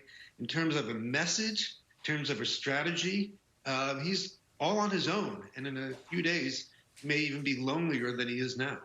I watched the top of Tucker tonight, and I also watched a bit of Hannity, and that's not quite the message that they were sending. It was more the election just getting stolen from you. So there's a disconnect, obviously, between some parts of Fox and other parts of Fox. David, do you find it telling that the president is quiet tonight? I think so. I mean, listen, Katie, if you ever run for president and you think they're stealing the election from you afterwards, I would assume we'd be hearing from you. I'd assume you'd be speaking to your supporters, giving the strategy out there, doing the message. If you're going to be protesting, how to do it. He doesn't seem to have much to say right now. Maybe this will change. It could change in the next 10 minutes. Maybe he's just conked out. But he's not addressing the nation. He's not addressing his own people. He doesn't seem to be addressing Fox. I don't know if he'll be on in the morning. So I think it's all kind of telling that he knows he has a very poor hand. And we also know that this is not a guy who psychologically handles losing easily, because according to him, he's never lost anything. He's always the winner, winner, winner. And without people rallying to him, he's kind of, I don't know how he feels, but it looks from the outside like he's kind of at sea right now. Compared to what Joe Biden's done, the statements he's made, and the statements coming from his campaign, they're acting like adults. He's acting like someone who might inherit the presidency and be the leader of the nation. And that's just something Trump can't do. Look at the actions. You had Jared Kushner, according to the New York Times, looking around and asking for their James Baker, so that somebody that could head up the lawsuits. But instead, you have Rudy Giuliani and the president's adult son, Eric, and his wife in Philadelphia, railing against the vote that's being counted. That is telling in itself. David, thank you so much. Basil, thank you as well. And Elena. Thanks to all of you guys. Let's check in with the legal side of things surrounding this election. Joining us now is John Fortier, NBC News election law analyst and director of governmental studies at the Bipartisan Policy Center. So let me pick up on Katie's point there, the legal challenges. Not sure that Rudy Giuliani really articulated one in that press conference earlier today. I'm not sure if you had a chance to catch it or not, but assuming there is a legal footing for the Trump campaign to challenge anything that is happening on right now, what might that look like from a legal perspective? Well, I think the legal challenges are small and around the edges. Despite the rhetoric, it sounds like they're trying to stop the vote counting altogether, and really that's not possible. The challenges they're making are really for some access into polling places, for some what will probably be a small number of ballots that come in under certain circumstances, for example, in Pennsylvania. So again, I think the bark is bigger than the bite here, where the talk is about stopping the vote counting, but the suits are really about smaller things. If we get into a recount situation, if the counting goes well enough for Donald Trump that it's close, then I think there will be lots of challenges, and some of them may mean a lot because, we'll be talking about a few votes. But at this point, I think we're talking about small things around the edges that are really not going to affect the big counting that's going on. So if they don't really have a legal fight, what is your expectation for what we are going to see in the coming days? More Rudy Giuliani railing against God knows what? Well, look, I think the process is one that is, we're still counting, and they're not going to be able to slow that down to a great extent. And I do think that, perhaps the counting goes well enough that we move into some situations where it's close enough. And then we have recounts. Then we drag things out. Then we have Bush v. Gore, Florida. So that's a different situation. But I think people just have to sit tight and realize we have counting. We have some reconciling of final totals. Those may go well or not well. But those aren't going to be affected by the actions of the candidates at this point. Those things are baked in the cake. Those votes are already in and sitting there waiting to be counted. That will determine what the next set of actions is. To get to a Bush v. Gore situation, you're talking about these recounts, you'd have to find a scenario where it is extremely close, and you're talking about a handful of ballots that have something akin to a hanging chad. Would that be a mismatched signature? Would it be, I don't know, you tell me.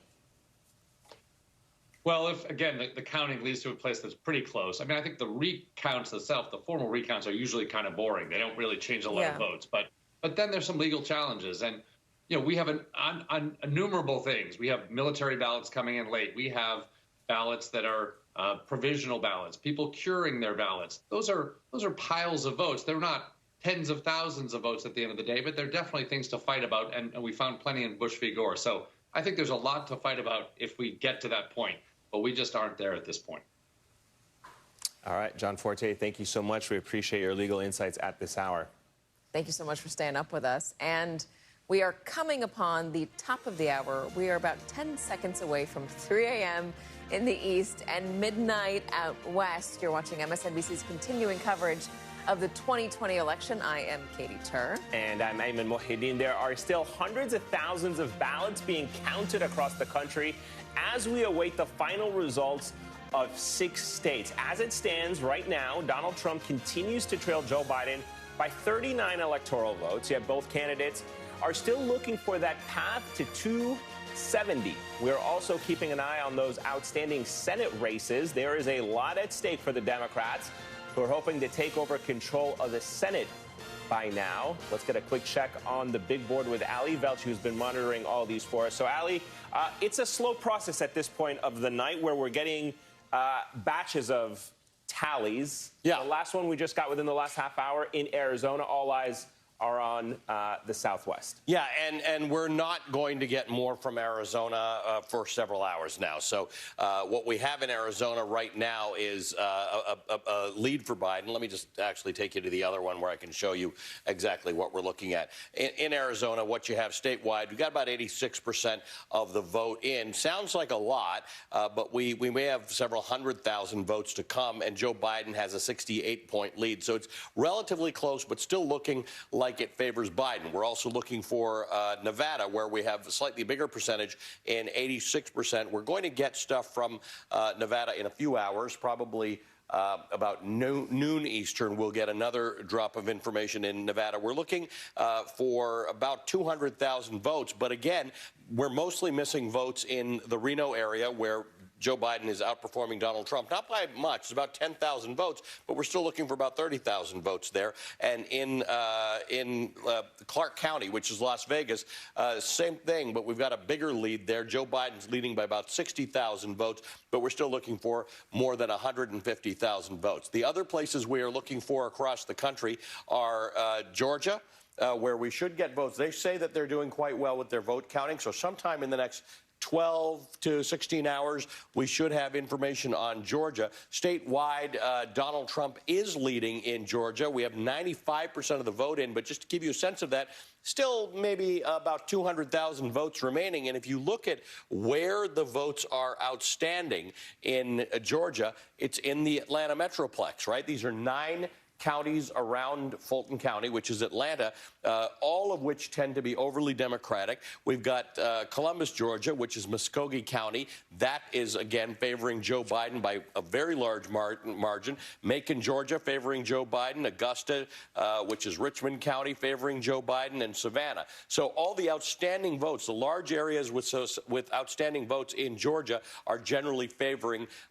Joe Biden. I'm just giving you an example. Dodge County over here, we're expecting only 3,000 votes there. That's favoring Donald Trump. Over here in Floyd County in the northwest of Georgia, we're expecting another 5,000 votes. That's favoring Donald Trump. So there are some counties that favor Donald Trump in Georgia, but they aren't populous. The population centers in Georgia are favoring Joe Biden. North Carolina, very close right now, 95% of the vote in. There's not much left. Well, actually, there's maybe might be close to 300,000 votes left. However, we got a small Trump lead here, 76,000, but we're not getting any more information. We can sit here and come to me every half an hour. We won't get more information on North Carolina for a while because they're allowing mail-in ballots to have been mailed and received and then will be counted. Same issue, by the way, in Alaska. There's a reason we're not getting numbers in Alaska. We're expecting that to go for Donald Trump. We've got only 56% of the vote in because the vast majority of ballots in Alaska are mail-in ballots. So Donald Trump has a lead of 51,000, and we're still expecting another 150,000, 190,000 votes in Alaska. But as you know, what's the one thing I haven't talked to you about yet? Pennsylvania. They will have their results by Friday night, because if you mailed your ballot on Tuesday, on Election Day, you have until Friday for it to be received and to be counted. However, the Secretary of State has said everything is working on time. They are going through the night, and they expect to have this done by Friday. So it might actually be earlier. It might even be Thursday. What we are looking for there, this is a different situation. We are looking for votes to be coming in from all over the state in Pennsylvania. Right now, Pennsylvania has a lead for Donald Trump of 164,000 votes, but we have probably 800,000 votes still coming. And again, they are overwhelmingly coming from Allegheny County, which is Pittsburgh, 80,000 votes expected there. Philadelphia County, which is Philadelphia, the city, 244,000 votes here. This thing normally breaks above 90% for the Democrats. So Donald Trump is at 20%, Biden's at 80%. You can expect that spread to increase. So again, I only left Pennsylvania for last because I think we're going to get Pennsylvania last. There are paths to victory, by the way, for let me just show you one more thing before I let you go. There are paths to victory for Donald Trump and Joe Biden to get to 270 votes, but the difference is Biden has 9 options. He's got 9 paths to victory. Donald Trump has 3 options. He either takes Pennsylvania, Georgia, North Carolina, and Arizona. He takes Pennsylvania, Georgia, North Carolina, and Nevada. Or he takes Pennsylvania, Georgia, Arizona, Nevada, and Alaska. 3 choices, but he's got a lot of winning to do in order to get to 270. Can you go back for a moment to the Pennsylvania map? Because one of the issues, and you were talking about this on your show earlier today, Katie, was the post office and the Postal Service. Ali just explained to our viewers that we're probably not going to get a final definitive result until Friday, partly because of the Secretary of State and the Pennsylvania legislator deciding that they have until Friday. If you put your ballot in the mail on Tuesday, November 3rd, you have until Friday for it to be arrived. But what we learned today is that the Postal Service in central Pennsylvania was underperforming. There were concerns about postal delivery in the Philadelphia area, a predominantly, Biden area. So I think there are still a lot of questions as to whether or not the way all of this has played out. The whole country. You saw this. So I think you may have even tweeted it. The underperformance of the Postal Service, like this is just one. It's another easily fixable thing, right? We can just decide that everybody can run their own election, but all ballots need to look the same. Maybe they all need to be a particular color, and maybe they don't get mailed the way normal mail gets in. Maybe it costs the government a few extra cents, but it gets treated like express mail. It all has a tracking number, and it gets there on time. This is an easily solvable problem, some of which, Eamon and Katie, I will say is logistical that can be fixed, and some of it's not logistical. Some of this was deliberate political stuff, and that needs to end. I think every American needs to understand that their right to vote needs to be protected, and the Postal Service should not be the impediment to your right to vote. I think the one thing we've learned during this election, and we've had a lot of discussion, I will invoke Jacob Soboroff about why we vote on Tuesday, and it has to do with... Why Tuesday? It has to do with the Sabbath and farmers being able to get to the polling place, but also deal with the harvest. It's complicated, it's convoluted, and it's hundreds of years old. It's antiquated.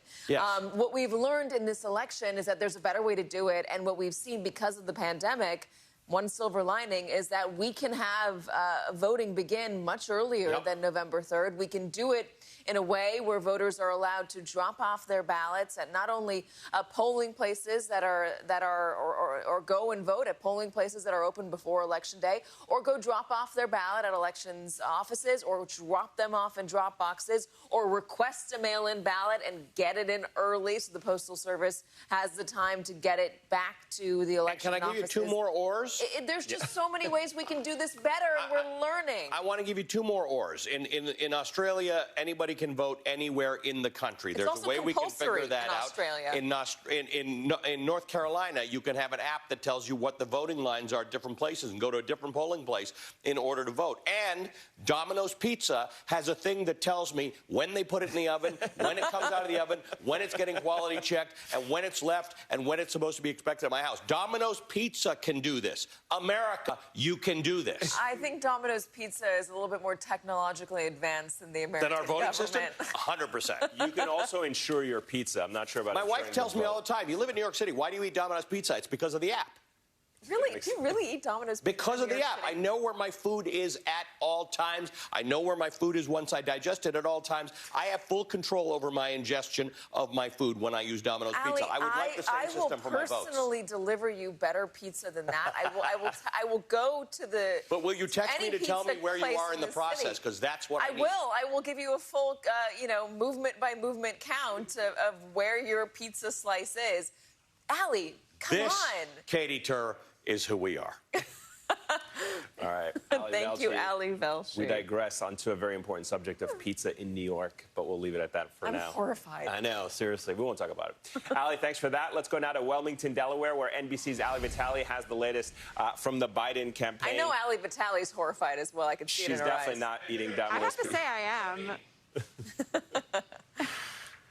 Allie, give us the update. Sorry about the pizza reference. It's 3 a.m. and I'm hungry for pizza now. Allie, give us the update from the Biden campaign. What do you? I know it's 3 a.m., but have you heard anything interesting? Yeah, guys, well, if there's pizza, count me in. In terms of what we're hearing out of Wilmington, really, I think the initial shock of the other night wore off pretty quickly as the sun came up here yesterday. The team really leaning into the idea of being patient, letting all the votes be counted. And it's funny because as I was talking to Democrats over election night, everyone who I talked to that night was someone who had said, this is going to take a while, we have to be patient. But then the words in advance started meeting the reality, and there was just a lot of jitters. We know the 2016 of it all that hangs over this race. And so I think Democrats have really seen that worn off. They're feeling good based on what they've seen and being able to rebuild parts of that blue wall. But that being said, the Biden team is also really gearing up for these potential legal fights ahead. We've seen some fighting words really from Bob Bauer, the lawyer who's leading that effort for the Biden campaign. He's effectively said throughout this process that if the Trump campaign wants to make these forays into court, the Biden team will be there to meet them. And he's really confident that they will win in whatever cases could spring up, whether it's from Wisconsin to Georgia, all of these new filings and potential filings that we're seeing from the Trump campaign. I would also say that Allie pointed out there are more paths to victory for the Biden team than there are for Trump. That's something that has remained true consistently throughout this time. The Biden team was really clear at the outset that they thought that they had a lot of different ways to get to 270. And frankly, that remains to be the case right now. And so as we start going into this, we are seeing and hearing from the candidate. We saw Joe Biden yesterday, his running mate standing next to him, falling short of saying, I am the winner, but sort of saying, I plan to be the winner once this is all over. Let's just let the process play out. It's an important distinction that the campaign has tried to make throughout this process. They saw the way that Donald Trump came out on election night and without facts or votes to back him up said that he won. They wanted to be cautious to project optimism, but also letting the candidate get out there and say he does feel good about where this race is at. In terms of what we can see here, though, today, we know that a lot of those states that they're banking on to get them to 270 are still outstanding. Votes are still being counted. However, if we do see them get to 270 today, you can very well expect we are probably going to see Joe Biden here in Wilmington. Are they a little nervous, though? I know they have more paths than the Trump campaign does. The Trump campaign does, though, have, I think Allie said, 3 paths. Are they a little nervous? I know it's legally obligated that they have to make a transition, but are they a little nervous about posting their transition online? Any superstitious folks in the Biden campaign? There's a lot of superstitious folks in the Biden campaign, and Democrats are just notoriously skittish, especially around elections. But that being said, you've sort of got to go with the public posture on this. Yes, legally, you have to have a transition. This is something that has existed for several weeks now. But at the same time, they are sort of making these slow forays. You have a landing page there, basically, if you were to go to the transition team website. There's not much there than that, but they are sort of slowly wading into that space that they have already been quietly setting up behind the scenes. But sure, there's superstition here, but then at the end of the day, they're doing what they've done, frankly, throughout this process, which is leaning on the math, leaning on the data, and saying that they just see the raw numbers, they think, leaning in their favor. All of that being said, they can see those raw numbers, but NBC News and our decision desk has yet to make those calls. Right. We frankly need to see those numbers on our end. But yeah, the Biden team is projecting a lot of confidence here. They're not saying that this is, 100% theirs, but you also see Bob Bauer saying on a call that we did with him yesterday that they think that they've effectively won already. It kills me when she says yesterday because I still feel like that's today. We've lost track of days. Allie Vitale, live for us in Wilmington, Delaware. Allie, we got a pizza being delivered to you right now. Oh, great. You should be getting that. He's lying, Allie. Oh, my God, that's cruel. Do we really? You never know. We can make it happen. Thanks, Allie. I'd like to know. Pivoting, we'll let you know shortly. Pivoting to the Trump campaign, NBC senior White House reporter Shannon Pettypiece has the very latest inside the Trump campaign and what they are thinking at this hour. I suspect, Shannon, that right now they're looking at the reality that is sinking in, and it looks that it's getting narrower and narrower for the president to make it to another 4 years at the White House. Yeah.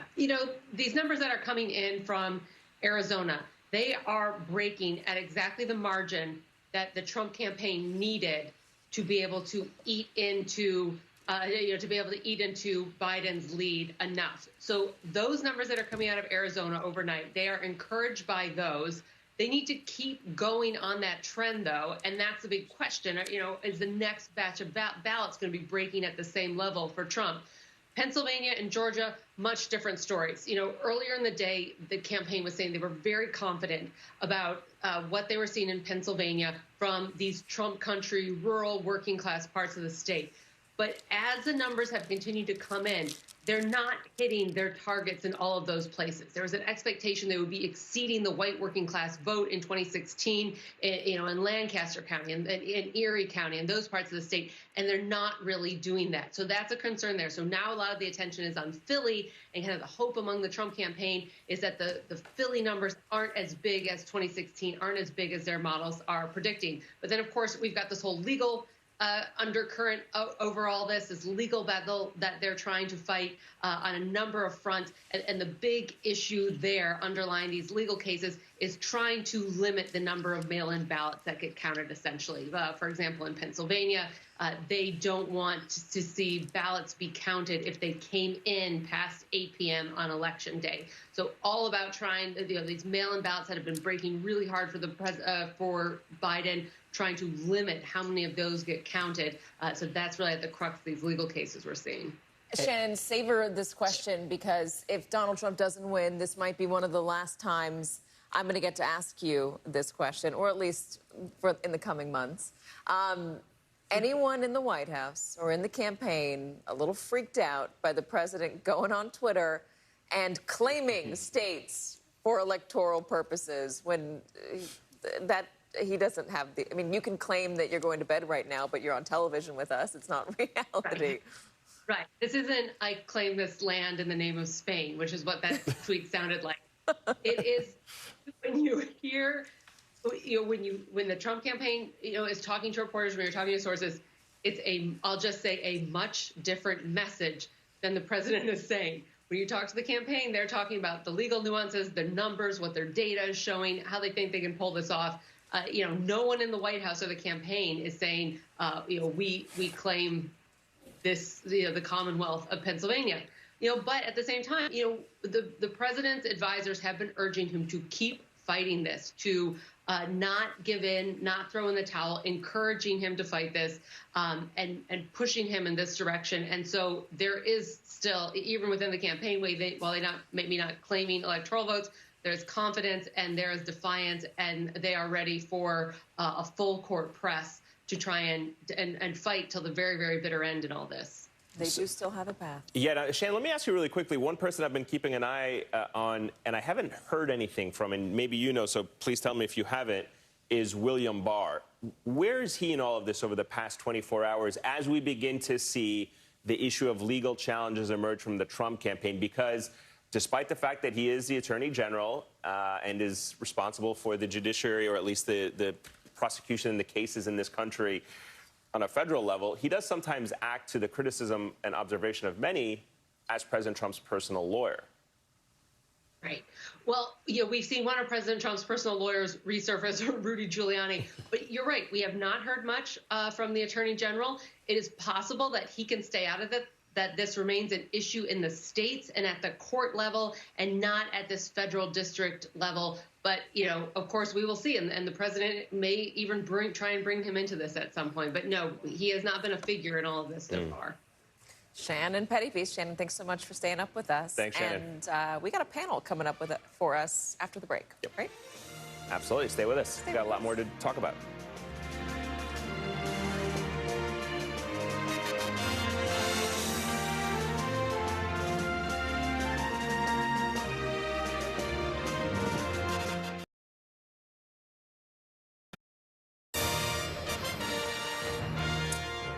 Welcome back, everyone. Let's bring in NBC Think contributor and political strategist Ashley Pratt, Democrat strategist and founding partner of Northern Star Strategies, Michael Starr Hopkins, and MSNBC political contributor and former Republican congressman from Florida, David Jolly. Great to have all of you with us. Let me begin with you, if I can, David, in Florida. First of all, the Republican Party right now is at this crossroads. You have a president who is claiming victory and is falsely saying that he has essentially won a second term, And yet we're not necessarily hearing from every rank and file Republican saying this is not how it's going to be. We have to wait until all the votes are counted. Where do you see the complicitness of the Republican Party at this point with what the president is tweeting? No, it's a great question, Eamon, because, look, this is a president who is needing to control the narrative, but to do so, he desperately needs allies. And the only public allies we're seeing within the Republican Party right now are those who typically kind of operate around the fringes and empower some of the fringe narratives.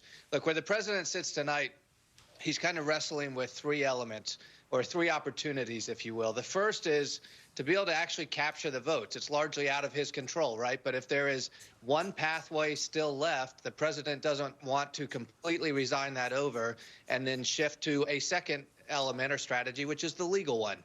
But we know they're wrestling with the legal one as well. And with that, you know, there is the minutia. Can you challenge certain ballots, certain deadlines, and so forth? Those are the cases we're seeing right now. But the inflection point for the president and for his Republican allies is sort of the nuclear option, which is the big legal option. And though it hasn't been talked about a lot, the president may decide to escalate this, and the final legal move is to try to prevent certification of the results in these states. And that requires kind of a full-scale attack on our election system, right? Could he make a case before a court that, look, the Secretary of State of Pennsylvania or Georgia or Arizona should be prevented from certifying the results? Is it because of the vote-by-mail changes or the vote-by-mail apparatus? Is it because of the postal issues? A broad-scale argument. But that's where he doesn't have the allies right now within the Republican Party. And to successfully do so would require a significant public affairs strategy that we're just not seeing right now. Well, I'm curious about this, because I was talking to Bob Costa about the Republican Party and what they thought of the president's behavior, declaring he was a winner the other night. And Bob Costa said, and we've heard this 1,000 times, that privately Republicans were very upset, but publicly they're not going to come out and break with the president. How far is the Republican Party, your former party, how far are they willing to go to back this president up? Yeah, Katie, I love that question. I've wrestled with it. The number of conversations I've had about the demise of the Republican Party in the past 4 years matches many others, particularly on this network. What I'm about to say is not to shift the narrative, but it's more a concern we talked about last night about how our nation behaves in a partisan way, and it's this. There's been no attrition among the Republican Party under Trump in terms of performance. Republicans typically perform about 50% in presidential elections. That's roughly what we saw last night. So why do they need to course correct if they're still performing at 50%? And I would flip the script and ask Democrats, how could you let this guy get 50%? This guy. How have you not found a way to actually grow your blue coalition in 2020 and beat Donald Trump by a wider margin? I think that's a question we'll wrestle with. Well, Michael, that's a good question for you to answer. It is. You know, when I talk to Democrats or Republicans on the Hill, both of them tonight are very frustrated. Republicans, because the worst scenario for them was a close loss for Donald Trump. A close loss means they can't really, kick him to the curb, repudiate him, and move on. Now it's guaranteed that he's going to be a big voice in the party. And on the side of Democrats, it's just like David said. How can we not beat this guy? 250,000 Americans dead. The economy is now hurting. Americans are upset. It doesn't bode well for Democrats moving forward. So we've got to figure out how we're going to talk to Republicans and independents and make a better message. Ashley, let's pick up on that point for a moment. If we were to assume everything holds as is and Joe Biden, as he says, he anticipates becoming the next president of the United States and the Senate remains in the hands of the Republicans. I know those are a lot of ifs I'm throwing your way, but if, in fact, that does stay that way, we are looking at a very divided government at a time that the country is extremely divided with a lot of things that get done, chiefly among them stimulus relief for the millions of Americans that are struggling and can't afford to get by on a daily basis. Well, let's say all of those hypotheticals are in fact true. you would have Joe Biden, who would be the perfect leader for that very unique moment, because even in his speeches thus far, he, one, has not claimed victory, has just showed his pathway to 270, right? That this could be the eventual situation. But he's importantly said that he would be an American president.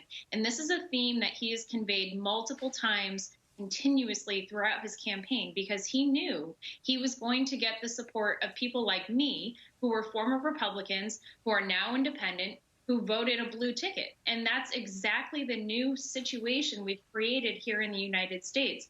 And to Michael's point, you know, we have a lot of independents that Biden was able to pick up in this election. And I do want to give his infrastructure credit for that, because suburban female voters, and that was who tipped the scales for Trump in 2016, they came out 55 to 44% in favor of Biden nationally this time around in 2020, according to preliminary exit polling. So I'm sure we're going to see data kind of shift on that, but that's a huge change in turnout. And that really shows you the direction of which, you know, kind of this country is going at this point. So I do think, yes, there will be gridlock, but Biden is the perfect president-elect to be able to handle that situation, because he has said time and time again, he will work across the aisle. And he is one of those, you know, kind of McCain politicians where bipartisanship is part of his record. So I do believe he will be an American president who will meet that moment. You know, you say by president-elect, he's not even quite there yet. We are still waiting to get these races in. I just want to be clear with everybody. David, I know Joe Biden says he wants to work with the other side. Do you foresee the other side wanting to work with him?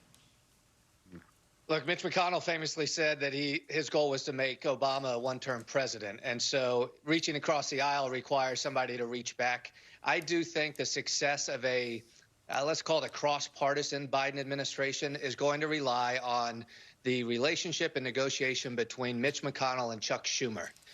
Joe Biden's going to face two forces. He's going to be wrestling with Republican interests, but he's also going to be wrestling with a bit of the progressive base that resides in the House, right? The Democrats did a very good job coalescing around Biden, setting aside kind of the family conversation over ideology. But there will be that pull in the House.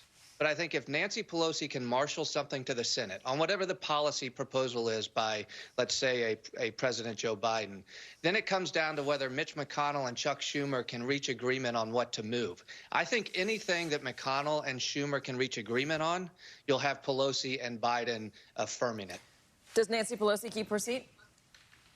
Not her seat, her position. Look, I'm not a Democrat, and I made the case last go around that perhaps it was time for a change. You can't give her anything but high marks the last 2 years. I'll leave it to Democrats whether it's time for a new direction or not. David, you're not going to answer that. What about Michael? Look, I'm a disruptor at heart, and Nancy Pelosi's that steady hand, so I prefer to see change always. But look, we've had a tumultuous 2 years, including an impeachment where I think Speaker Pelosi should have been more aggressive. I think you'll have some in the party, in the Democratic Party, that said, yes, she should have. You'll have others that say she handled it masterfully. She has a caucus that will ultimately vote and determine. I think she has the votes to keep the speakership. David, wrap that up for us. What do you think? I'm sorry, Michael. Michael. This is, it's 3:32 in the morning, and David, your name is directly in the prompter, and I keep saying it because that is the hour of the morning, and that is me not having enough coffee. Michael, please answer that question. Nancy Pelosi has absolutely earned the right to stay speaker. But I do think Democrats are struggling with the idea of our leadership doesn't look like the people it's supposed to represent. And so I think we've got to get younger. I think we have to get more diverse. And I think we've got to be able to talk to more people. And so I think that's where Democrats have to get better. It's messaging. It's always messaging with Democrats. Ashley, David, and Michael, everyone, thank you so much. I appreciate it. And coming up next, where are we going to go? We're going to go to the big board. We're going to bring Ali Velci back. He's going to break down some new numbers for us. Stay with us.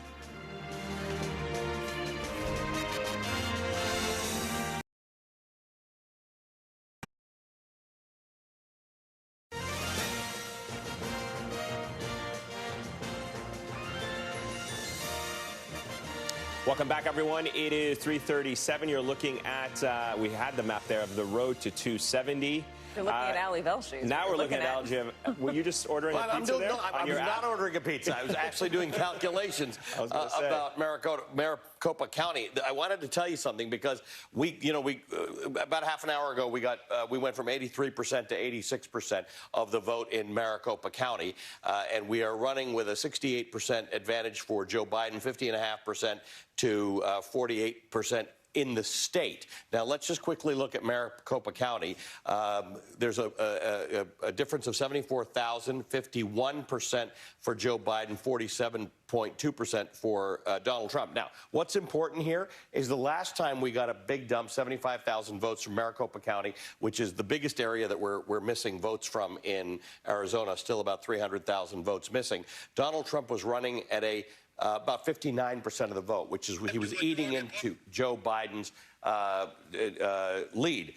He's coming in here at 58%. So the bottom line is he's still coming in stronger in the outstanding votes than Joe Biden is. This is where the problem comes in, because these are places, Maricopa County, this county here where Flagstaff is, and this county here, Pima County, where Tucson is. These are outstanding areas of votes. 46,000 votes outstanding here. 13,000, not that many up here where Flagstaff is, but a lot, 294,000 in the Maricopa, Phoenix area. If Donald Trump continues to come in at these rates, he is going to eat into the 68,000-point lead that Biden has. That is why in Arizona you're seeing protests by Trump people to say continue counting the vote. As you know, in other parts of the country, those very same people, well, different people, but same party affiliation, are arguing to stop vote counting. So where they think that they do not have a vote advantage, they don't want to continue the counting. Where they think they might have a vote advantage in places like Arizona, they are continuing the counting. So the bottom line is, with 86% of the vote in statewide and about 500,000 votes still not counted, we don't know which way Arizona is going to go. Now, I just want to quickly give you the road to 270 and how we get there. We think Nevada is leaning toward Joe Biden. If that happens, it gets him to 259. He needs 11 more electoral college votes. Well, guess what? That's 11 in Arizona if he wins it. Let's say he doesn't win Arizona. Let's just give Arizona to Trump to see what happens. He gets to 225. Then we're looking at Georgia. That would get Biden to 275. But if you give Georgia to Donald Trump, gets Donald Trump to 241. Let's give North Carolina to Joe Biden. That gets him above 270. If you give it to Donald Trump, he still doesn't get. So I've just given Donald Trump everything there. I'm going to give him Alaska too. Still doesn't get him to 270.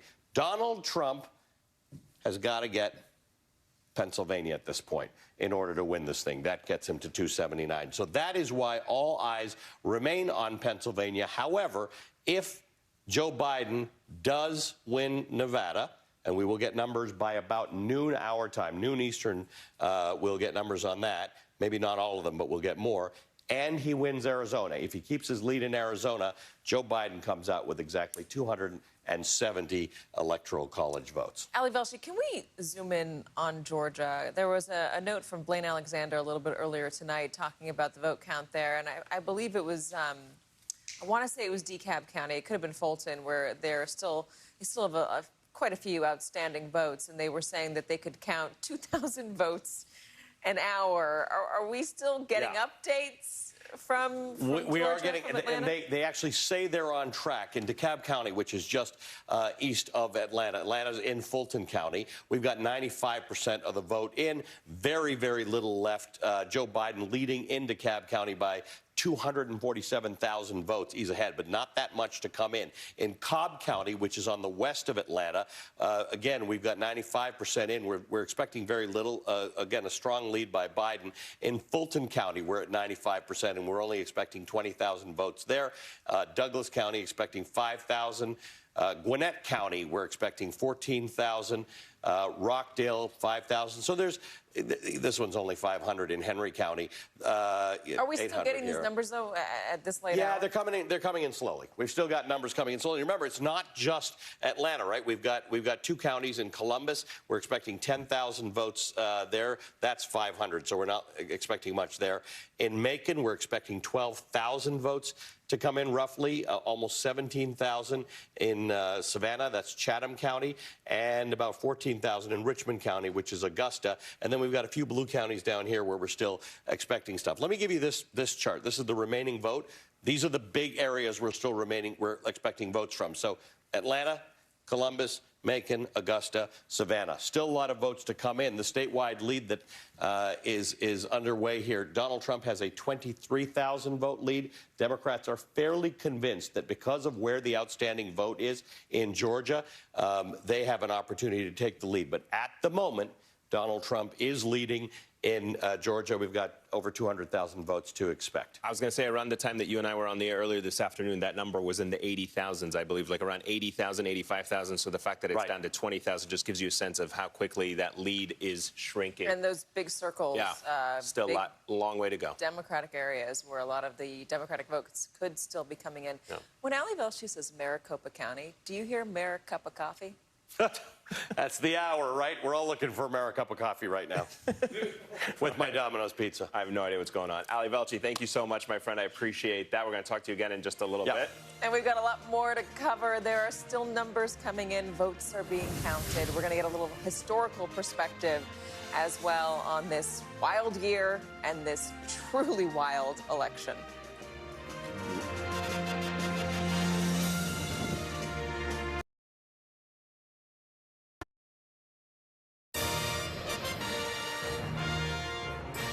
Let us take a step back from the close examination of vote totals and look at the bigger picture. For that, we're joined by Jonathan Alter, presidential historian, Daily Beast columnist, and an MSNBC political contributor. Also, as you can see behind him, author of his very best, a new biography, unofficial biography on Jimmy Carter. It is a very good read. I encourage everyone to pick it up. So, John, this moment is insane. This year has been insane. There is still one path to 269, which will make my head explode. And we don't want to discuss that at this hour. You know, as somebody who's been doing this, who's been a... Go ahead. Samuel Tilden in the House of Representatives when they couldn't get in the 19th century. We won't go there. You know what? I didn't even know about that event in history, and I'm just gonna wipe it from my brain right now, so I don't have to learn about it until after this is over and we don't get to that point. All right, Jonathan, as somebody who's done this before, who's been around the block, who's seen these elections, sum up what we are experiencing right now.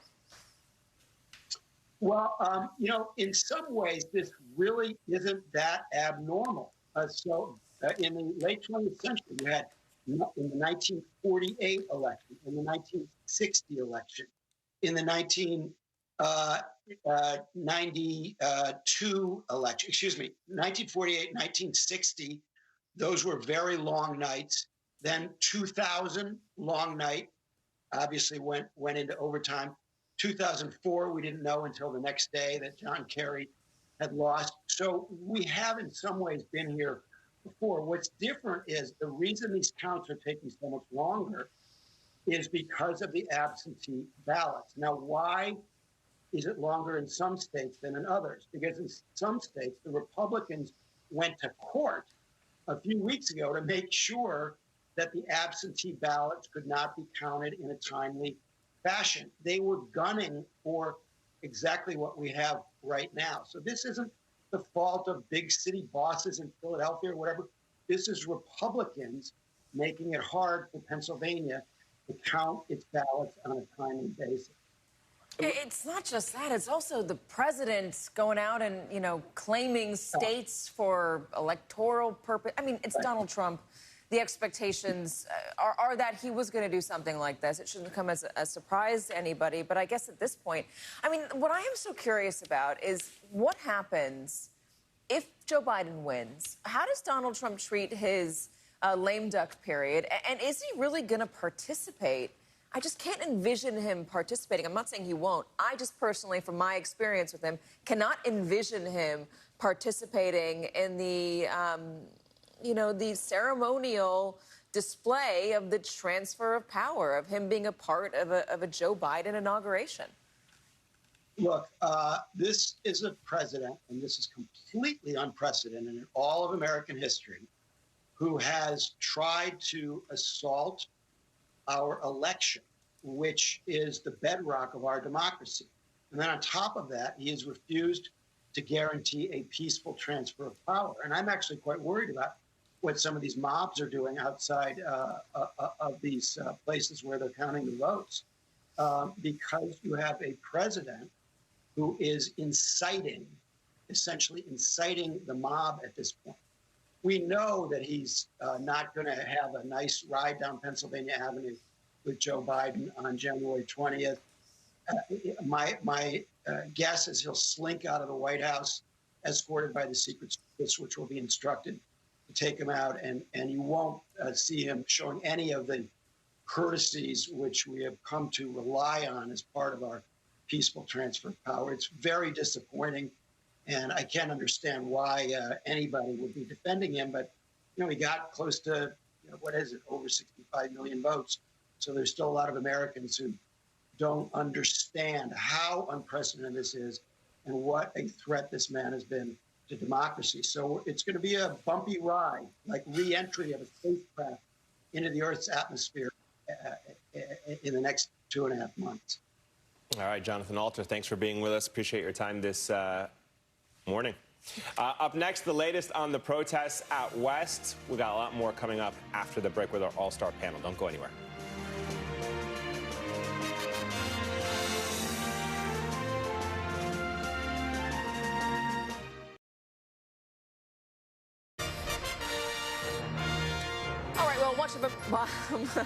While much of America is riveted by the election, there is continuing unrest in Portland, where a riot was declared Wednesday night and the National Guard was called in. Joining us now is Sergio Olmos.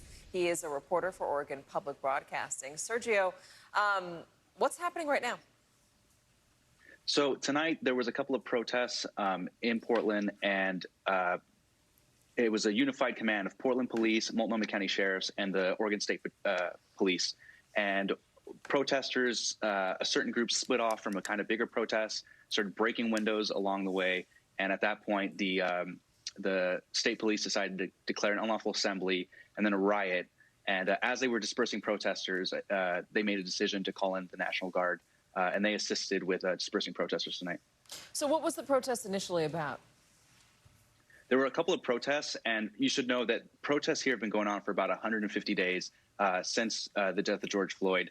Most of them have been, Black Lives Matter protests, and some of them have been quite large, some of them small. Tonight, there was a few Black Lives Matter protests, and the group that split off was a kind of smaller group that kind of detached from the bigger Black Lives Matter protests, and they started breaking windows and stuff along the way. The bigger Black Lives Matter protest was adamant about not breaking windows, not damaging property, not confronting police. And this smaller group kind of detached to do that. The violence in Portland has been popping on and off. It seems like in the past few weeks at least from a national perspective, it hasn't broken through. Has it gotten calmer? And if it has, what is the reason for it? Well, you tell me, what's the reason for it getting worse if it was calmer and is now popping up again? Yeah, so tonight, the protest in terms of Portland protests was actually quite small. We've had, 5,000 people, marching in the streets before. Tonight was a couple hundred. And they were, this group that, created the situation where police declared a riot. They were breaking windows and stuff. But, to be very clear, there wasn't any kind of human-to-human harm going on. Right. Oregon State Police did tweet out that they found somebody attempting to light a Molotov. None of us have been able to confirm that. But, in these protests, usually you'll see property damage. Starbucks will get broken into. They'll graffiti. But people along the way aren't getting assaulted. That's not really what these groups do. It's just an indicator of just how tense the country is, because when you look at that protest there in Portland, you also have the protests outside of the White House. You've got these small protests that are taking place now in Michigan as well as in Arizona. So it just gives you a sense of how on edge the country is. Sergio Olmos, thank you so much for staying up late. Appreciate your time this evening. Thank you. It is 4 a.m. in the East, 1 a.m. out West. You're watching MSNBC's continuing coverage of the 2020 election. I'm Ayman Mohideen. And I am Katie Tur. We've seen results slowly trickle in from across the country tonight. Let us take a look at the map as it stands right now. There are 6 states that have yet to be called. And here's where those races stand. Michigan, right now, has been called for Joe Biden. Joe Biden is the winner of Michigan, NBC News is projecting, and it's 16 electoral votes. In the state of Pennsylvania, it is still too close to call. There's a 164,414 vote difference, but there are some major counties that are still sending in their ballot tallies, so that could potentially change dramatically. North Carolina, too close to call. Donald Trump, though, is doing a little bit better than Joe Biden so far in North Carolina. The Trump campaign feels very bullish on that state. Arizona, too early to call. 86% of the vote in so far in Arizona. And those numbers are changing. Joe Biden holding on to a lead. Donald Trump hoping to overtake him. Georgia, too close to call. There is a 23,000 vote difference. And it's the opposite of Arizona right now. Joe Biden is building momentum with the votes, and he's hoping to overtake Donald Trump. There's a lot going on. I was going to say there's a lot going on, and I'm actually surprised. I'm curious to get your thoughts on this really quickly, Katie. I am surprised by how surprised everyone is that this is actually going as we planned, which when I say as we planned, meaning like we had been in the run-up to this saying it's not going to be an election night, it's going to be an election season. Expect results 2-3 days, maybe weeks afterwards.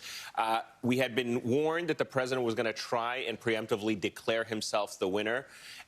We were expecting that there was definitely going to be a certain degree of tension that we're seeing now manifest itself with protests outside various locations, both in Michigan and Arizona. So I'm a little surprised by how everyone is so surprised that this is going as everyone had been anticipating. There was this kind of wishful thinking, or perhaps even this anticipation that this could be a quick night, that you would have results in a key few states, this thing would be all over. But the reality is, as it's sunk in, even us knowing that the plan was for the Biden campaign was to really shore up that blue wall of Pennsylvania, Michigan, Wisconsin, it is coming down to those 3 states. Again, not surprising. You know, it's like we've all been subsisting off of fast food hamburgers, and then you say, we're going to make you a gourmet burger.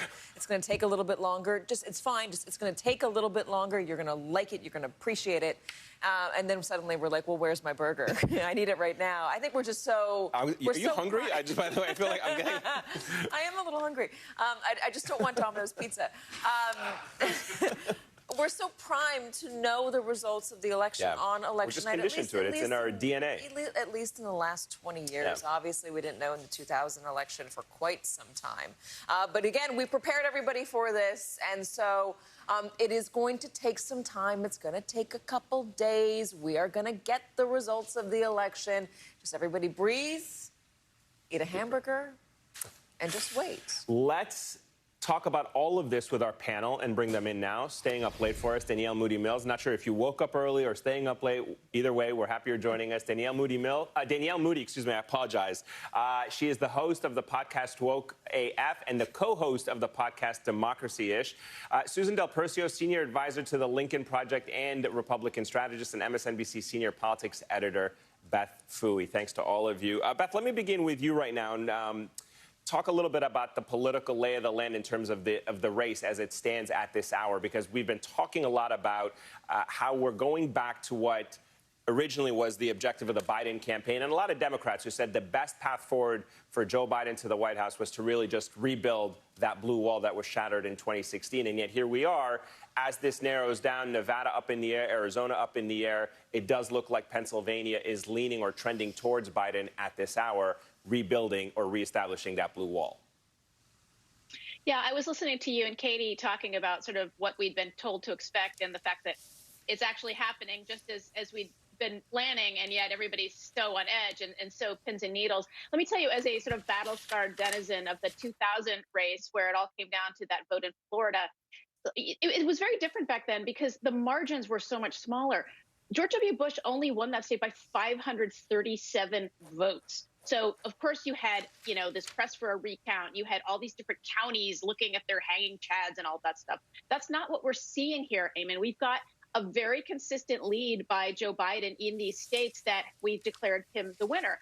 Certainly as big as Donald Trump's margin in 2016. And in the case, for example, of Michigan, Biden's margin is significantly larger than what Trump won by in 2016. So there is a consistency here. Biden consistently ahead in the states we've called, certainly in the states that we're waiting on, Nevada, Arizona, even Georgia, even Pennsylvania. So the trend is still clear. I guess what everybody wanted was everything to be much more obvious and distinct, that one of them overwhelmingly won, or clearly there was a mandate for that person to win. It's just so narrow in so many states. And that, I think, was the piece that we didn't anticipate, that it would be come down to quite this margin of vote between the two of them. But as Katie said, eat your hamburger and we'll get there soon. Susan, we've been talking a lot about how Donald Trump wasn't repudiated. Trumpism is alive, and Democrats should do some soul searching about who they appeal to. But at the same time, Joe Biden has real chance in Arizona, in Georgia. He had a chance for a little while in Texas. He's breaking down what were formerly Republican strongholds. So I guess the question is also applicable to the Republican Party. What is their future as we get into the 2024, 2028, 2032 elections? Who is the Republican Party?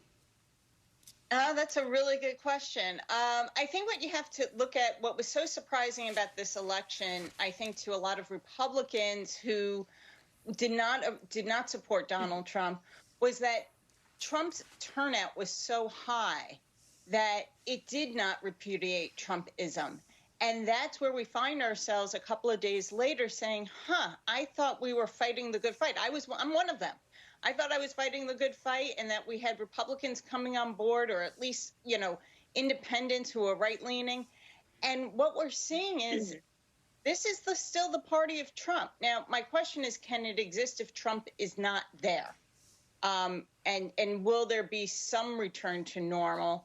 But right now, I don't see it. I think the party's very fractured, and this did nothing to unite it. But I do now. I used to say I was the real Republican, and that this is just a crazy time. But right now, those people, the Trumpers, have the party, and I'm the outsider. Danielle, you're one of my favorite accounts to follow on social media, all platforms, because I get a sense of how anxious you are generally. You're very emotional, and you certainly show... It's authentic. Very authentic with your emotions. And I'm curious to get your read on where things stand this hour. First of all, give us an update on your anxiety level. Where is it right now? Well, I took a nap, so I feel super refreshed. Yeah, I was going to say, you're doing much better than us. Yes. I feel super refreshed, and I'm not ready to eat Domino's pizza.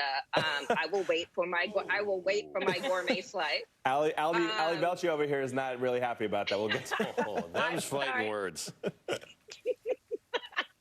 Well, Ali, you've been up for hours. I can't understand. I've been up for. I will eat anything, man. I will eat my nose at this point. All right. Wait. So Danielle. So yeah. Go ahead.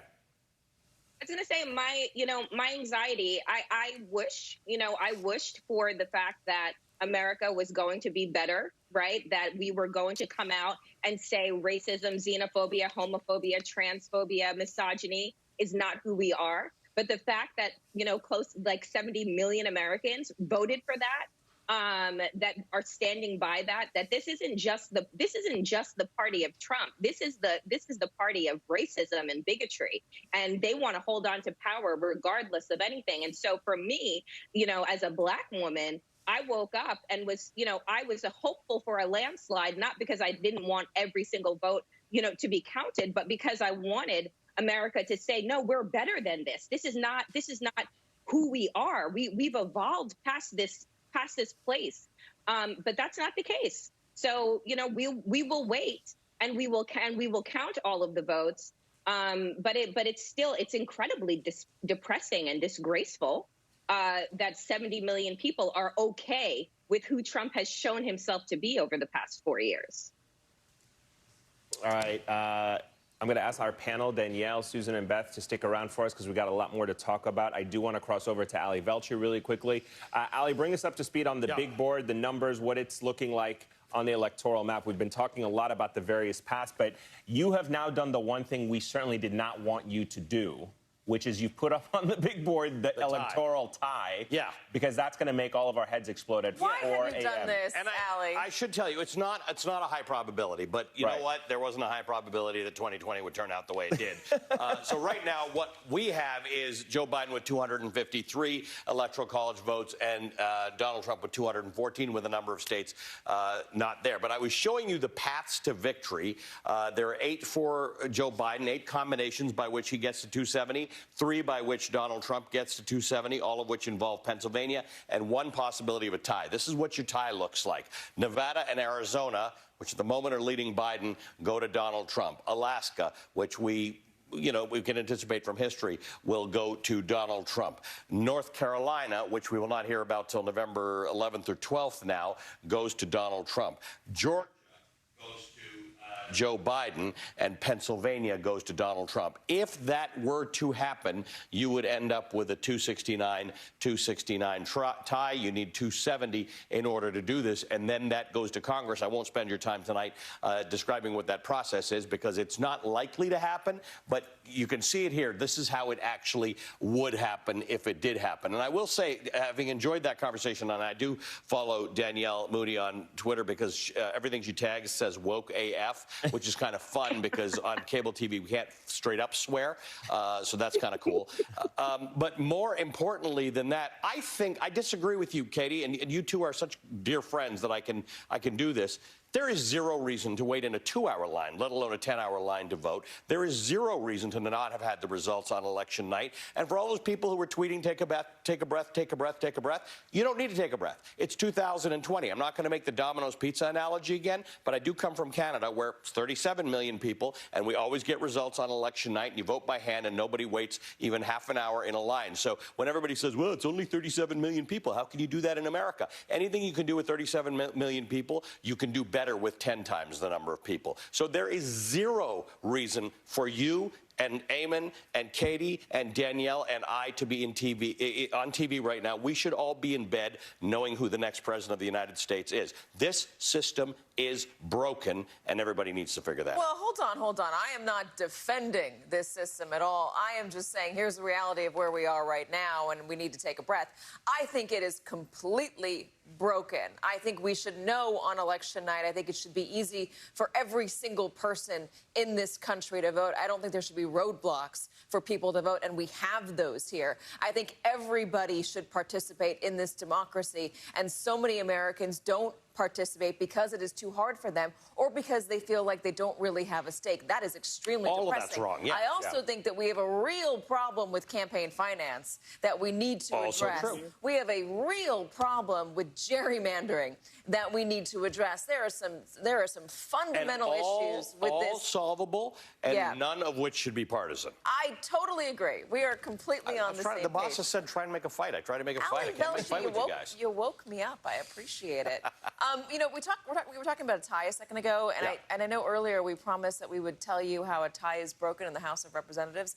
Ali, do you want to help me out with this? So if there's a 269 tie, God forbid, in the Electoral College, it goes to the House of Representatives. Yes, and you might say, okay, well, the Democrats have the majority in the House of Representatives. That means that Joe Biden would be president. No. It's actually the delegations for each state, and there are more Republican majority delegations in the states across the country. So the Republicans would end up having an advantage. So a tie ultimately would likely go to Vice President Biden. That is correct. I mean, I'm That's sorry, why would go to it's more- Donald Trump. Yet another thing that's more complicated than it needs to be, but that's exactly right, which is why if you get a tie, if you're a Biden supporter, that is not actually a good situation. Let us hope that it's only an episode The of likelihood of it is very low, but some people on social media have been asking about it, so I thought I would just draw the picture as to what it looks like. Let us hope again that it's only an episode of Veep, that we don't have to experience it in real life. Ali Velsh. Nice to see you, too. Don't go too far. I will not. I'll be We're right going to back. talk to you again in a few minutes. All We right. really got to nail down this Domino's Pizza stuff. Anyway, Donald Trump wants the votes to stop being counted in some states, while in others, he wants them to be counted again. We're going to explain how a possible recount could work in Wisconsin.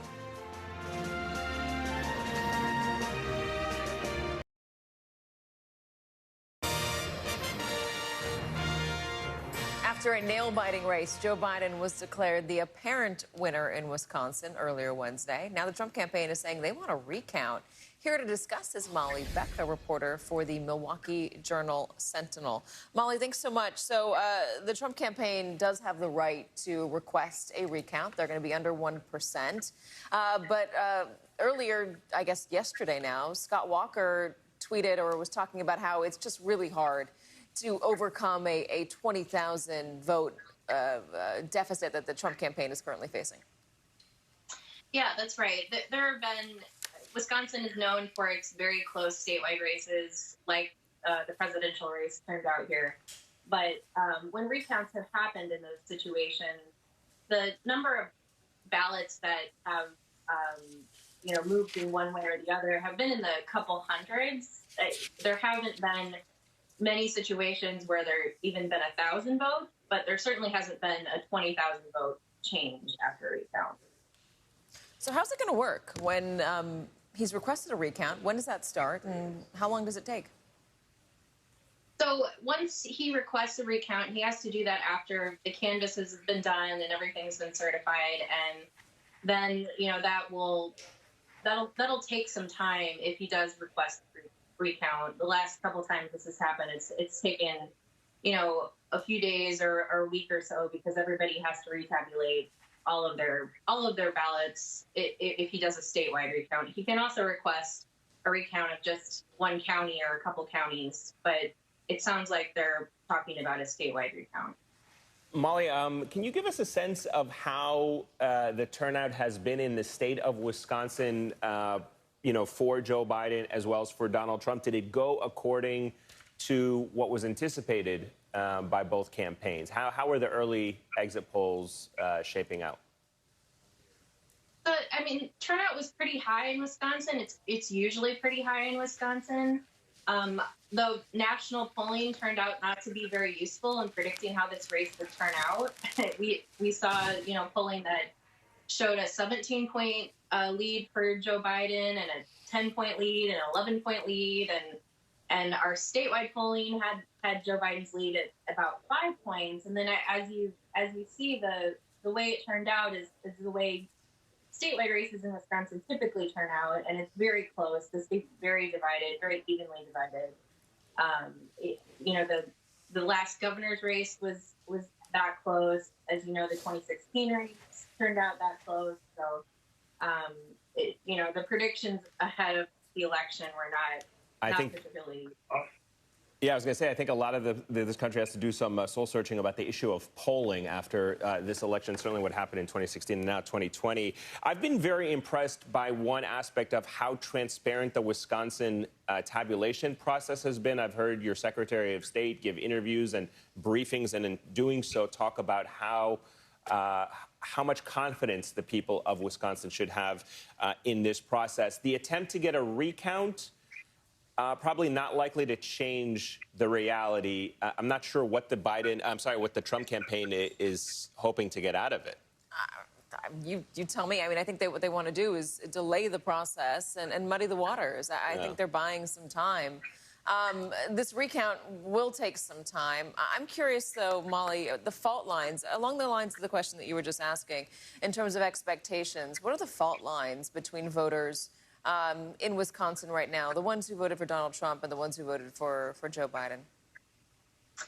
Yeah, I think, Donald Trump supporters, they are very, very supportive of him and loyal of him. We haven't been able to get out there really in the last couple of days to talk to them, to see how they feel about this idea of a recount and whether they think that the election was not properly executed. I know that the comments from former Governor Scott Walker, he's a big Trump supporter, and he's also I believe he's the chairman of the state campaign for President Trump.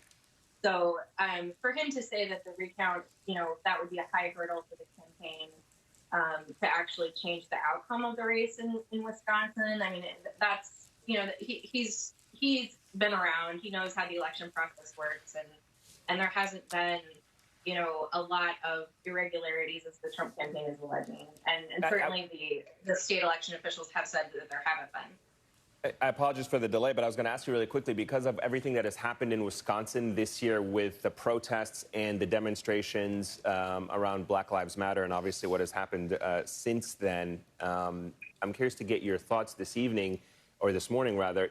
What's the mood like? As we go into this recount phase, and we're seeing what is happening in Arizona, and we're seeing this kind of percolating tension in some areas across the country. Portland has some protests.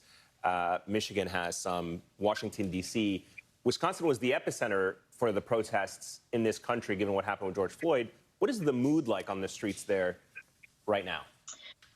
Well, we haven't seen the kind of protests that we saw in the state after George Floyd died and after the shooting of Jacob Blake in Kenosha.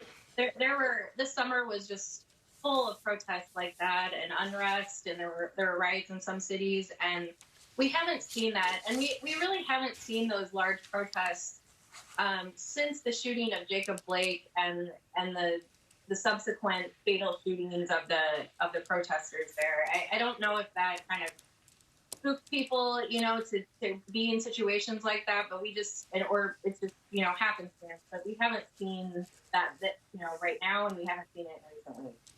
And thank you for correcting me on that, George Floyd. I apologize. That was obviously in Minnesota. Jacob Blake was in Wisconsin. So thanks for your time, Molly Beck. I appreciate it. And while we have been focusing on people around the country and how they're reacting to the 2020 election, it is also important that the world has been watching as well. Headlines from international publications clearly show a lot of folks around the globe are also caught up in the drama of this political moment. Joining us now from Paris, Paris, France, is NBC News foreign correspondent Matt Bradley. Matt Bradley has been torturing me on Instagram, and he is torturing me right now with that iconic Paris background. Matt, I know Paris is dealing with some very serious stuff with the coronavirus. There are lockdowns across Europe because the virus is surging. It's also surging here, by the way, 1,000 cases just yesterday. As the world watches this election, what is the reaction to the turmoil here in the United States? 100,000 Well, I mean, the first reaction is everybody... Yes, the first reaction here in Europe and in France is that everybody is completely enraptured by this election. They are, like the rest of us, following this moment to moment very closely. And of course, they're all taking a crash course in the Electoral College, which you don't see here. And they're having to learn quite a bit, maybe more than they would like, about the American system of electing people. The problem here on the official level is that no one's saying anything. They are trying to hedge their bets. They're waiting to see who will be elected. And that's just smart diplomacy. You don't weigh in and say you'd like Donald Trump or Joe Biden more. But of course, it's not going to surprise you guys that here in Europe, at least, Joe Biden is far, far more popular than Donald Trump. And there were some proud headlines and some statements that came out after Joe Biden made clear that he was going to be rejoining the Paris Climate Accords if he becomes president. So that's something that a lot of people here were very pleased with. But for the most part, you're hearing it. I was watching French television last night. I was hearing a lot of disbelief that the president was still getting so much support despite the tragedy, as you mentioned, of COVID in the United States. I heard one French commentator saying that, this is just a reality. In France, we prize our healthcare system. We prize our health. It's a major priority for us. In America, culturally, it's just different. They don't think of healthcare that way. And that was a sobering thing to hear. They just don't understand. And it's very difficult to explain why a population that suffered so much from COVID would be electing in that same leader, because here there's a lot of public anger about the way that COVID has been managed, and they want politicians to pay. Matt, I was going to say, if you want to tell them, you can tell them there are a lot of people in this country as well who are wondering why it's become so politicized to do things as basic as simply wearing a mask and take this seriously. Let me just talk, and you alluded to the Paris Climate Accords. What else would change fundamentally between these two candidates vis-a-vis Europe? When you give us the pulse of what Europe is anticipating under a Biden campaign versus what they got with a Trump presidency, lay out the land for us a little bit on some of these key issues besides just the Paris Climate Accord. Okay, so that's a very good question, Eamon, and the answer is European leaders aren't expecting much to change, because the erosion of American power and influence in Europe actually predates Donald Trump. And that's something that it's very easy to say that, America squandered its close relationship with its allies in Europe because of Donald Trump's posture towards NATO, towards climate accords, towards the European Union. In reality, the way Europeans see it is that it will never go back to the pre-Trump days, because this was all part of the same process that had been going on under George W. Bush, under Obama, and then under Trump. There is no longer the same level of cooperation and solidarity between Europe and the United States that there was a couple of decades ago. And we've seen that in answers to various surveys that have been done here in Europe. There simply isn't that level of trust. So it's not all going to be laid on Donald Trump's doorstep. However, we have heard from European leaders that they are really hoping to go back to working with the United States on a close level. Whether Biden is going to deliver some sort of really intimate, deep relationship that's cross-Atlantic, nobody here is really expecting that to happen. They're hoping that there's more cooperation, more discussion, but they're not really expecting it to wind back the clock to the days before the Bush administration. Guys? And I was going to say, I'm pretty sure they probably expect a certain degree of respect and cordiality with a new American president, because as we've seen in some of these NATO summits and other high-level summits, there have been these awkward moments. Donald Trump pushing when the president away the leader of Montenegro, that one? Yeah, just one of them. But there are a few other moments as well. And just even the way he talks about some of these other world leaders and some of our closest allies. Yeah, they're expecting civility. Exactly. All right. Matt Bradley, live for us. Symbolic. Yeah. Yeah, absolutely, Matt. Thank you very much, Matt Bradley, live for us in Paris this morning. Can we just take a moment, and I know Ali Velshi is going to want to jump in on this, and talk about healthcare, because you lived in London, I lived in London, Ali Velshi is Canadian, places where there is a national healthcare system. You get checkups in London, you walk in, you walk out. I was in Australia covering the disappearance of MH370. Remember that one? Yeah. It was the biggest story in the world. I really messed up my shoulder in a fall, and I had to go get x-rays in the ER. I walked in there bloody and messed up. They gave me x-rays. They gave me pain medication. I was in the ER for, 6-7 hours. And I walked out without a bill.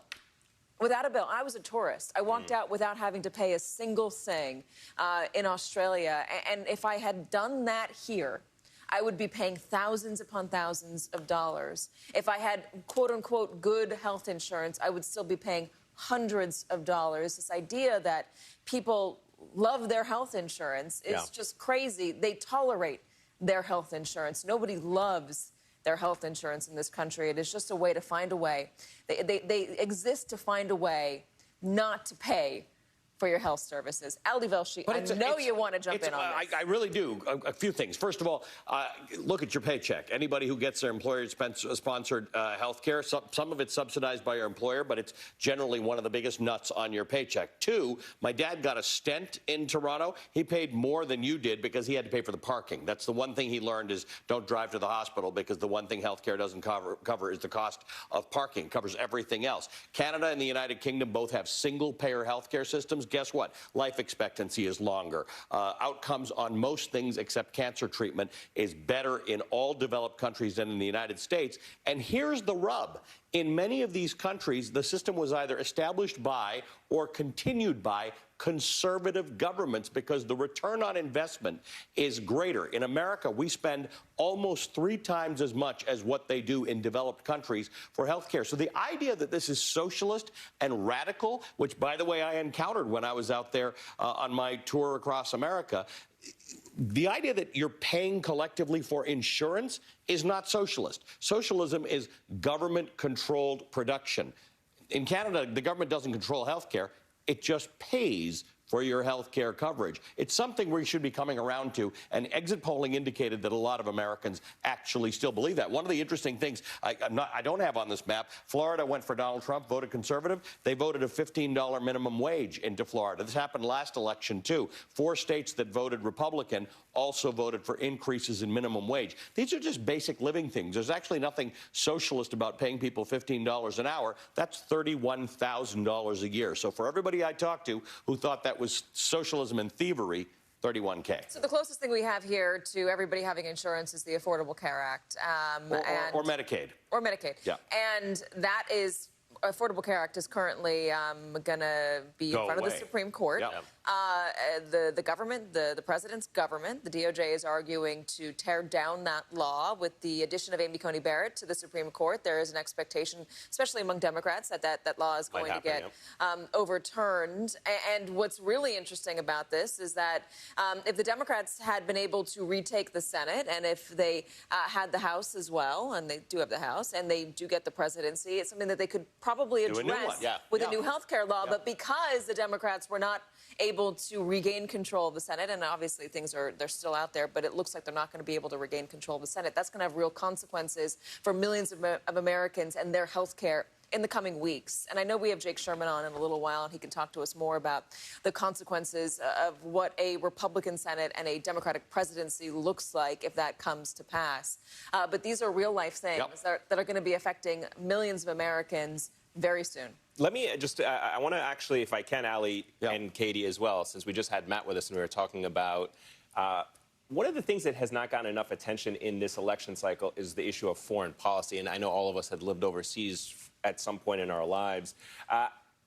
Ali, are you surprised by the fact that foreign policy does not feature heavily in the debate for a country that is so heavily involved overseas, in addition to issues like healthcare that most Americans just don't care? Well, generally? I think one of the things that there were hopes for with another president, it doesn't mean a Democratic president, but most other presidents, Republican or Democrat, took a stronger role in global leadership, right? We started this campaign, we started this administration, the Trump administration, pulling out of the climate accord and denigrating NATO. You know, the thing about NATO that's kind of interesting is this Article 5, which said that attack on a member nation is an attack on all nations. You know, Eamon, the only time that Article 5 was ever invoked in NATO was the attacks of 9/11, when other countries came to America's defense. So the bottom line, yes, I am surprised. Second-term presidents often focus more on foreign policy than first-term presidents. But if that doesn't happen for Donald Trump, you will certainly see a greater focus on it with Joe Biden, because it is an area of interest for him. Part of the reason why it hasn't featured more heavily in this election is because of all the drama we have here at home, especially with the coronavirus and all of the drama that President Trump has created here domestically with the racial unrest, et cetera.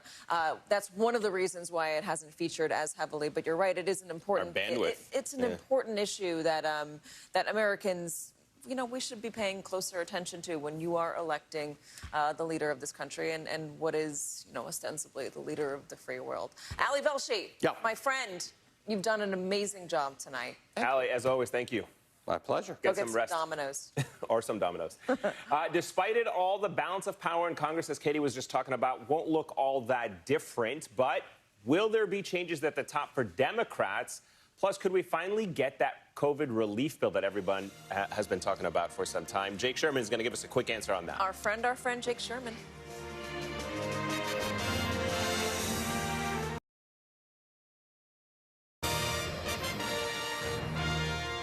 After a nail-biting race, Joe Biden was declared the apparent winner in Wisconsin earlier Wednesday. Now the Trump campaign is saying they want a recount. Here to discuss is Molly Beck, a reporter for the Milwaukee Journal-Sentinel. Molly, thanks so much. So the Trump campaign does have the right to request a recount. They're going to be under 1%. But earlier, I guess yesterday now, Scott Walker tweeted or was talking about how it's just really hard to overcome a 20,000 vote deficit that the Trump campaign is currently facing.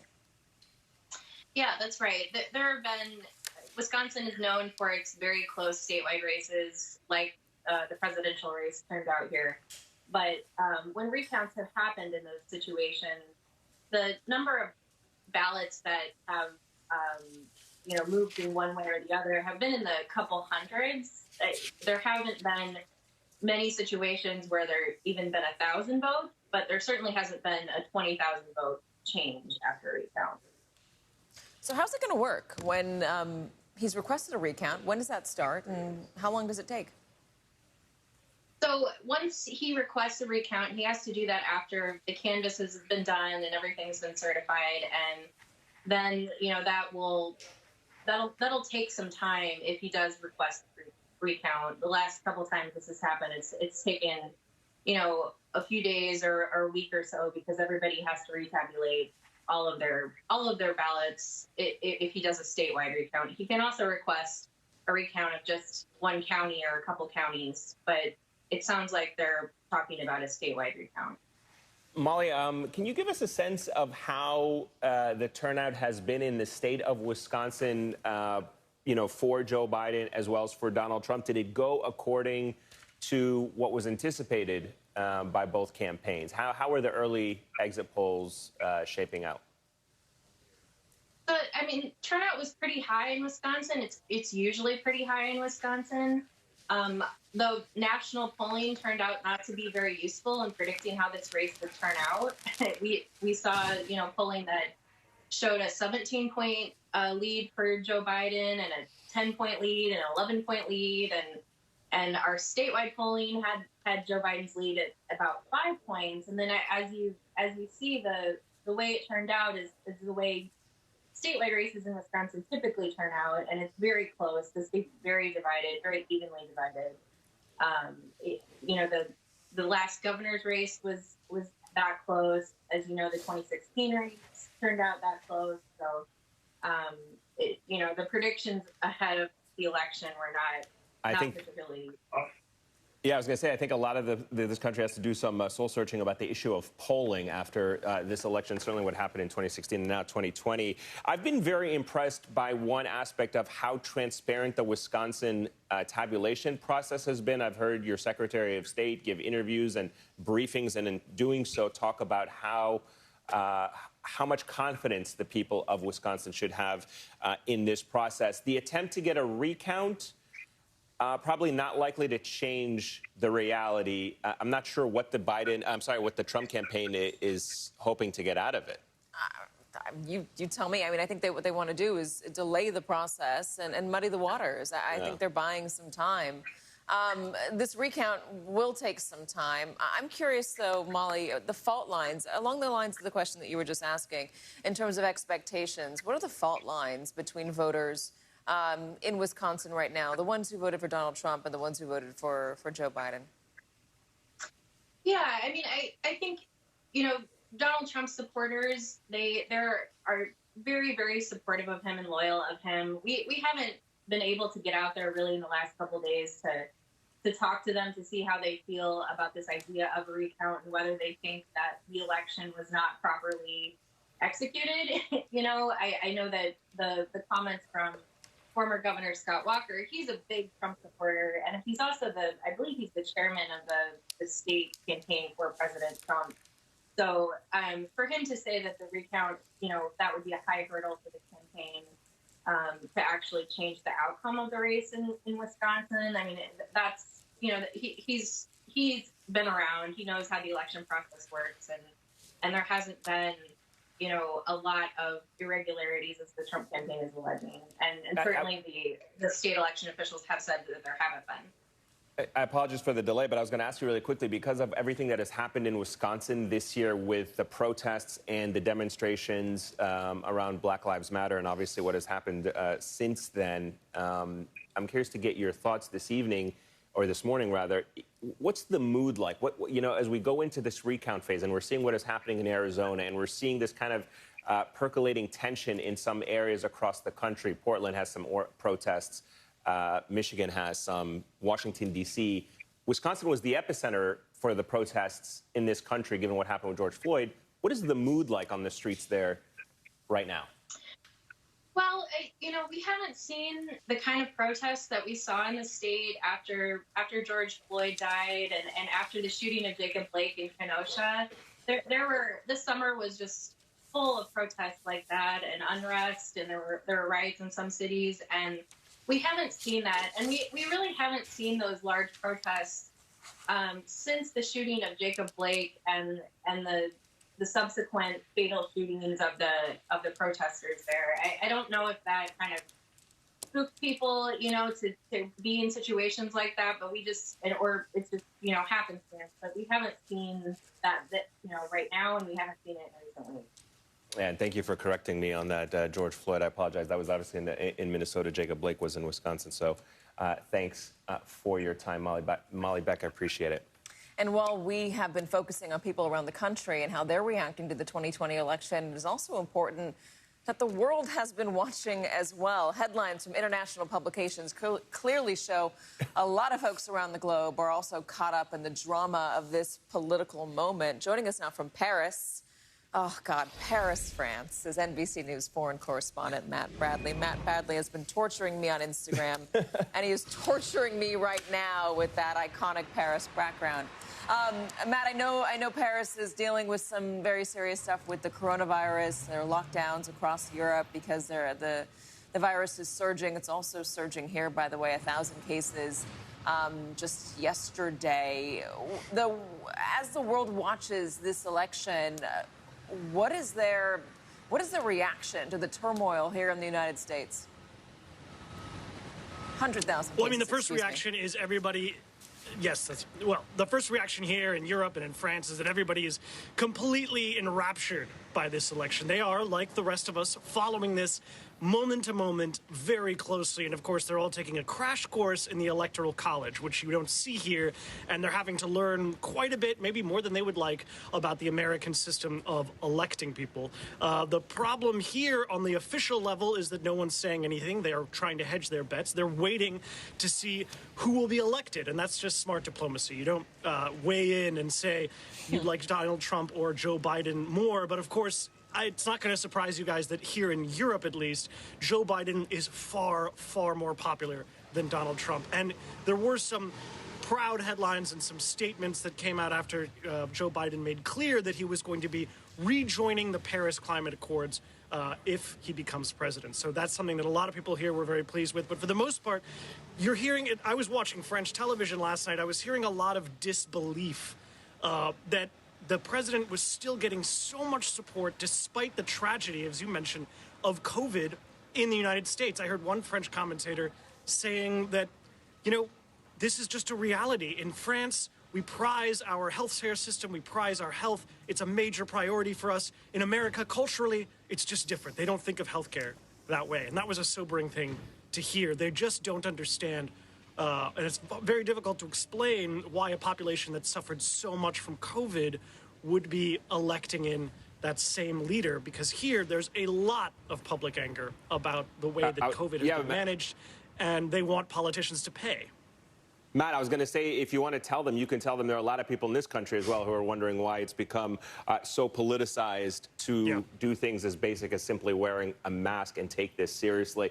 Let me just talk, and you alluded to the Paris Climate Accords. What else would change fundamentally between these two candidates vis-a-vis Europe? When you give us the pulse of what Europe is anticipating under a Biden campaign versus what they got with a Trump presidency, lay out the land for us a little bit on some of these key issues besides just the Paris Climate Accord. Okay, so that's a very good question, Eamon. And the answer is European leaders aren't expecting much to change because the erosion of American power and influence in Europe actually predates Donald Trump. And that's something that it's very easy to say that, America squandered its close relationship with its allies in Europe because of Donald Trump's posture towards NATO, towards climate accords, towards the European Union. In reality, the way Europeans see it is that it will never go back to the pre-Trump days because this was all part of the same process that had been going on under George W. Bush, under Obama, and then under Trump. There is no longer the same level of cooperation and solidarity between Europe and the United States that there was a couple of decades ago. And we've seen that in answers to various surveys that have been done here in Europe. There simply isn't that level of trust. So it's not all going to be laid on Donald Trump's doorstep. However, we have heard from European leaders that they are really hoping to go back to working with the United States on a close level. Whether Biden is going to deliver some sort of really intimate, deep relationship that's cross-Atlantic, nobody here is really expecting that to happen. They're hoping that there's more cooperation, more discussion, but they're not really expecting it to wind back the clock to the days before the Bush administration. Guys? And I was going to say, I'm pretty sure they probably expect a certain degree of respect and cordiality with a new American president, because as we've seen in some of these NATO summits and other high-level summits, there have been these awkward moments. Donald Trump pushing when the president away the leader of Montenegro, that one? Yeah, just one of them. But there are a few other moments as well. And just even the way he talks about some of these other world leaders and some of our closest allies. Yeah, they're expecting civility. Exactly. All right. Matt Bradley, live for us. Symbolic. Yeah. Yeah, absolutely, Matt. Thank you very much. Matt Bradley, live for us in Paris this morning. Can we just take a moment, and I know Ali Velshi going to want to jump in on this, and talk about healthcare, because you lived in London, I lived in London, Ali Velshi's Canadian, places where there is a national healthcare system. You get checkups in London, you walk in, you walk out.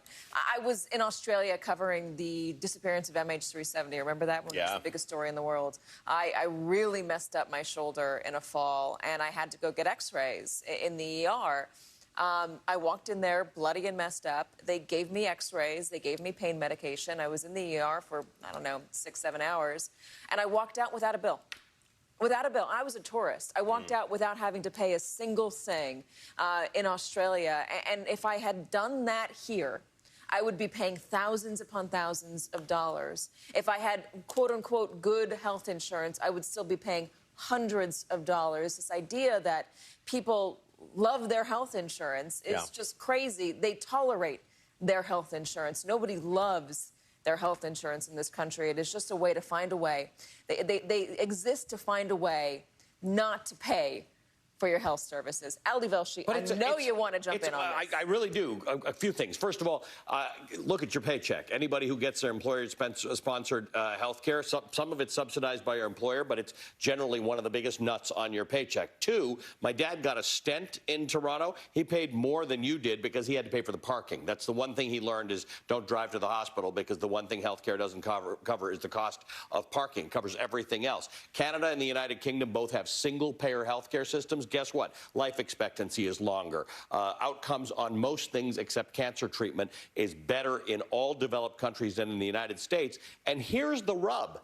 In many of these countries, the system was either established by or continued by conservative governments because the return on investment is greater. In America, we spend almost 3 times as much as what they do in developed countries for health care. So the idea that this is socialist and radical, which, by the way, I encountered when I was out there on my tour across America, the idea that you're paying collectively for insurance is not socialist. Socialism is government-controlled production. In Canada, the government doesn't control health care. It just pays for your health care coverage. It's something we should be coming around to, and exit polling indicated that a lot of Americans actually still believe that. One of the interesting things I don't have on this map, Florida went for Donald Trump, voted conservative. They voted a $15 minimum wage into Florida. This happened last election, too. 4 states that voted Republican also voted for increases in minimum wage. These are just basic living things. There's actually nothing socialist about paying people $15 an hour. That's $31,000 a year. So for everybody I talked to who thought that was socialism and thievery, $31K. So the closest thing we have here to everybody having insurance is the Affordable Care Act. Or Medicaid. Or Medicaid. Yeah. And that is, Affordable Care Act is currently going to be in front of the Supreme Court. Yep. The government, the president's government, the DOJ is arguing to tear down that law. With the addition of Amy Coney Barrett to the Supreme Court, there is an expectation, especially among Democrats, that law is going to get overturned. And what's really interesting about this is that if the Democrats had been able to retake the Senate, and if they had the House as well, and they do have the House, and they do get the presidency, it's something that they could probably address with a new health care law. But because the Democrats were not able to regain control of the Senate, and obviously they're still out there, but it looks like they're not going to be able to regain control of the Senate. That's going to have real consequences for millions of Americans and their health care in the coming weeks. And I know we have Jake Sherman on in a little while, and he can talk to us more about the consequences of what a Republican Senate and a Democratic presidency looks like if that comes to pass. But these are real-life things that are going to be affecting millions of Americans very soon. Let me just, I want to actually, if I can, Ali and Katie as well, since we just had Matt with us and we were talking about one of the things that has not gotten enough attention in this election cycle is the issue of foreign policy. And I know all of us had lived overseas at some point in our lives. Ali, are you surprised by the fact that foreign policy does not feature heavily in the debate for a country that is so heavily involved overseas, in addition to issues like healthcare that most Americans just don't care? Well, generally? I think one of the things that there were hopes for with another president, it doesn't mean a Democratic president, but most other presidents, Republican or Democrat, took a stronger role in global leadership, right? We started this campaign, we started this administration, the Trump administration, pulling out of the climate accord and denigrating NATO. You know, the thing about NATO that's kind of interesting is this Article 5, which said that attack on a member nation is an attack on all nations. You know, Eamon, the only time that Article 5 was ever invoked in NATO was the attacks of 9/11, when other countries came to America's defense. So the bottom line is, yes, I am surprised.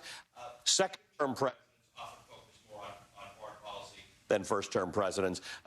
But if that doesn't happen for Donald Trump, you will certainly see a greater focus on it with Joe Biden, because it is an area of interest for him. Part of the reason why it hasn't featured more heavily in this election is because of all the drama we have here at home, especially with the coronavirus and all of the drama that President Trump has created here domestically with the racial unrest, et cetera. That's one of the reasons why it hasn't featured as heavily. But you're right, it is an important bandwidth. It's an important issue that that Americans, you know, we should be paying closer attention to when you are electing the leader of this country and what is, you know, ostensibly the leader of the free world. Ali Velshi, my friend, you've done an amazing job tonight. Ali, as always, thank you. My pleasure. Go get some rest. Dominoes. Or some dominoes. Despite it all, the balance of power in Congress, as Katie was just talking about, won't look all that different. But will there be changes at the top for Democrats? Plus, could we finally get that COVID relief bill that everyone has been talking about for some time? Jake Sherman is going to give us a quick answer on that. Our friend Jake Sherman.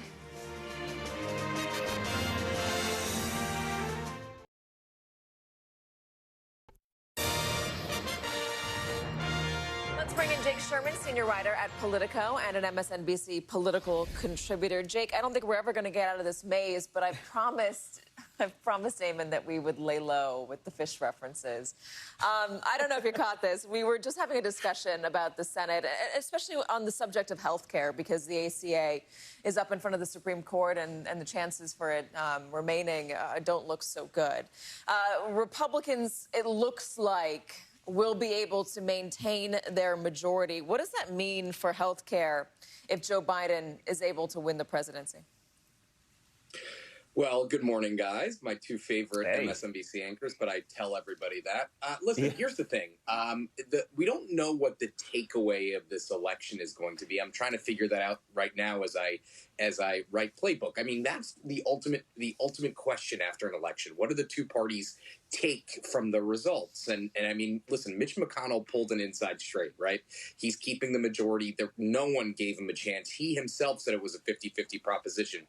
So, and by the way, the House of Representatives is an extremely tight margin. I heard you even say that Nancy Pelosi kept the House, but she kept it by the narrowest of margins. I don't believe, and I don't know yet, but the margins that she kept the House by, what could she get through on a topic like the ACA? I mean, Republicans are going to be really close and are going to, I mean, that margin is going to probably shrink a little bit. It might even stay there. But even so, at that level, 226, that means she has 8 seats to lose, 8 votes to lose on any single vote if Republicans stay together. That is very, very narrow, having covered tens of thousands of House votes. So, could they bolster the ACA? Sure. Will it be very difficult to get through the Senate? Absolutely. The filibuster is going to be in place. The 60-vote threshold is going to be in place because Republicans have kept the Senate. So I would expect – I have two views here. Either – and this is probably hopping ahead to your next question – but number one, Is this gridlock that we're going to see, a Democratic president, most likely Republican Senate, Democratic House, is that going to produce middle of the road results, or is it going to produce gridlock? And I don't think we know the answer to either of those things yet. All right, so you actually did take that question right out of my mouth, because it was going to be what can possibly get done. But let me then pivot to something that you brought up, which is not necessarily about what they can get done, but whether or not you can anticipate, given the fact that Speaker Pelosi has such a narrow margin of control, that other voices within the Democratic caucus will emerge and call for new leadership. Do you get any sense from your reporting or speaking to anyone that perhaps, given the way the Democrats performed in the Senate and in the House, there is a call for some change in the leadership of the Democratic caucus, both on both chambers of the Congress? I mean, listen, if they were honest and held their leaders to some sort of responsibility and standard, there should be. But Nancy Pelosi has been the leader since 2002, and she has an iron grip on her caucus. She's extraordinarily strong, and she manages to squirm her way out of any situation. I'm not saying this is her fault. So I am saying that her leadership team told us they were going to win between 5 and 20 seats, and they didn't. So I didn't set those standards. They did. There is discontent. There are a lot of Democrats who are saying we need to hold somebody responsible. Now, you need somebody to beat somebody else. You need somebody to step up and say, I am going to run, and I have the votes to beat Nancy Pelosi in several rounds of voting. And then when it gets to the floor, I'm going to be able to get 218 Democrats to vote for me for Speaker. I just don't see that at this point. I really don't. And I think, frankly, Chuck Schumer, this is the third straight cycle Senate Democrats have underperformed in elections. They did not get the majority back. Think about it this way, and this is, I've talked to you on air so much about this topic, but the Supreme Court, right? Mitch McConnell won his election. He's the boogeyman for Democrats on the Supreme Court. Lindsey Graham, Judiciary Chairman, won the election. Susan Collins has voted for every Supreme Court justice in her history on Capitol Hill, besides this last one, besides Amy Coney Barrett. She won re-election. John Cornyn won re-election. So, I mean, every single person who Democrats dumped money into to beat won. I mean, that's amazing. That's just an amazing political feat. So, you know, should they hold somebody responsible? Yes. If it was a business and you missed every single mark that you laid out, you would be held responsible. But it's not a business. It's politics, and they're going to find a way to survive. I wonder what the winning message was for Republicans, whether it was the Supreme Court and this idea that Democrats were going to, as Republicans were saying, pack the court. Democrats call it court reform. Jake, though, I want to ask you this. If Joe Biden, and we're still in if, because we don't know yet, but if Joe Biden is able to retake the White House, and if he is able to work with Republicans, what is the first piece of major legislation that they take up? Infrastructure, I would imagine. I mean, Mitch McConnell said he wants to do a COVID relief bill, which I've spent a lot of time talking to both of you about.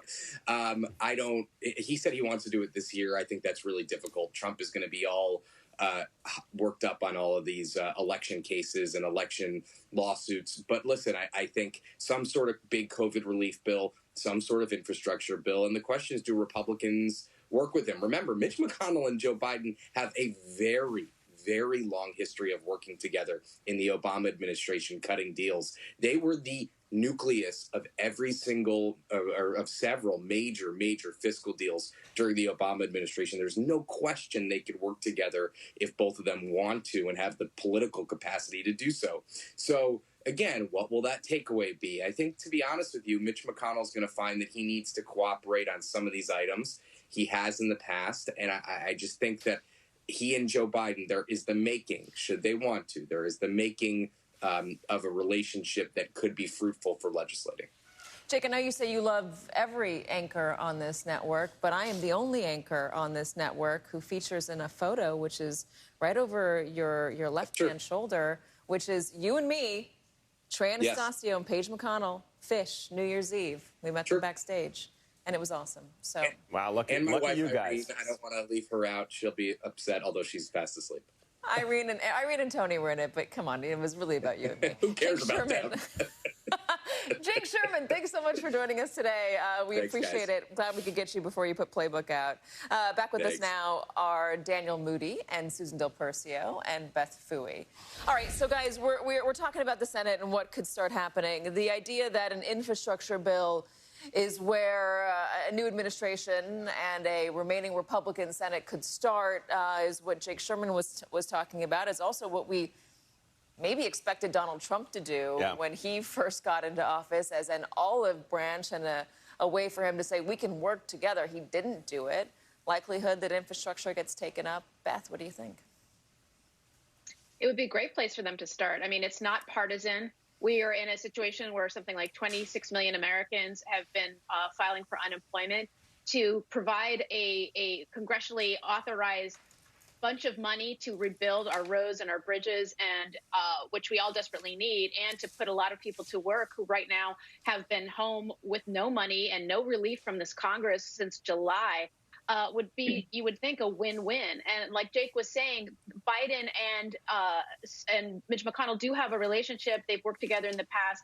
This is clearly something they could pull together a bipartisan consensus around if they want to. It seemed that in the past, Mitch McConnell just kind of let everything linger on his desk because just sort of, to own the libs, to prove his power, to just block anything Nancy Pelosi wanted to do. But maybe we're in a little bit more harmonious time right now, and the realization that 6, 7, 8 months into this pandemic, people are still really hurting, and an infrastructure bill would help, fix a lot of the nation's ills, could hopefully bring both sides together.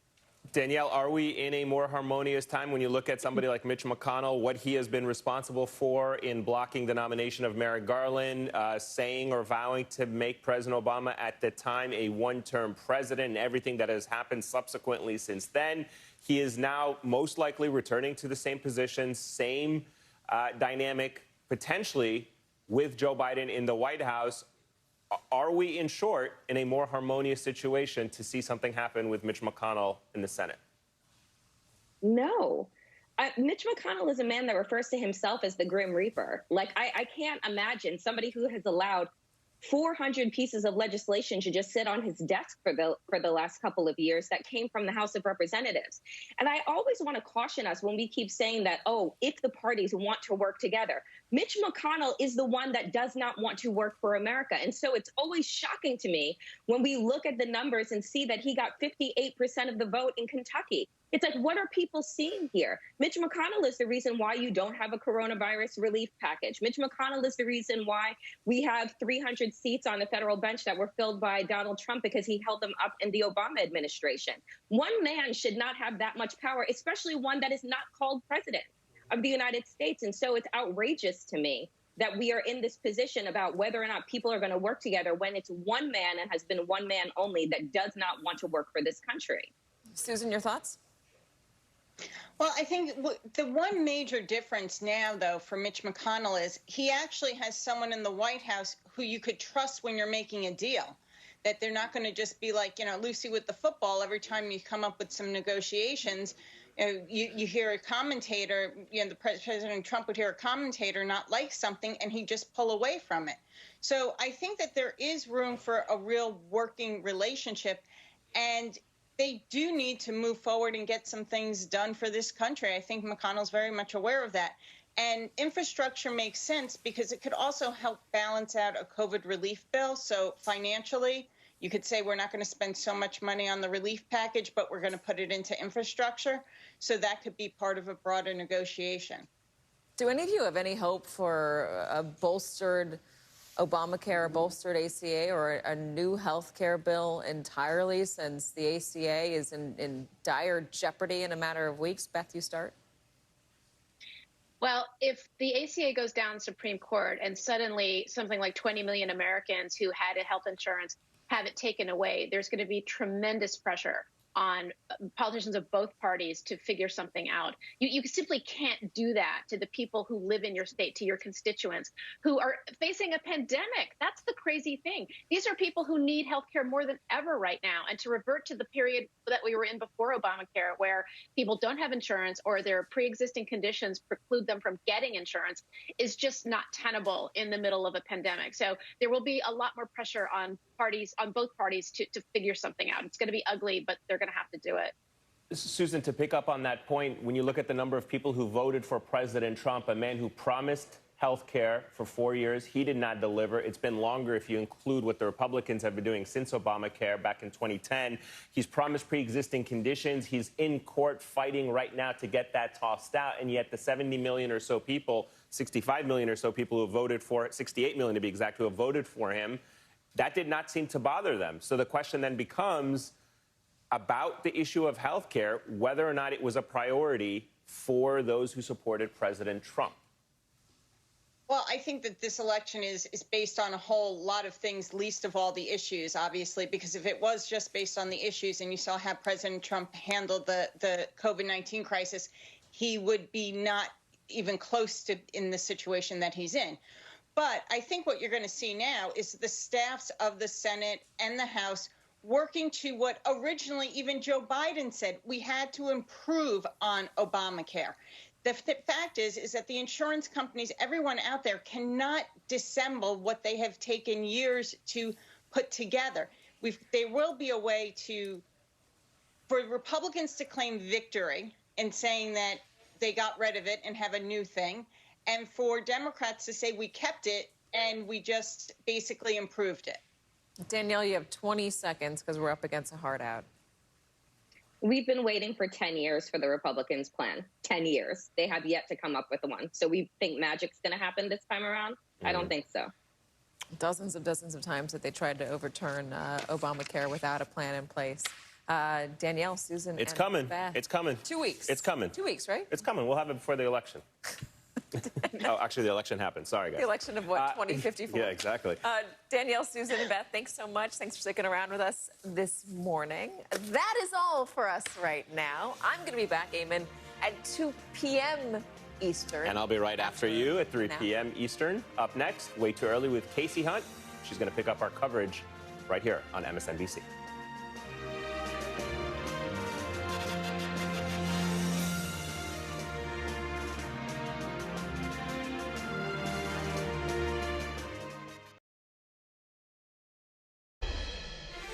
It's clear that we're winning enough states to reach 270 electoral votes needed to win the presidency. When the count is finished, we believe we will be the winners.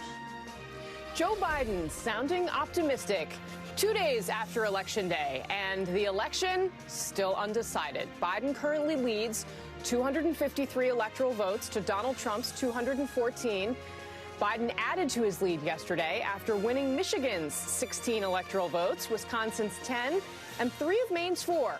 Trump won the other one.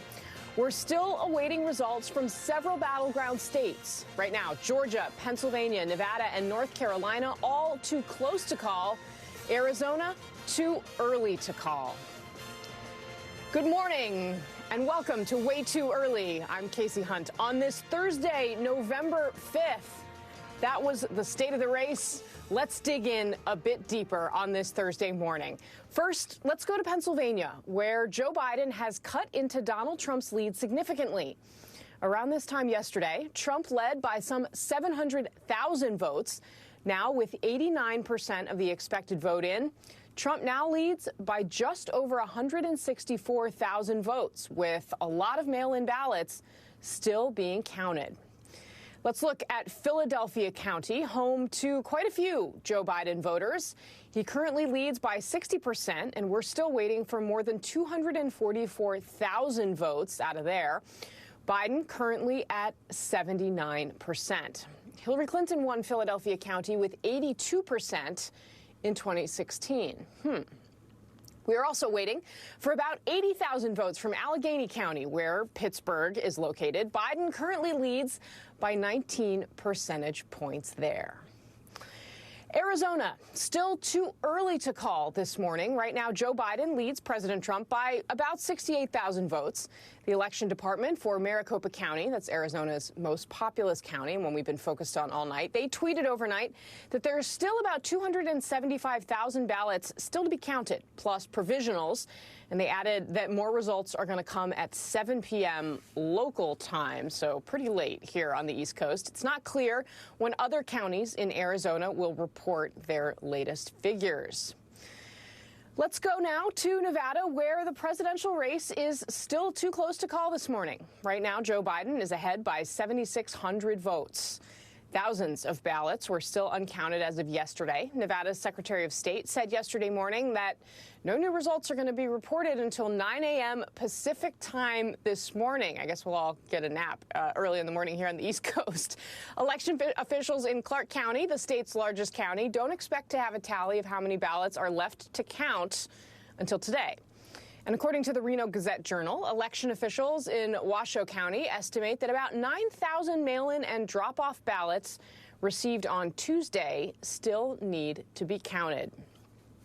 Let's go now to Georgia. I have been watching this for the last week, and especially the last 2 days. Too close to call in Georgia this morning. President Trump is ahead by about 23,000 votes. And as of midnight, there were still at least 17,000 ballots left to be counted in Fulton County. That's, of course, home to Atlanta.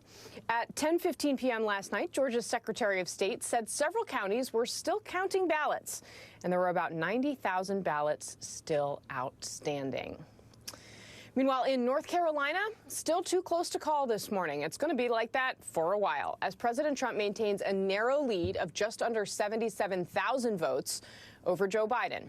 95% of the vote has been recorded. The North Carolina Board of Elections announced yesterday that it's begun the 10-day process of counting the outstanding ballots, as well as conducting audits to verify the election results. The board noted on its website that as of Wednesday afternoon, approximately 116,000 absentee and mail-in ballots had yet to be counted. Yikes. Most county boards of election across the state will hold meetings next Thursday and Friday, so a week from today and tomorrow, to count the remaining provisional and absentee ballots. But some of those meetings will be held this week or early next. Yesterday, President Trump attempted to call the race for himself in that state, along with Pennsylvania, Georgia, and Michigan, something he simply can't do. Joining us now, NBC News political reporter Ali Vitali. Ali, good morning to you. It is great to see you. I know you are running on just as little sleep as the rest of us here. Let's talk about how the Biden campaign is feeling this morning about where this stands, how the day is going to play out. The former vice president has obviously been very careful in the tone that he has been using, and it has been very different from President Trump's. Purposefully very careful about the tone that he's been using, because in the beginning, even before votes were cast on Election Day, this campaign was prepared for the fact that Donald Trump could come out, as he ultimately did on election night, and say that he won the election. Again, you pointed out that's not how any of this works, but they've tried to be really careful about the way that Joe Biden has been a consistent voice throughout these last 2 days of election results, saying that he's optimistic about where things are heading. Yesterday, going further to say that he thinks that he's going to win. Again, that going is the key phrase there, because he's not saying I'm the winner, this is over, but he's saying that once this is over, once the votes are counted, he thinks that he's going to be the next president of the United States. I will say some of his staffers have gone further. We heard senior advisors on a call yesterday saying that this thing is effectively won. That's because they're really leaning into the math and the data here. They're looking at what they see on the ground, and they're looking at most of those big Democratic populist centers in places like Philadelphia and Pittsburgh and Pennsylvania, for example, that still are counting votes. You and I both know this because we've covered elections before. Those are typically places that take longer to tally their votes anyway. You then factor in the pandemic and all of the new vote-by-mail options that those county boards of elections are dealing with now, and we knew that this was going to be a lengthy process. I would say, though, the Biden team is also preparing for the legal realities here that the Trump campaign has long telegraphed and is now bringing to fruition in places like Michigan and Georgia, where they're basically saying, let's just stop counting the votes, and then in Wisconsin, where they're saying that they're going to demand a recount. The thing is, though, lawsuits tend to be done to rectify mistakes or errors. We haven't exactly exactly seen that there are mistakes or errors here. Votes have been cast, and now they're being counted. That's something that the Biden team has long said that they're going to push for. They've been really bullish on this idea that when the Trump campaign pushes forward on all these different legal fronts, Bob Bauer, the lawyer who's leading this effort for the Biden campaign, he says that they're ready, and he thinks they're going to win if it comes to that, Casey. Yeah, and Bob, of course, Bob Bauer has been working on issues around this for many decades. It's a good point. So, Allie, let's just think about how this day is going to play out. I mean, we're still waiting for a call in Arizona. We have not called Arizona yet here at NBC News. We had been anticipating maybe we would get more vote last night than we actually did. So that's still outstanding. There's also Nevada, which has been counting more slowly than we anticipate. But certainly a lot of people I'm talking to are hopeful that there will at least be a call in Nevada today that they'll be able to bank on. That, of course, is one significant path for Joe Biden to put those two states together that would potentially save them some of those legal headaches in Pennsylvania. How are they looking at how the day is going to play out, planning for it? Are we going to see the former vice president, et cetera?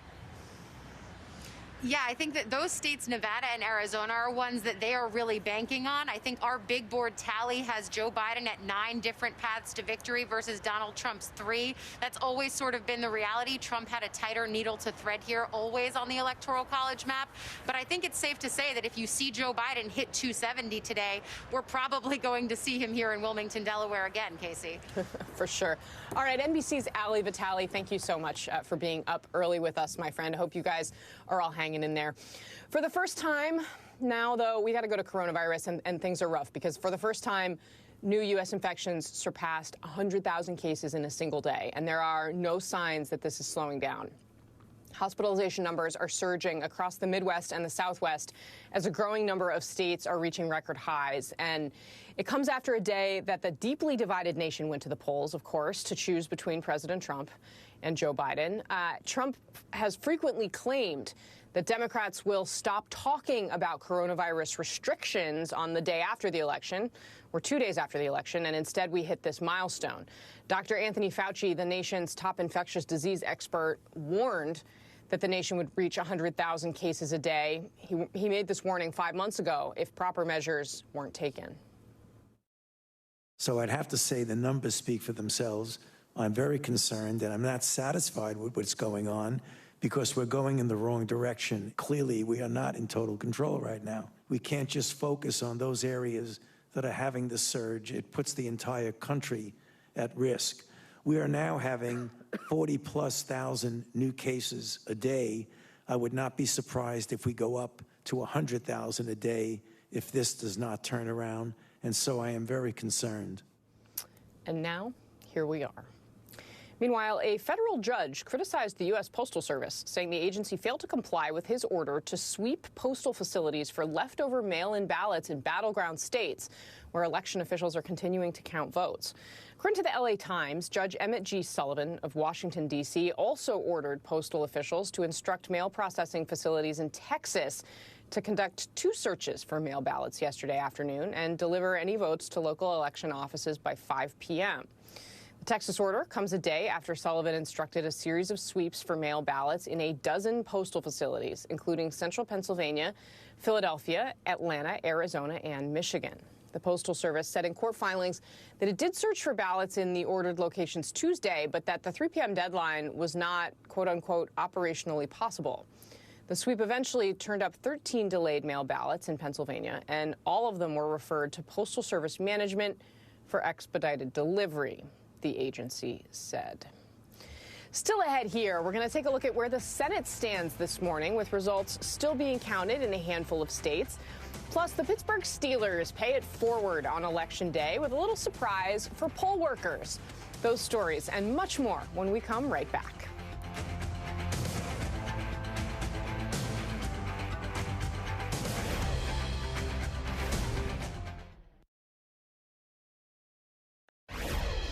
Welcome back. A quick break from the election. Time now for sports. The Lions might need a new quarterback for Sunday's game against the Vikings after the team announced yesterday that Matthew Stafford's been placed on the reserve COVID-19 list. ESPN reports Stafford's considered a high-risk close contact of a non-team member who tested positive for coronavirus. According to the network, Stafford's last contact with the individual was on Monday, which means he could still be eligible to play against Minnesota, pending 5 straight days of negative tests. Stafford was already on the list for a day over the summer after what was called a false positive test. Meanwhile, the injury-plagued 49ers are going to be even more shorthanded for tonight's matchup against the Packers, with 4 players added to the reserve COVID-19 list. The team shut down its facility yesterday after a positive test result for receiver Kendrick Bourne, placing him on the list, and later added left tackle Trent Williams and wideouts Brendan Ayuk and Deebo Samuel, all deemed close contacts of Bourne. Tonight's game against Green Bay still expected to be played as scheduled. As election workers in Allegheny County, Pennsylvania, meanwhile, worked through the night to finish processing mail-in ballots, the Pittsburgh Steelers reportedly sent dinner for poll staffers there, which is just a short drive from Heinz Field. According to the Pittsburgh Post-Gazette, a caterer arrived around 7:30 p.m. with 8 pies, stuffed chicken breast, rigatoni pasta, vegetables, and dinner rolls. The unbeaten Steelers preparing to face the Cowboys on Sunday in Dallas, a really nice gesture. And I just want to say again, thank you to every person who is doing the very hard, thankless, and now in the middle of a pandemic, pretty dangerous job counting our ballots late into the night, starting early in the morning. Our democracy would not function without you, so thank you. Still ahead here, the latest reporting from inside the White House as the results of the presidential race remain unclear this morning. We're back in just a moment.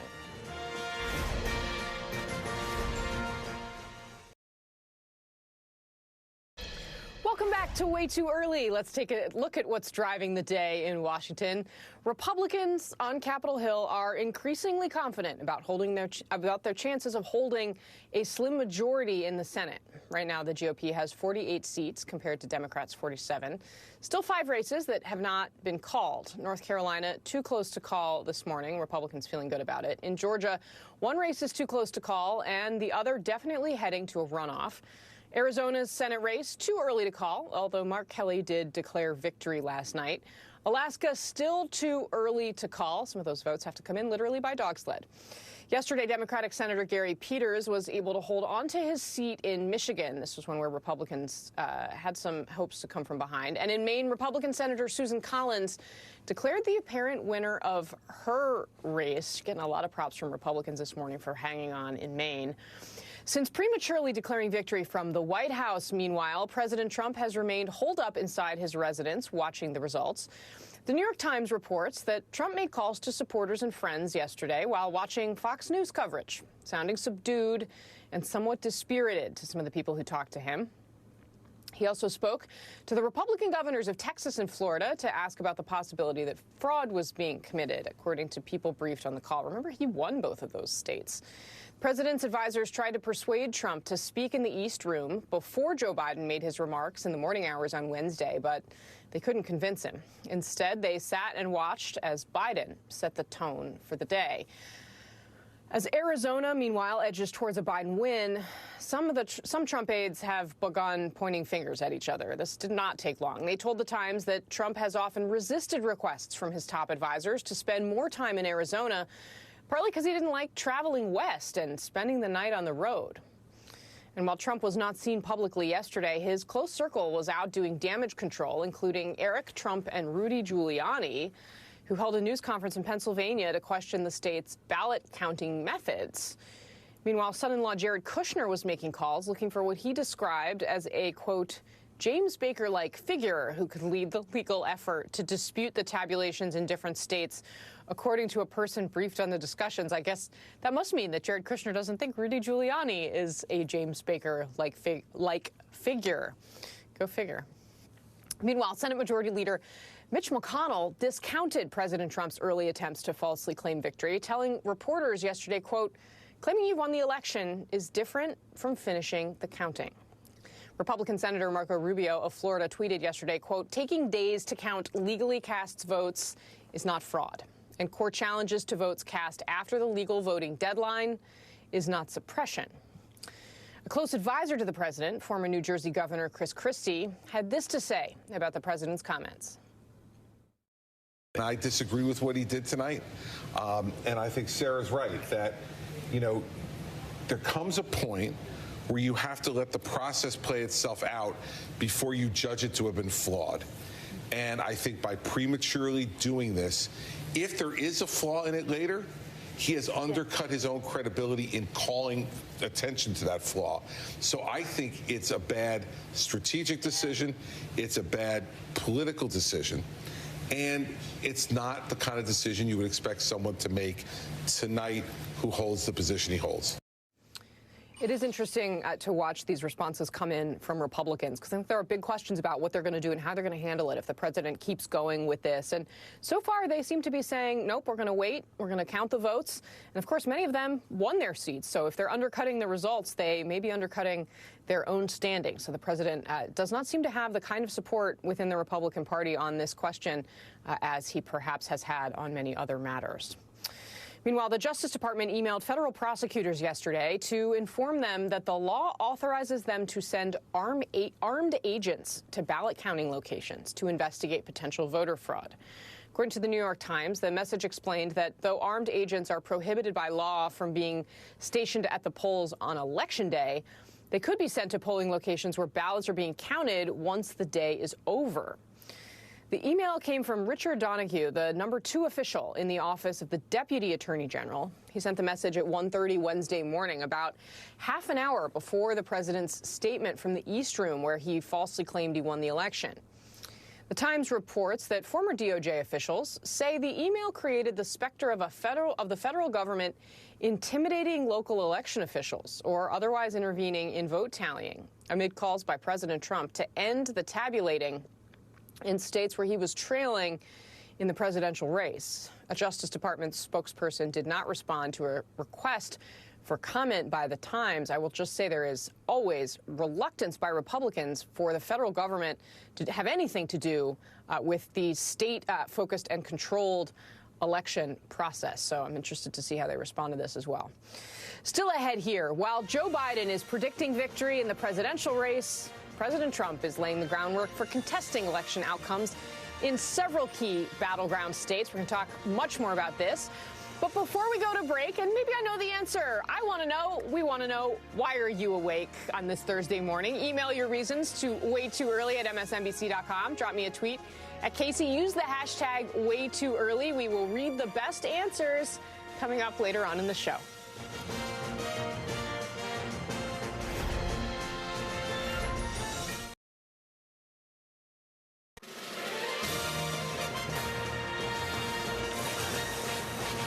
Welcome back to Way Too Early. It is 5:30, nearly 5:30 on the East Coast, 2:30 out west. I am Casey Hunt. As the results continue to roll in, Joe Biden projecting confidence yesterday, predicting his hard-fought campaign will ultimately be victorious after all the ballots are counted. Speaking from his campaign's headquarters in Delaware, Biden also promised that when it's all said and done, he'll govern without partisanship. After a long night of counting, it's clear that we're winning enough states to reach 270 electoral votes needed to win the presidency. I'm not here to declare that we've won, but I am here to report that when the count is finished, we believe we will be the winners. There will be no blue states and red states when we win, just the United States of America. Meanwhile, President Trump's campaign manager, Bill Stepien, issued a statement on the race in Wisconsin, saying in part, quote, "President's well within the threshold to request a recount and will do so immediately." Note they're going to have to pay for that themselves. Joe Biden narrowly won Wisconsin yesterday, but according to state law, a candidate is allowed to call for a recount if the margin of victory is 1 percentage point or less. The request also has to be made within the window between when all county results are submitted and the following day at 5 p.m. Central Standard Time. We're learning a lot about these kind of arcane recount rules. Wisconsin's former Republican governor, Scott Walker, tweeted yesterday in part, quote, "After a recount in the 2016 presidential race in Wisconsin, Trump's numbers went up by 131 votes. As I said, and he had tweeted this earlier, 20,000 is a high hurdle. If there's anyone that knows whether President Trump would potentially flip the results of the Wisconsin outcome with a recount, it's Scott Walker. And, based on everything we know about how Republicans have handled this over the last 4 years, if there was an opportunity to change it, it's likely they'd seize on it. So it's really telling that Walker is kind of throwing cold water on this idea that a recount could change the result for President Trump in Wisconsin. President Trump's campaign, meanwhile, filed lawsuits yesterday in 3 states where the vote count is ongoing and where the president's lead is either dwindling or gone. The campaign filed suit in Pennsylvania, Michigan, and Georgia. And they joined existing Republican legal challenges in Pennsylvania and Nevada, where the party is challenging the handling of some absentee ballots. The Pennsylvania and Michigan suits filed yesterday sought to stop the counting until Trump campaign observers are allowed to review ballots that have already been counted. According to the New York Times, the Michigan lawsuit claims Secretary of State Jocelyn Benson, a Democrat, was allowing absentee ballots to be counted without teams of bipartisan observers as well as challengers. But the Associated Press reports that observing firsthand that there are plenty of poll watchers from both parties in counting locations. Joe Biden was awarded the state of Michigan after the suit was filed. We projected that he was going to win that state. In addition, the president's campaign intervened at the Supreme Court in a case challenging Pennsylvania's plan to count ballots received for up to 3 days after Election Day. And in Georgia, the suit alleges that Chatham County is improperly counting ballots received after the state's Election Day deadline. The campaign is seeking a court order to remind vote counters to separate out late arriving ballots. Georgia is going to be so close. Joining us now, president of Community Change Action, an organization that has been working to mobilize Latino voters, Lorella Praley. She served as Hillary Clinton's National Latino Vote Director in 2016. Lorella, good morning. This is exactly, we've run through all the results. Obviously, we're still waiting for a lot of those numbers. People want to hear that, but we're also starting to talk about how this ultimately played out. What are the places where Democrats underperformed in ways in House races in ways they didn't expect. And these numbers among Latino voters, and I kind of want to set Florida aside because we know that, Joe Biden likely to have lost Florida anyway, even if he had hit Hillary Clinton's support among Latino voters. The community there obviously has a specific set of concerns, and the Trump campaign focused on them in a specific way. But there are also a lot of questions about whether Joe Biden was reaching Hispanic voters with an economic message or spending enough time simply talking to them in other states. What do you think went wrong for Democrats here, and what do they need to do to fix it? Well, at the top of the story is that it's critical to remember that in order to reach Latino voters, to turn out Latino voters, you have to invest early, aggressively, and heavily. You have to make the case to Latinx voters. And, we have the story about Latino voters every cycle, and especially every 4 years. It's the same stories get written about investment, about understanding that we are not a monolith, that we are actually a diverse electorate. And so we need more people at the table making those decisions. But here is a story that is being missed in this election cycle, especially because people are overly focused in Florida and missing the bigger picture about Latino voter turnout in this election. Right. The path to the White House has moved through Arizona in this cycle, especially. The path to the White House is through Michigan, Wisconsin, Pennsylvania, Nevada, and maybe even Georgia in this cycle. And Latino voters live and make a significant part of the margin of victory in all of these states. Look at Arizona. A record 700,000 Latinos voted in Arizona. Yeah. Led by Latinas, by working class Latinas. And that is a story that is not being told. Why and how did that happen?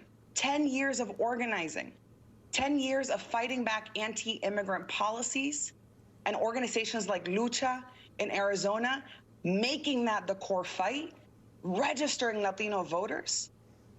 And so I think we're very present in this cycle, and we've made a significant difference on the path to the White House. I mean, it seems clear to me that that's absolutely the case. I guess my question for you is, the immigration message makes a lot of sense, especially in Arizona. But across the rest of the map, Democrats very hopeful about Texas. And, for example, Latino turnout not necessarily for Biden, not necessarily where they wanted it to be. What kind of message do Democrats need to focus on in terms of the economy or other areas aside from immigration to try to reach those voters? Oh, it's absolutely bigger than immigration, right? You have to run an economic message that reaches Latinas in particular. But, Texas actually looks quite good for Latino voter turnout. And if you look at a state like Wisconsin, again, I just want to keep on expanding our understanding of the Latino electorate, right? In 2016, only 17,000 Latino voters voted early in Wisconsin. This year, in 2020, that is 46,000 early votes by Latinos. 57% of those early votes in Wisconsin, right, for the Latino vote are Latinas. Yeah. Right? Working class Latinas who are making the difference this election. And so the message to the Democratic Party, the message to future electoral campaigns, candidate campaigns, is you have to start early.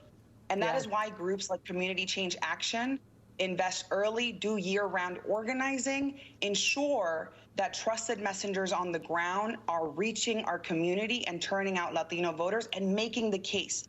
Right. You can't just be against something.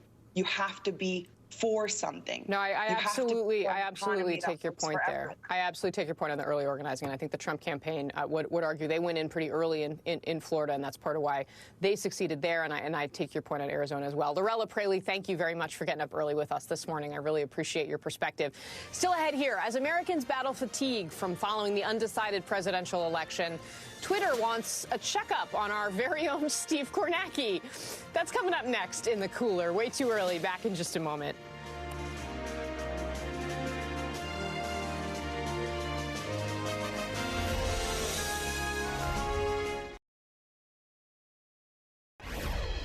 Welcome back. Time now to gather around the water cooler. Some of the things that are going to have people talking today. This one makes me feel a little bit old. Aside from learning who the next leader of the free world is going to be, we have something else to look forward to. Saturday Night Live has announced that the Foo Fighters will be the musical guest for the show's post-election special. It's going to be the band's 8th appearance on the show, and they are celebrating, get this, the 25th anniversary of their debut album. The Foo Fighters will join comedian and host Dave Chappelle to bring us some much-needed entertainment after a roller coaster of a week. Meanwhile, we have our own version here at MSNBC of the Energizer Bunny. His name is, of course, Steve Kornacki. And if you have been keeping up with us here and watching the election returns, you've probably seen Steve hard at work breaking down it all at the big board. He has been there all night and all day, it seems. Twitter took notice of his hard work, but everybody's pretty worried about him, including Chrissy Teigen. She tweeted, quote, "I honestly don't know how Steve's still going. I'm about to die," with that photo of herself on her couch. To ease concerns, we here at MSNBC shared that Steve Kornacki finally took a much-deserved break yesterday afternoon with a little help from our colleague Ali Velshi. Ali tweeted, quote, "In the interest of preserving him for America, I will remove Steve Kornacki from TV at noon today and place him in protective custody in a room with comfy blankets, soft pillows, and warm milk." Steve, we are all so grateful for your hard work. Thank you for walking us through it. Still ahead, rival protests in Detroit after Joe Biden is projected to win a close race in battleground Michigan. Congresswoman Debbie Dingell weighs in, coming up next.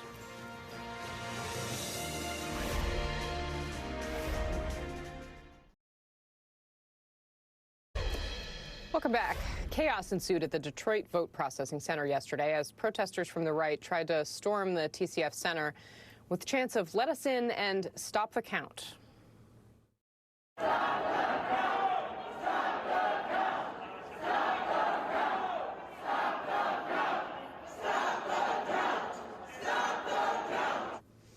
Election officials told the group it could not enter the facility because it was at capacity. Police officers pushed back protesters as Republicans claimed they were being unfairly left out, which protesters on the left disputed because they were also being kept out of the facility.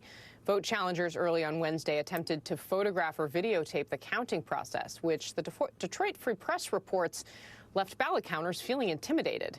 As a result, security papered over the windows, quote, causing challengers to bang on the glass even harder.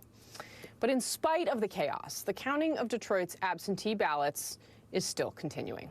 Joining us now, Democratic Congresswoman Debbie Dingell of Michigan. Congresswoman, good morning. I think we're all grateful that this example we just walked through in Michigan seems to be a bit of an outlier, and for the most part, everything has been calm and straightforward. I mean, if you disagree, I'd be interested to hear anything you're getting from there. But mostly, I want to talk about the big picture factors here. What are you seeing across, not just in Michigan, but across the map in terms of Joe Biden's strength or lack thereof? I mean, the House losses still potentially pretty, frankly, worse than you guys were expecting them to be for Democrats. So what are you thinking about as we head into this Thursday after Election Day? First of all, it's been a long week. We have to give, intellectually, we knew for months we would say it's going to take a while to count the votes. I mean, we've had record turnout just in Michigan alone. We set the record for the most Michiganders that have ever voted in an election. And you're seeing those kind of records across the country. We said it would take time to count those votes. Well, it is taking time, and that's leaving people uncomfortable. We have to make sure that every vote counts.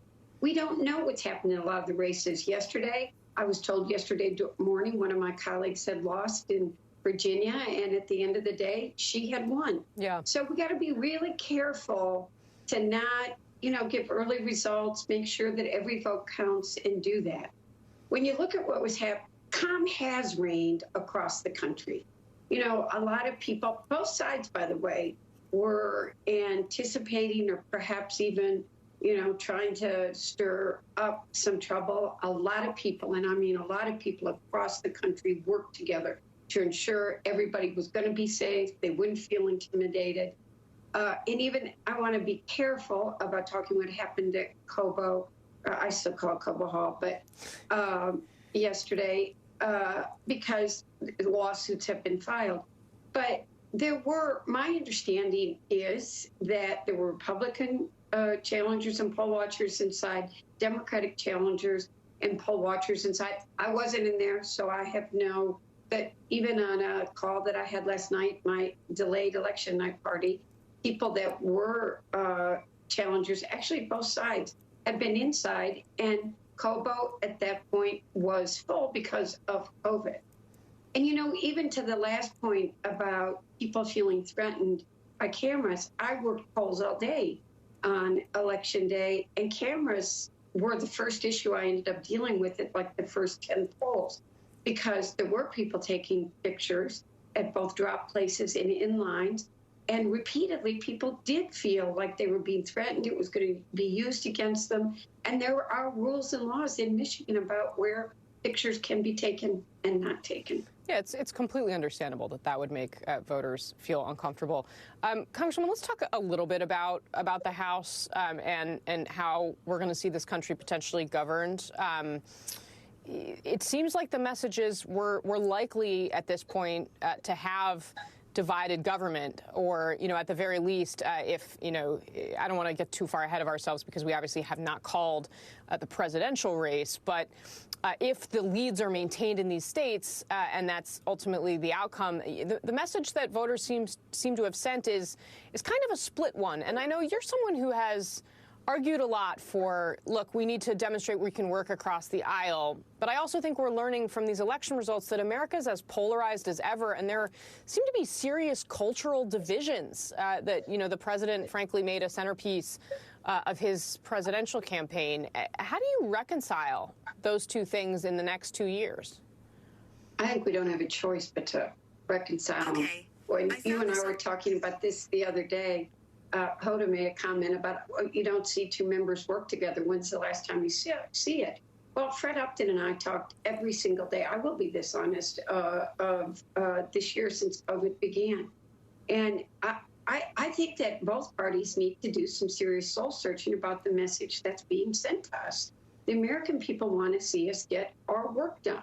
And there are problems that need to be addressed. And just keeping them from happening or keeping them from moving because the Senate wants to block them is unacceptable. We don't know who's going to be president. We're still waiting for the outcomes. One of the reasons I so strongly supported Joe Biden is that I can think of nobody better to do that. He is somebody that respects people on both sides of the aisle, will pull people together. You find the common ground. You know, and I'm someone that even thinks when you pass a bill and you have bipartisan support, bipartisan, even the drafting of it, it gets more buy-in from people across the country. So, you know, maybe I'm naive, but I don't think I am naive. I know a lot of good pieces of legislation passed over the history of this Congress, of the history of this country, with Republicans and Democrats working together. And I hope that that's a period of time we are headed into. And I'm going to work on making that true. I do not think naive is a word that many people or anyone really would apply to you, Congresswoman Debbie Dingell. Thank you very much for being up early with us, for coming on today. It's great to see you. Earlier in the show, we asked, why are you awake? We got this email from Jamie, jonesing for my next Kornacki fix. Aren't we all? From Aslan, I fell asleep watching election coverage, and I woke scared that I missed something. LOL. Don't worry, we'll keep you posted. Another follower tweeted yesterday, when I slept, Wisconsin and Michigan flipped, and I don't want to miss anything. On the other hand, maybe if I fall asleep, something will actually change. There's part of me that feels that way, too. Janine sent along this snapshot saying, I was hoping to hear the election was called. Aw, that's a cute face. And we got a photo from this cute baby from Bill, who emails, I'm up early because this guy doesn't want to sleep. He's right there with all of us who are up almost around the clock waiting for these election results. Coming up next here, we're going to have a look at the Axios One Big Thing. And coming up on Morning Joe, the latest in this still undecided presidential election, as races in 6 states are still too close or too early to call. Plus, lawsuits now filed by the Trump campaign in 3 states, including battleground Michigan, where Joe Biden has been declared winner, and Congresswoman Alyssa Slotkin succeeded in her bid for re-election. She's going to join the conversation. Morning Joe, just moments away.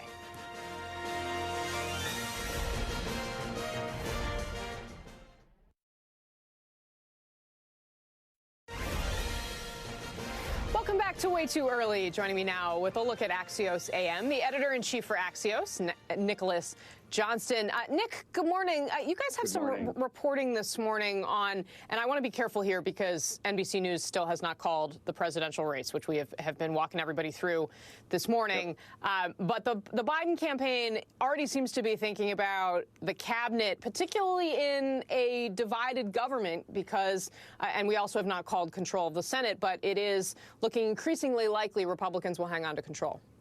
Yeah, today's one big thing is how a GOP Senate would put some limits on a possible Biden administration. Of course, as votes are continuing to be counted, we don't have finality either on who's going to be the president or control of the Senate. But as we're starting to game this out on a Biden presidency, looks likely GOP-controlled Senate is also in the cards. And of course, the Biden campaign has sort of set up their transition team. They've begun that sort of planning. The website went live yesterday, and so we're trying to get a sense of what they're thinking as far as the Senate control. And what it really means is that a lot of some of the more progressive hopes, particularly in the cabinet, those hopes are likely been dashed. 2 key names that we've heard that will have a very tough go in a Republican Senate would be Susan Rice and Stacey Abrams, who had been on our short lists for possible Biden cabinet positions that we reported earlier in the year before the election. But it does a good news for us, folks who are maybe former members of the Senate or members of the Senate now currently.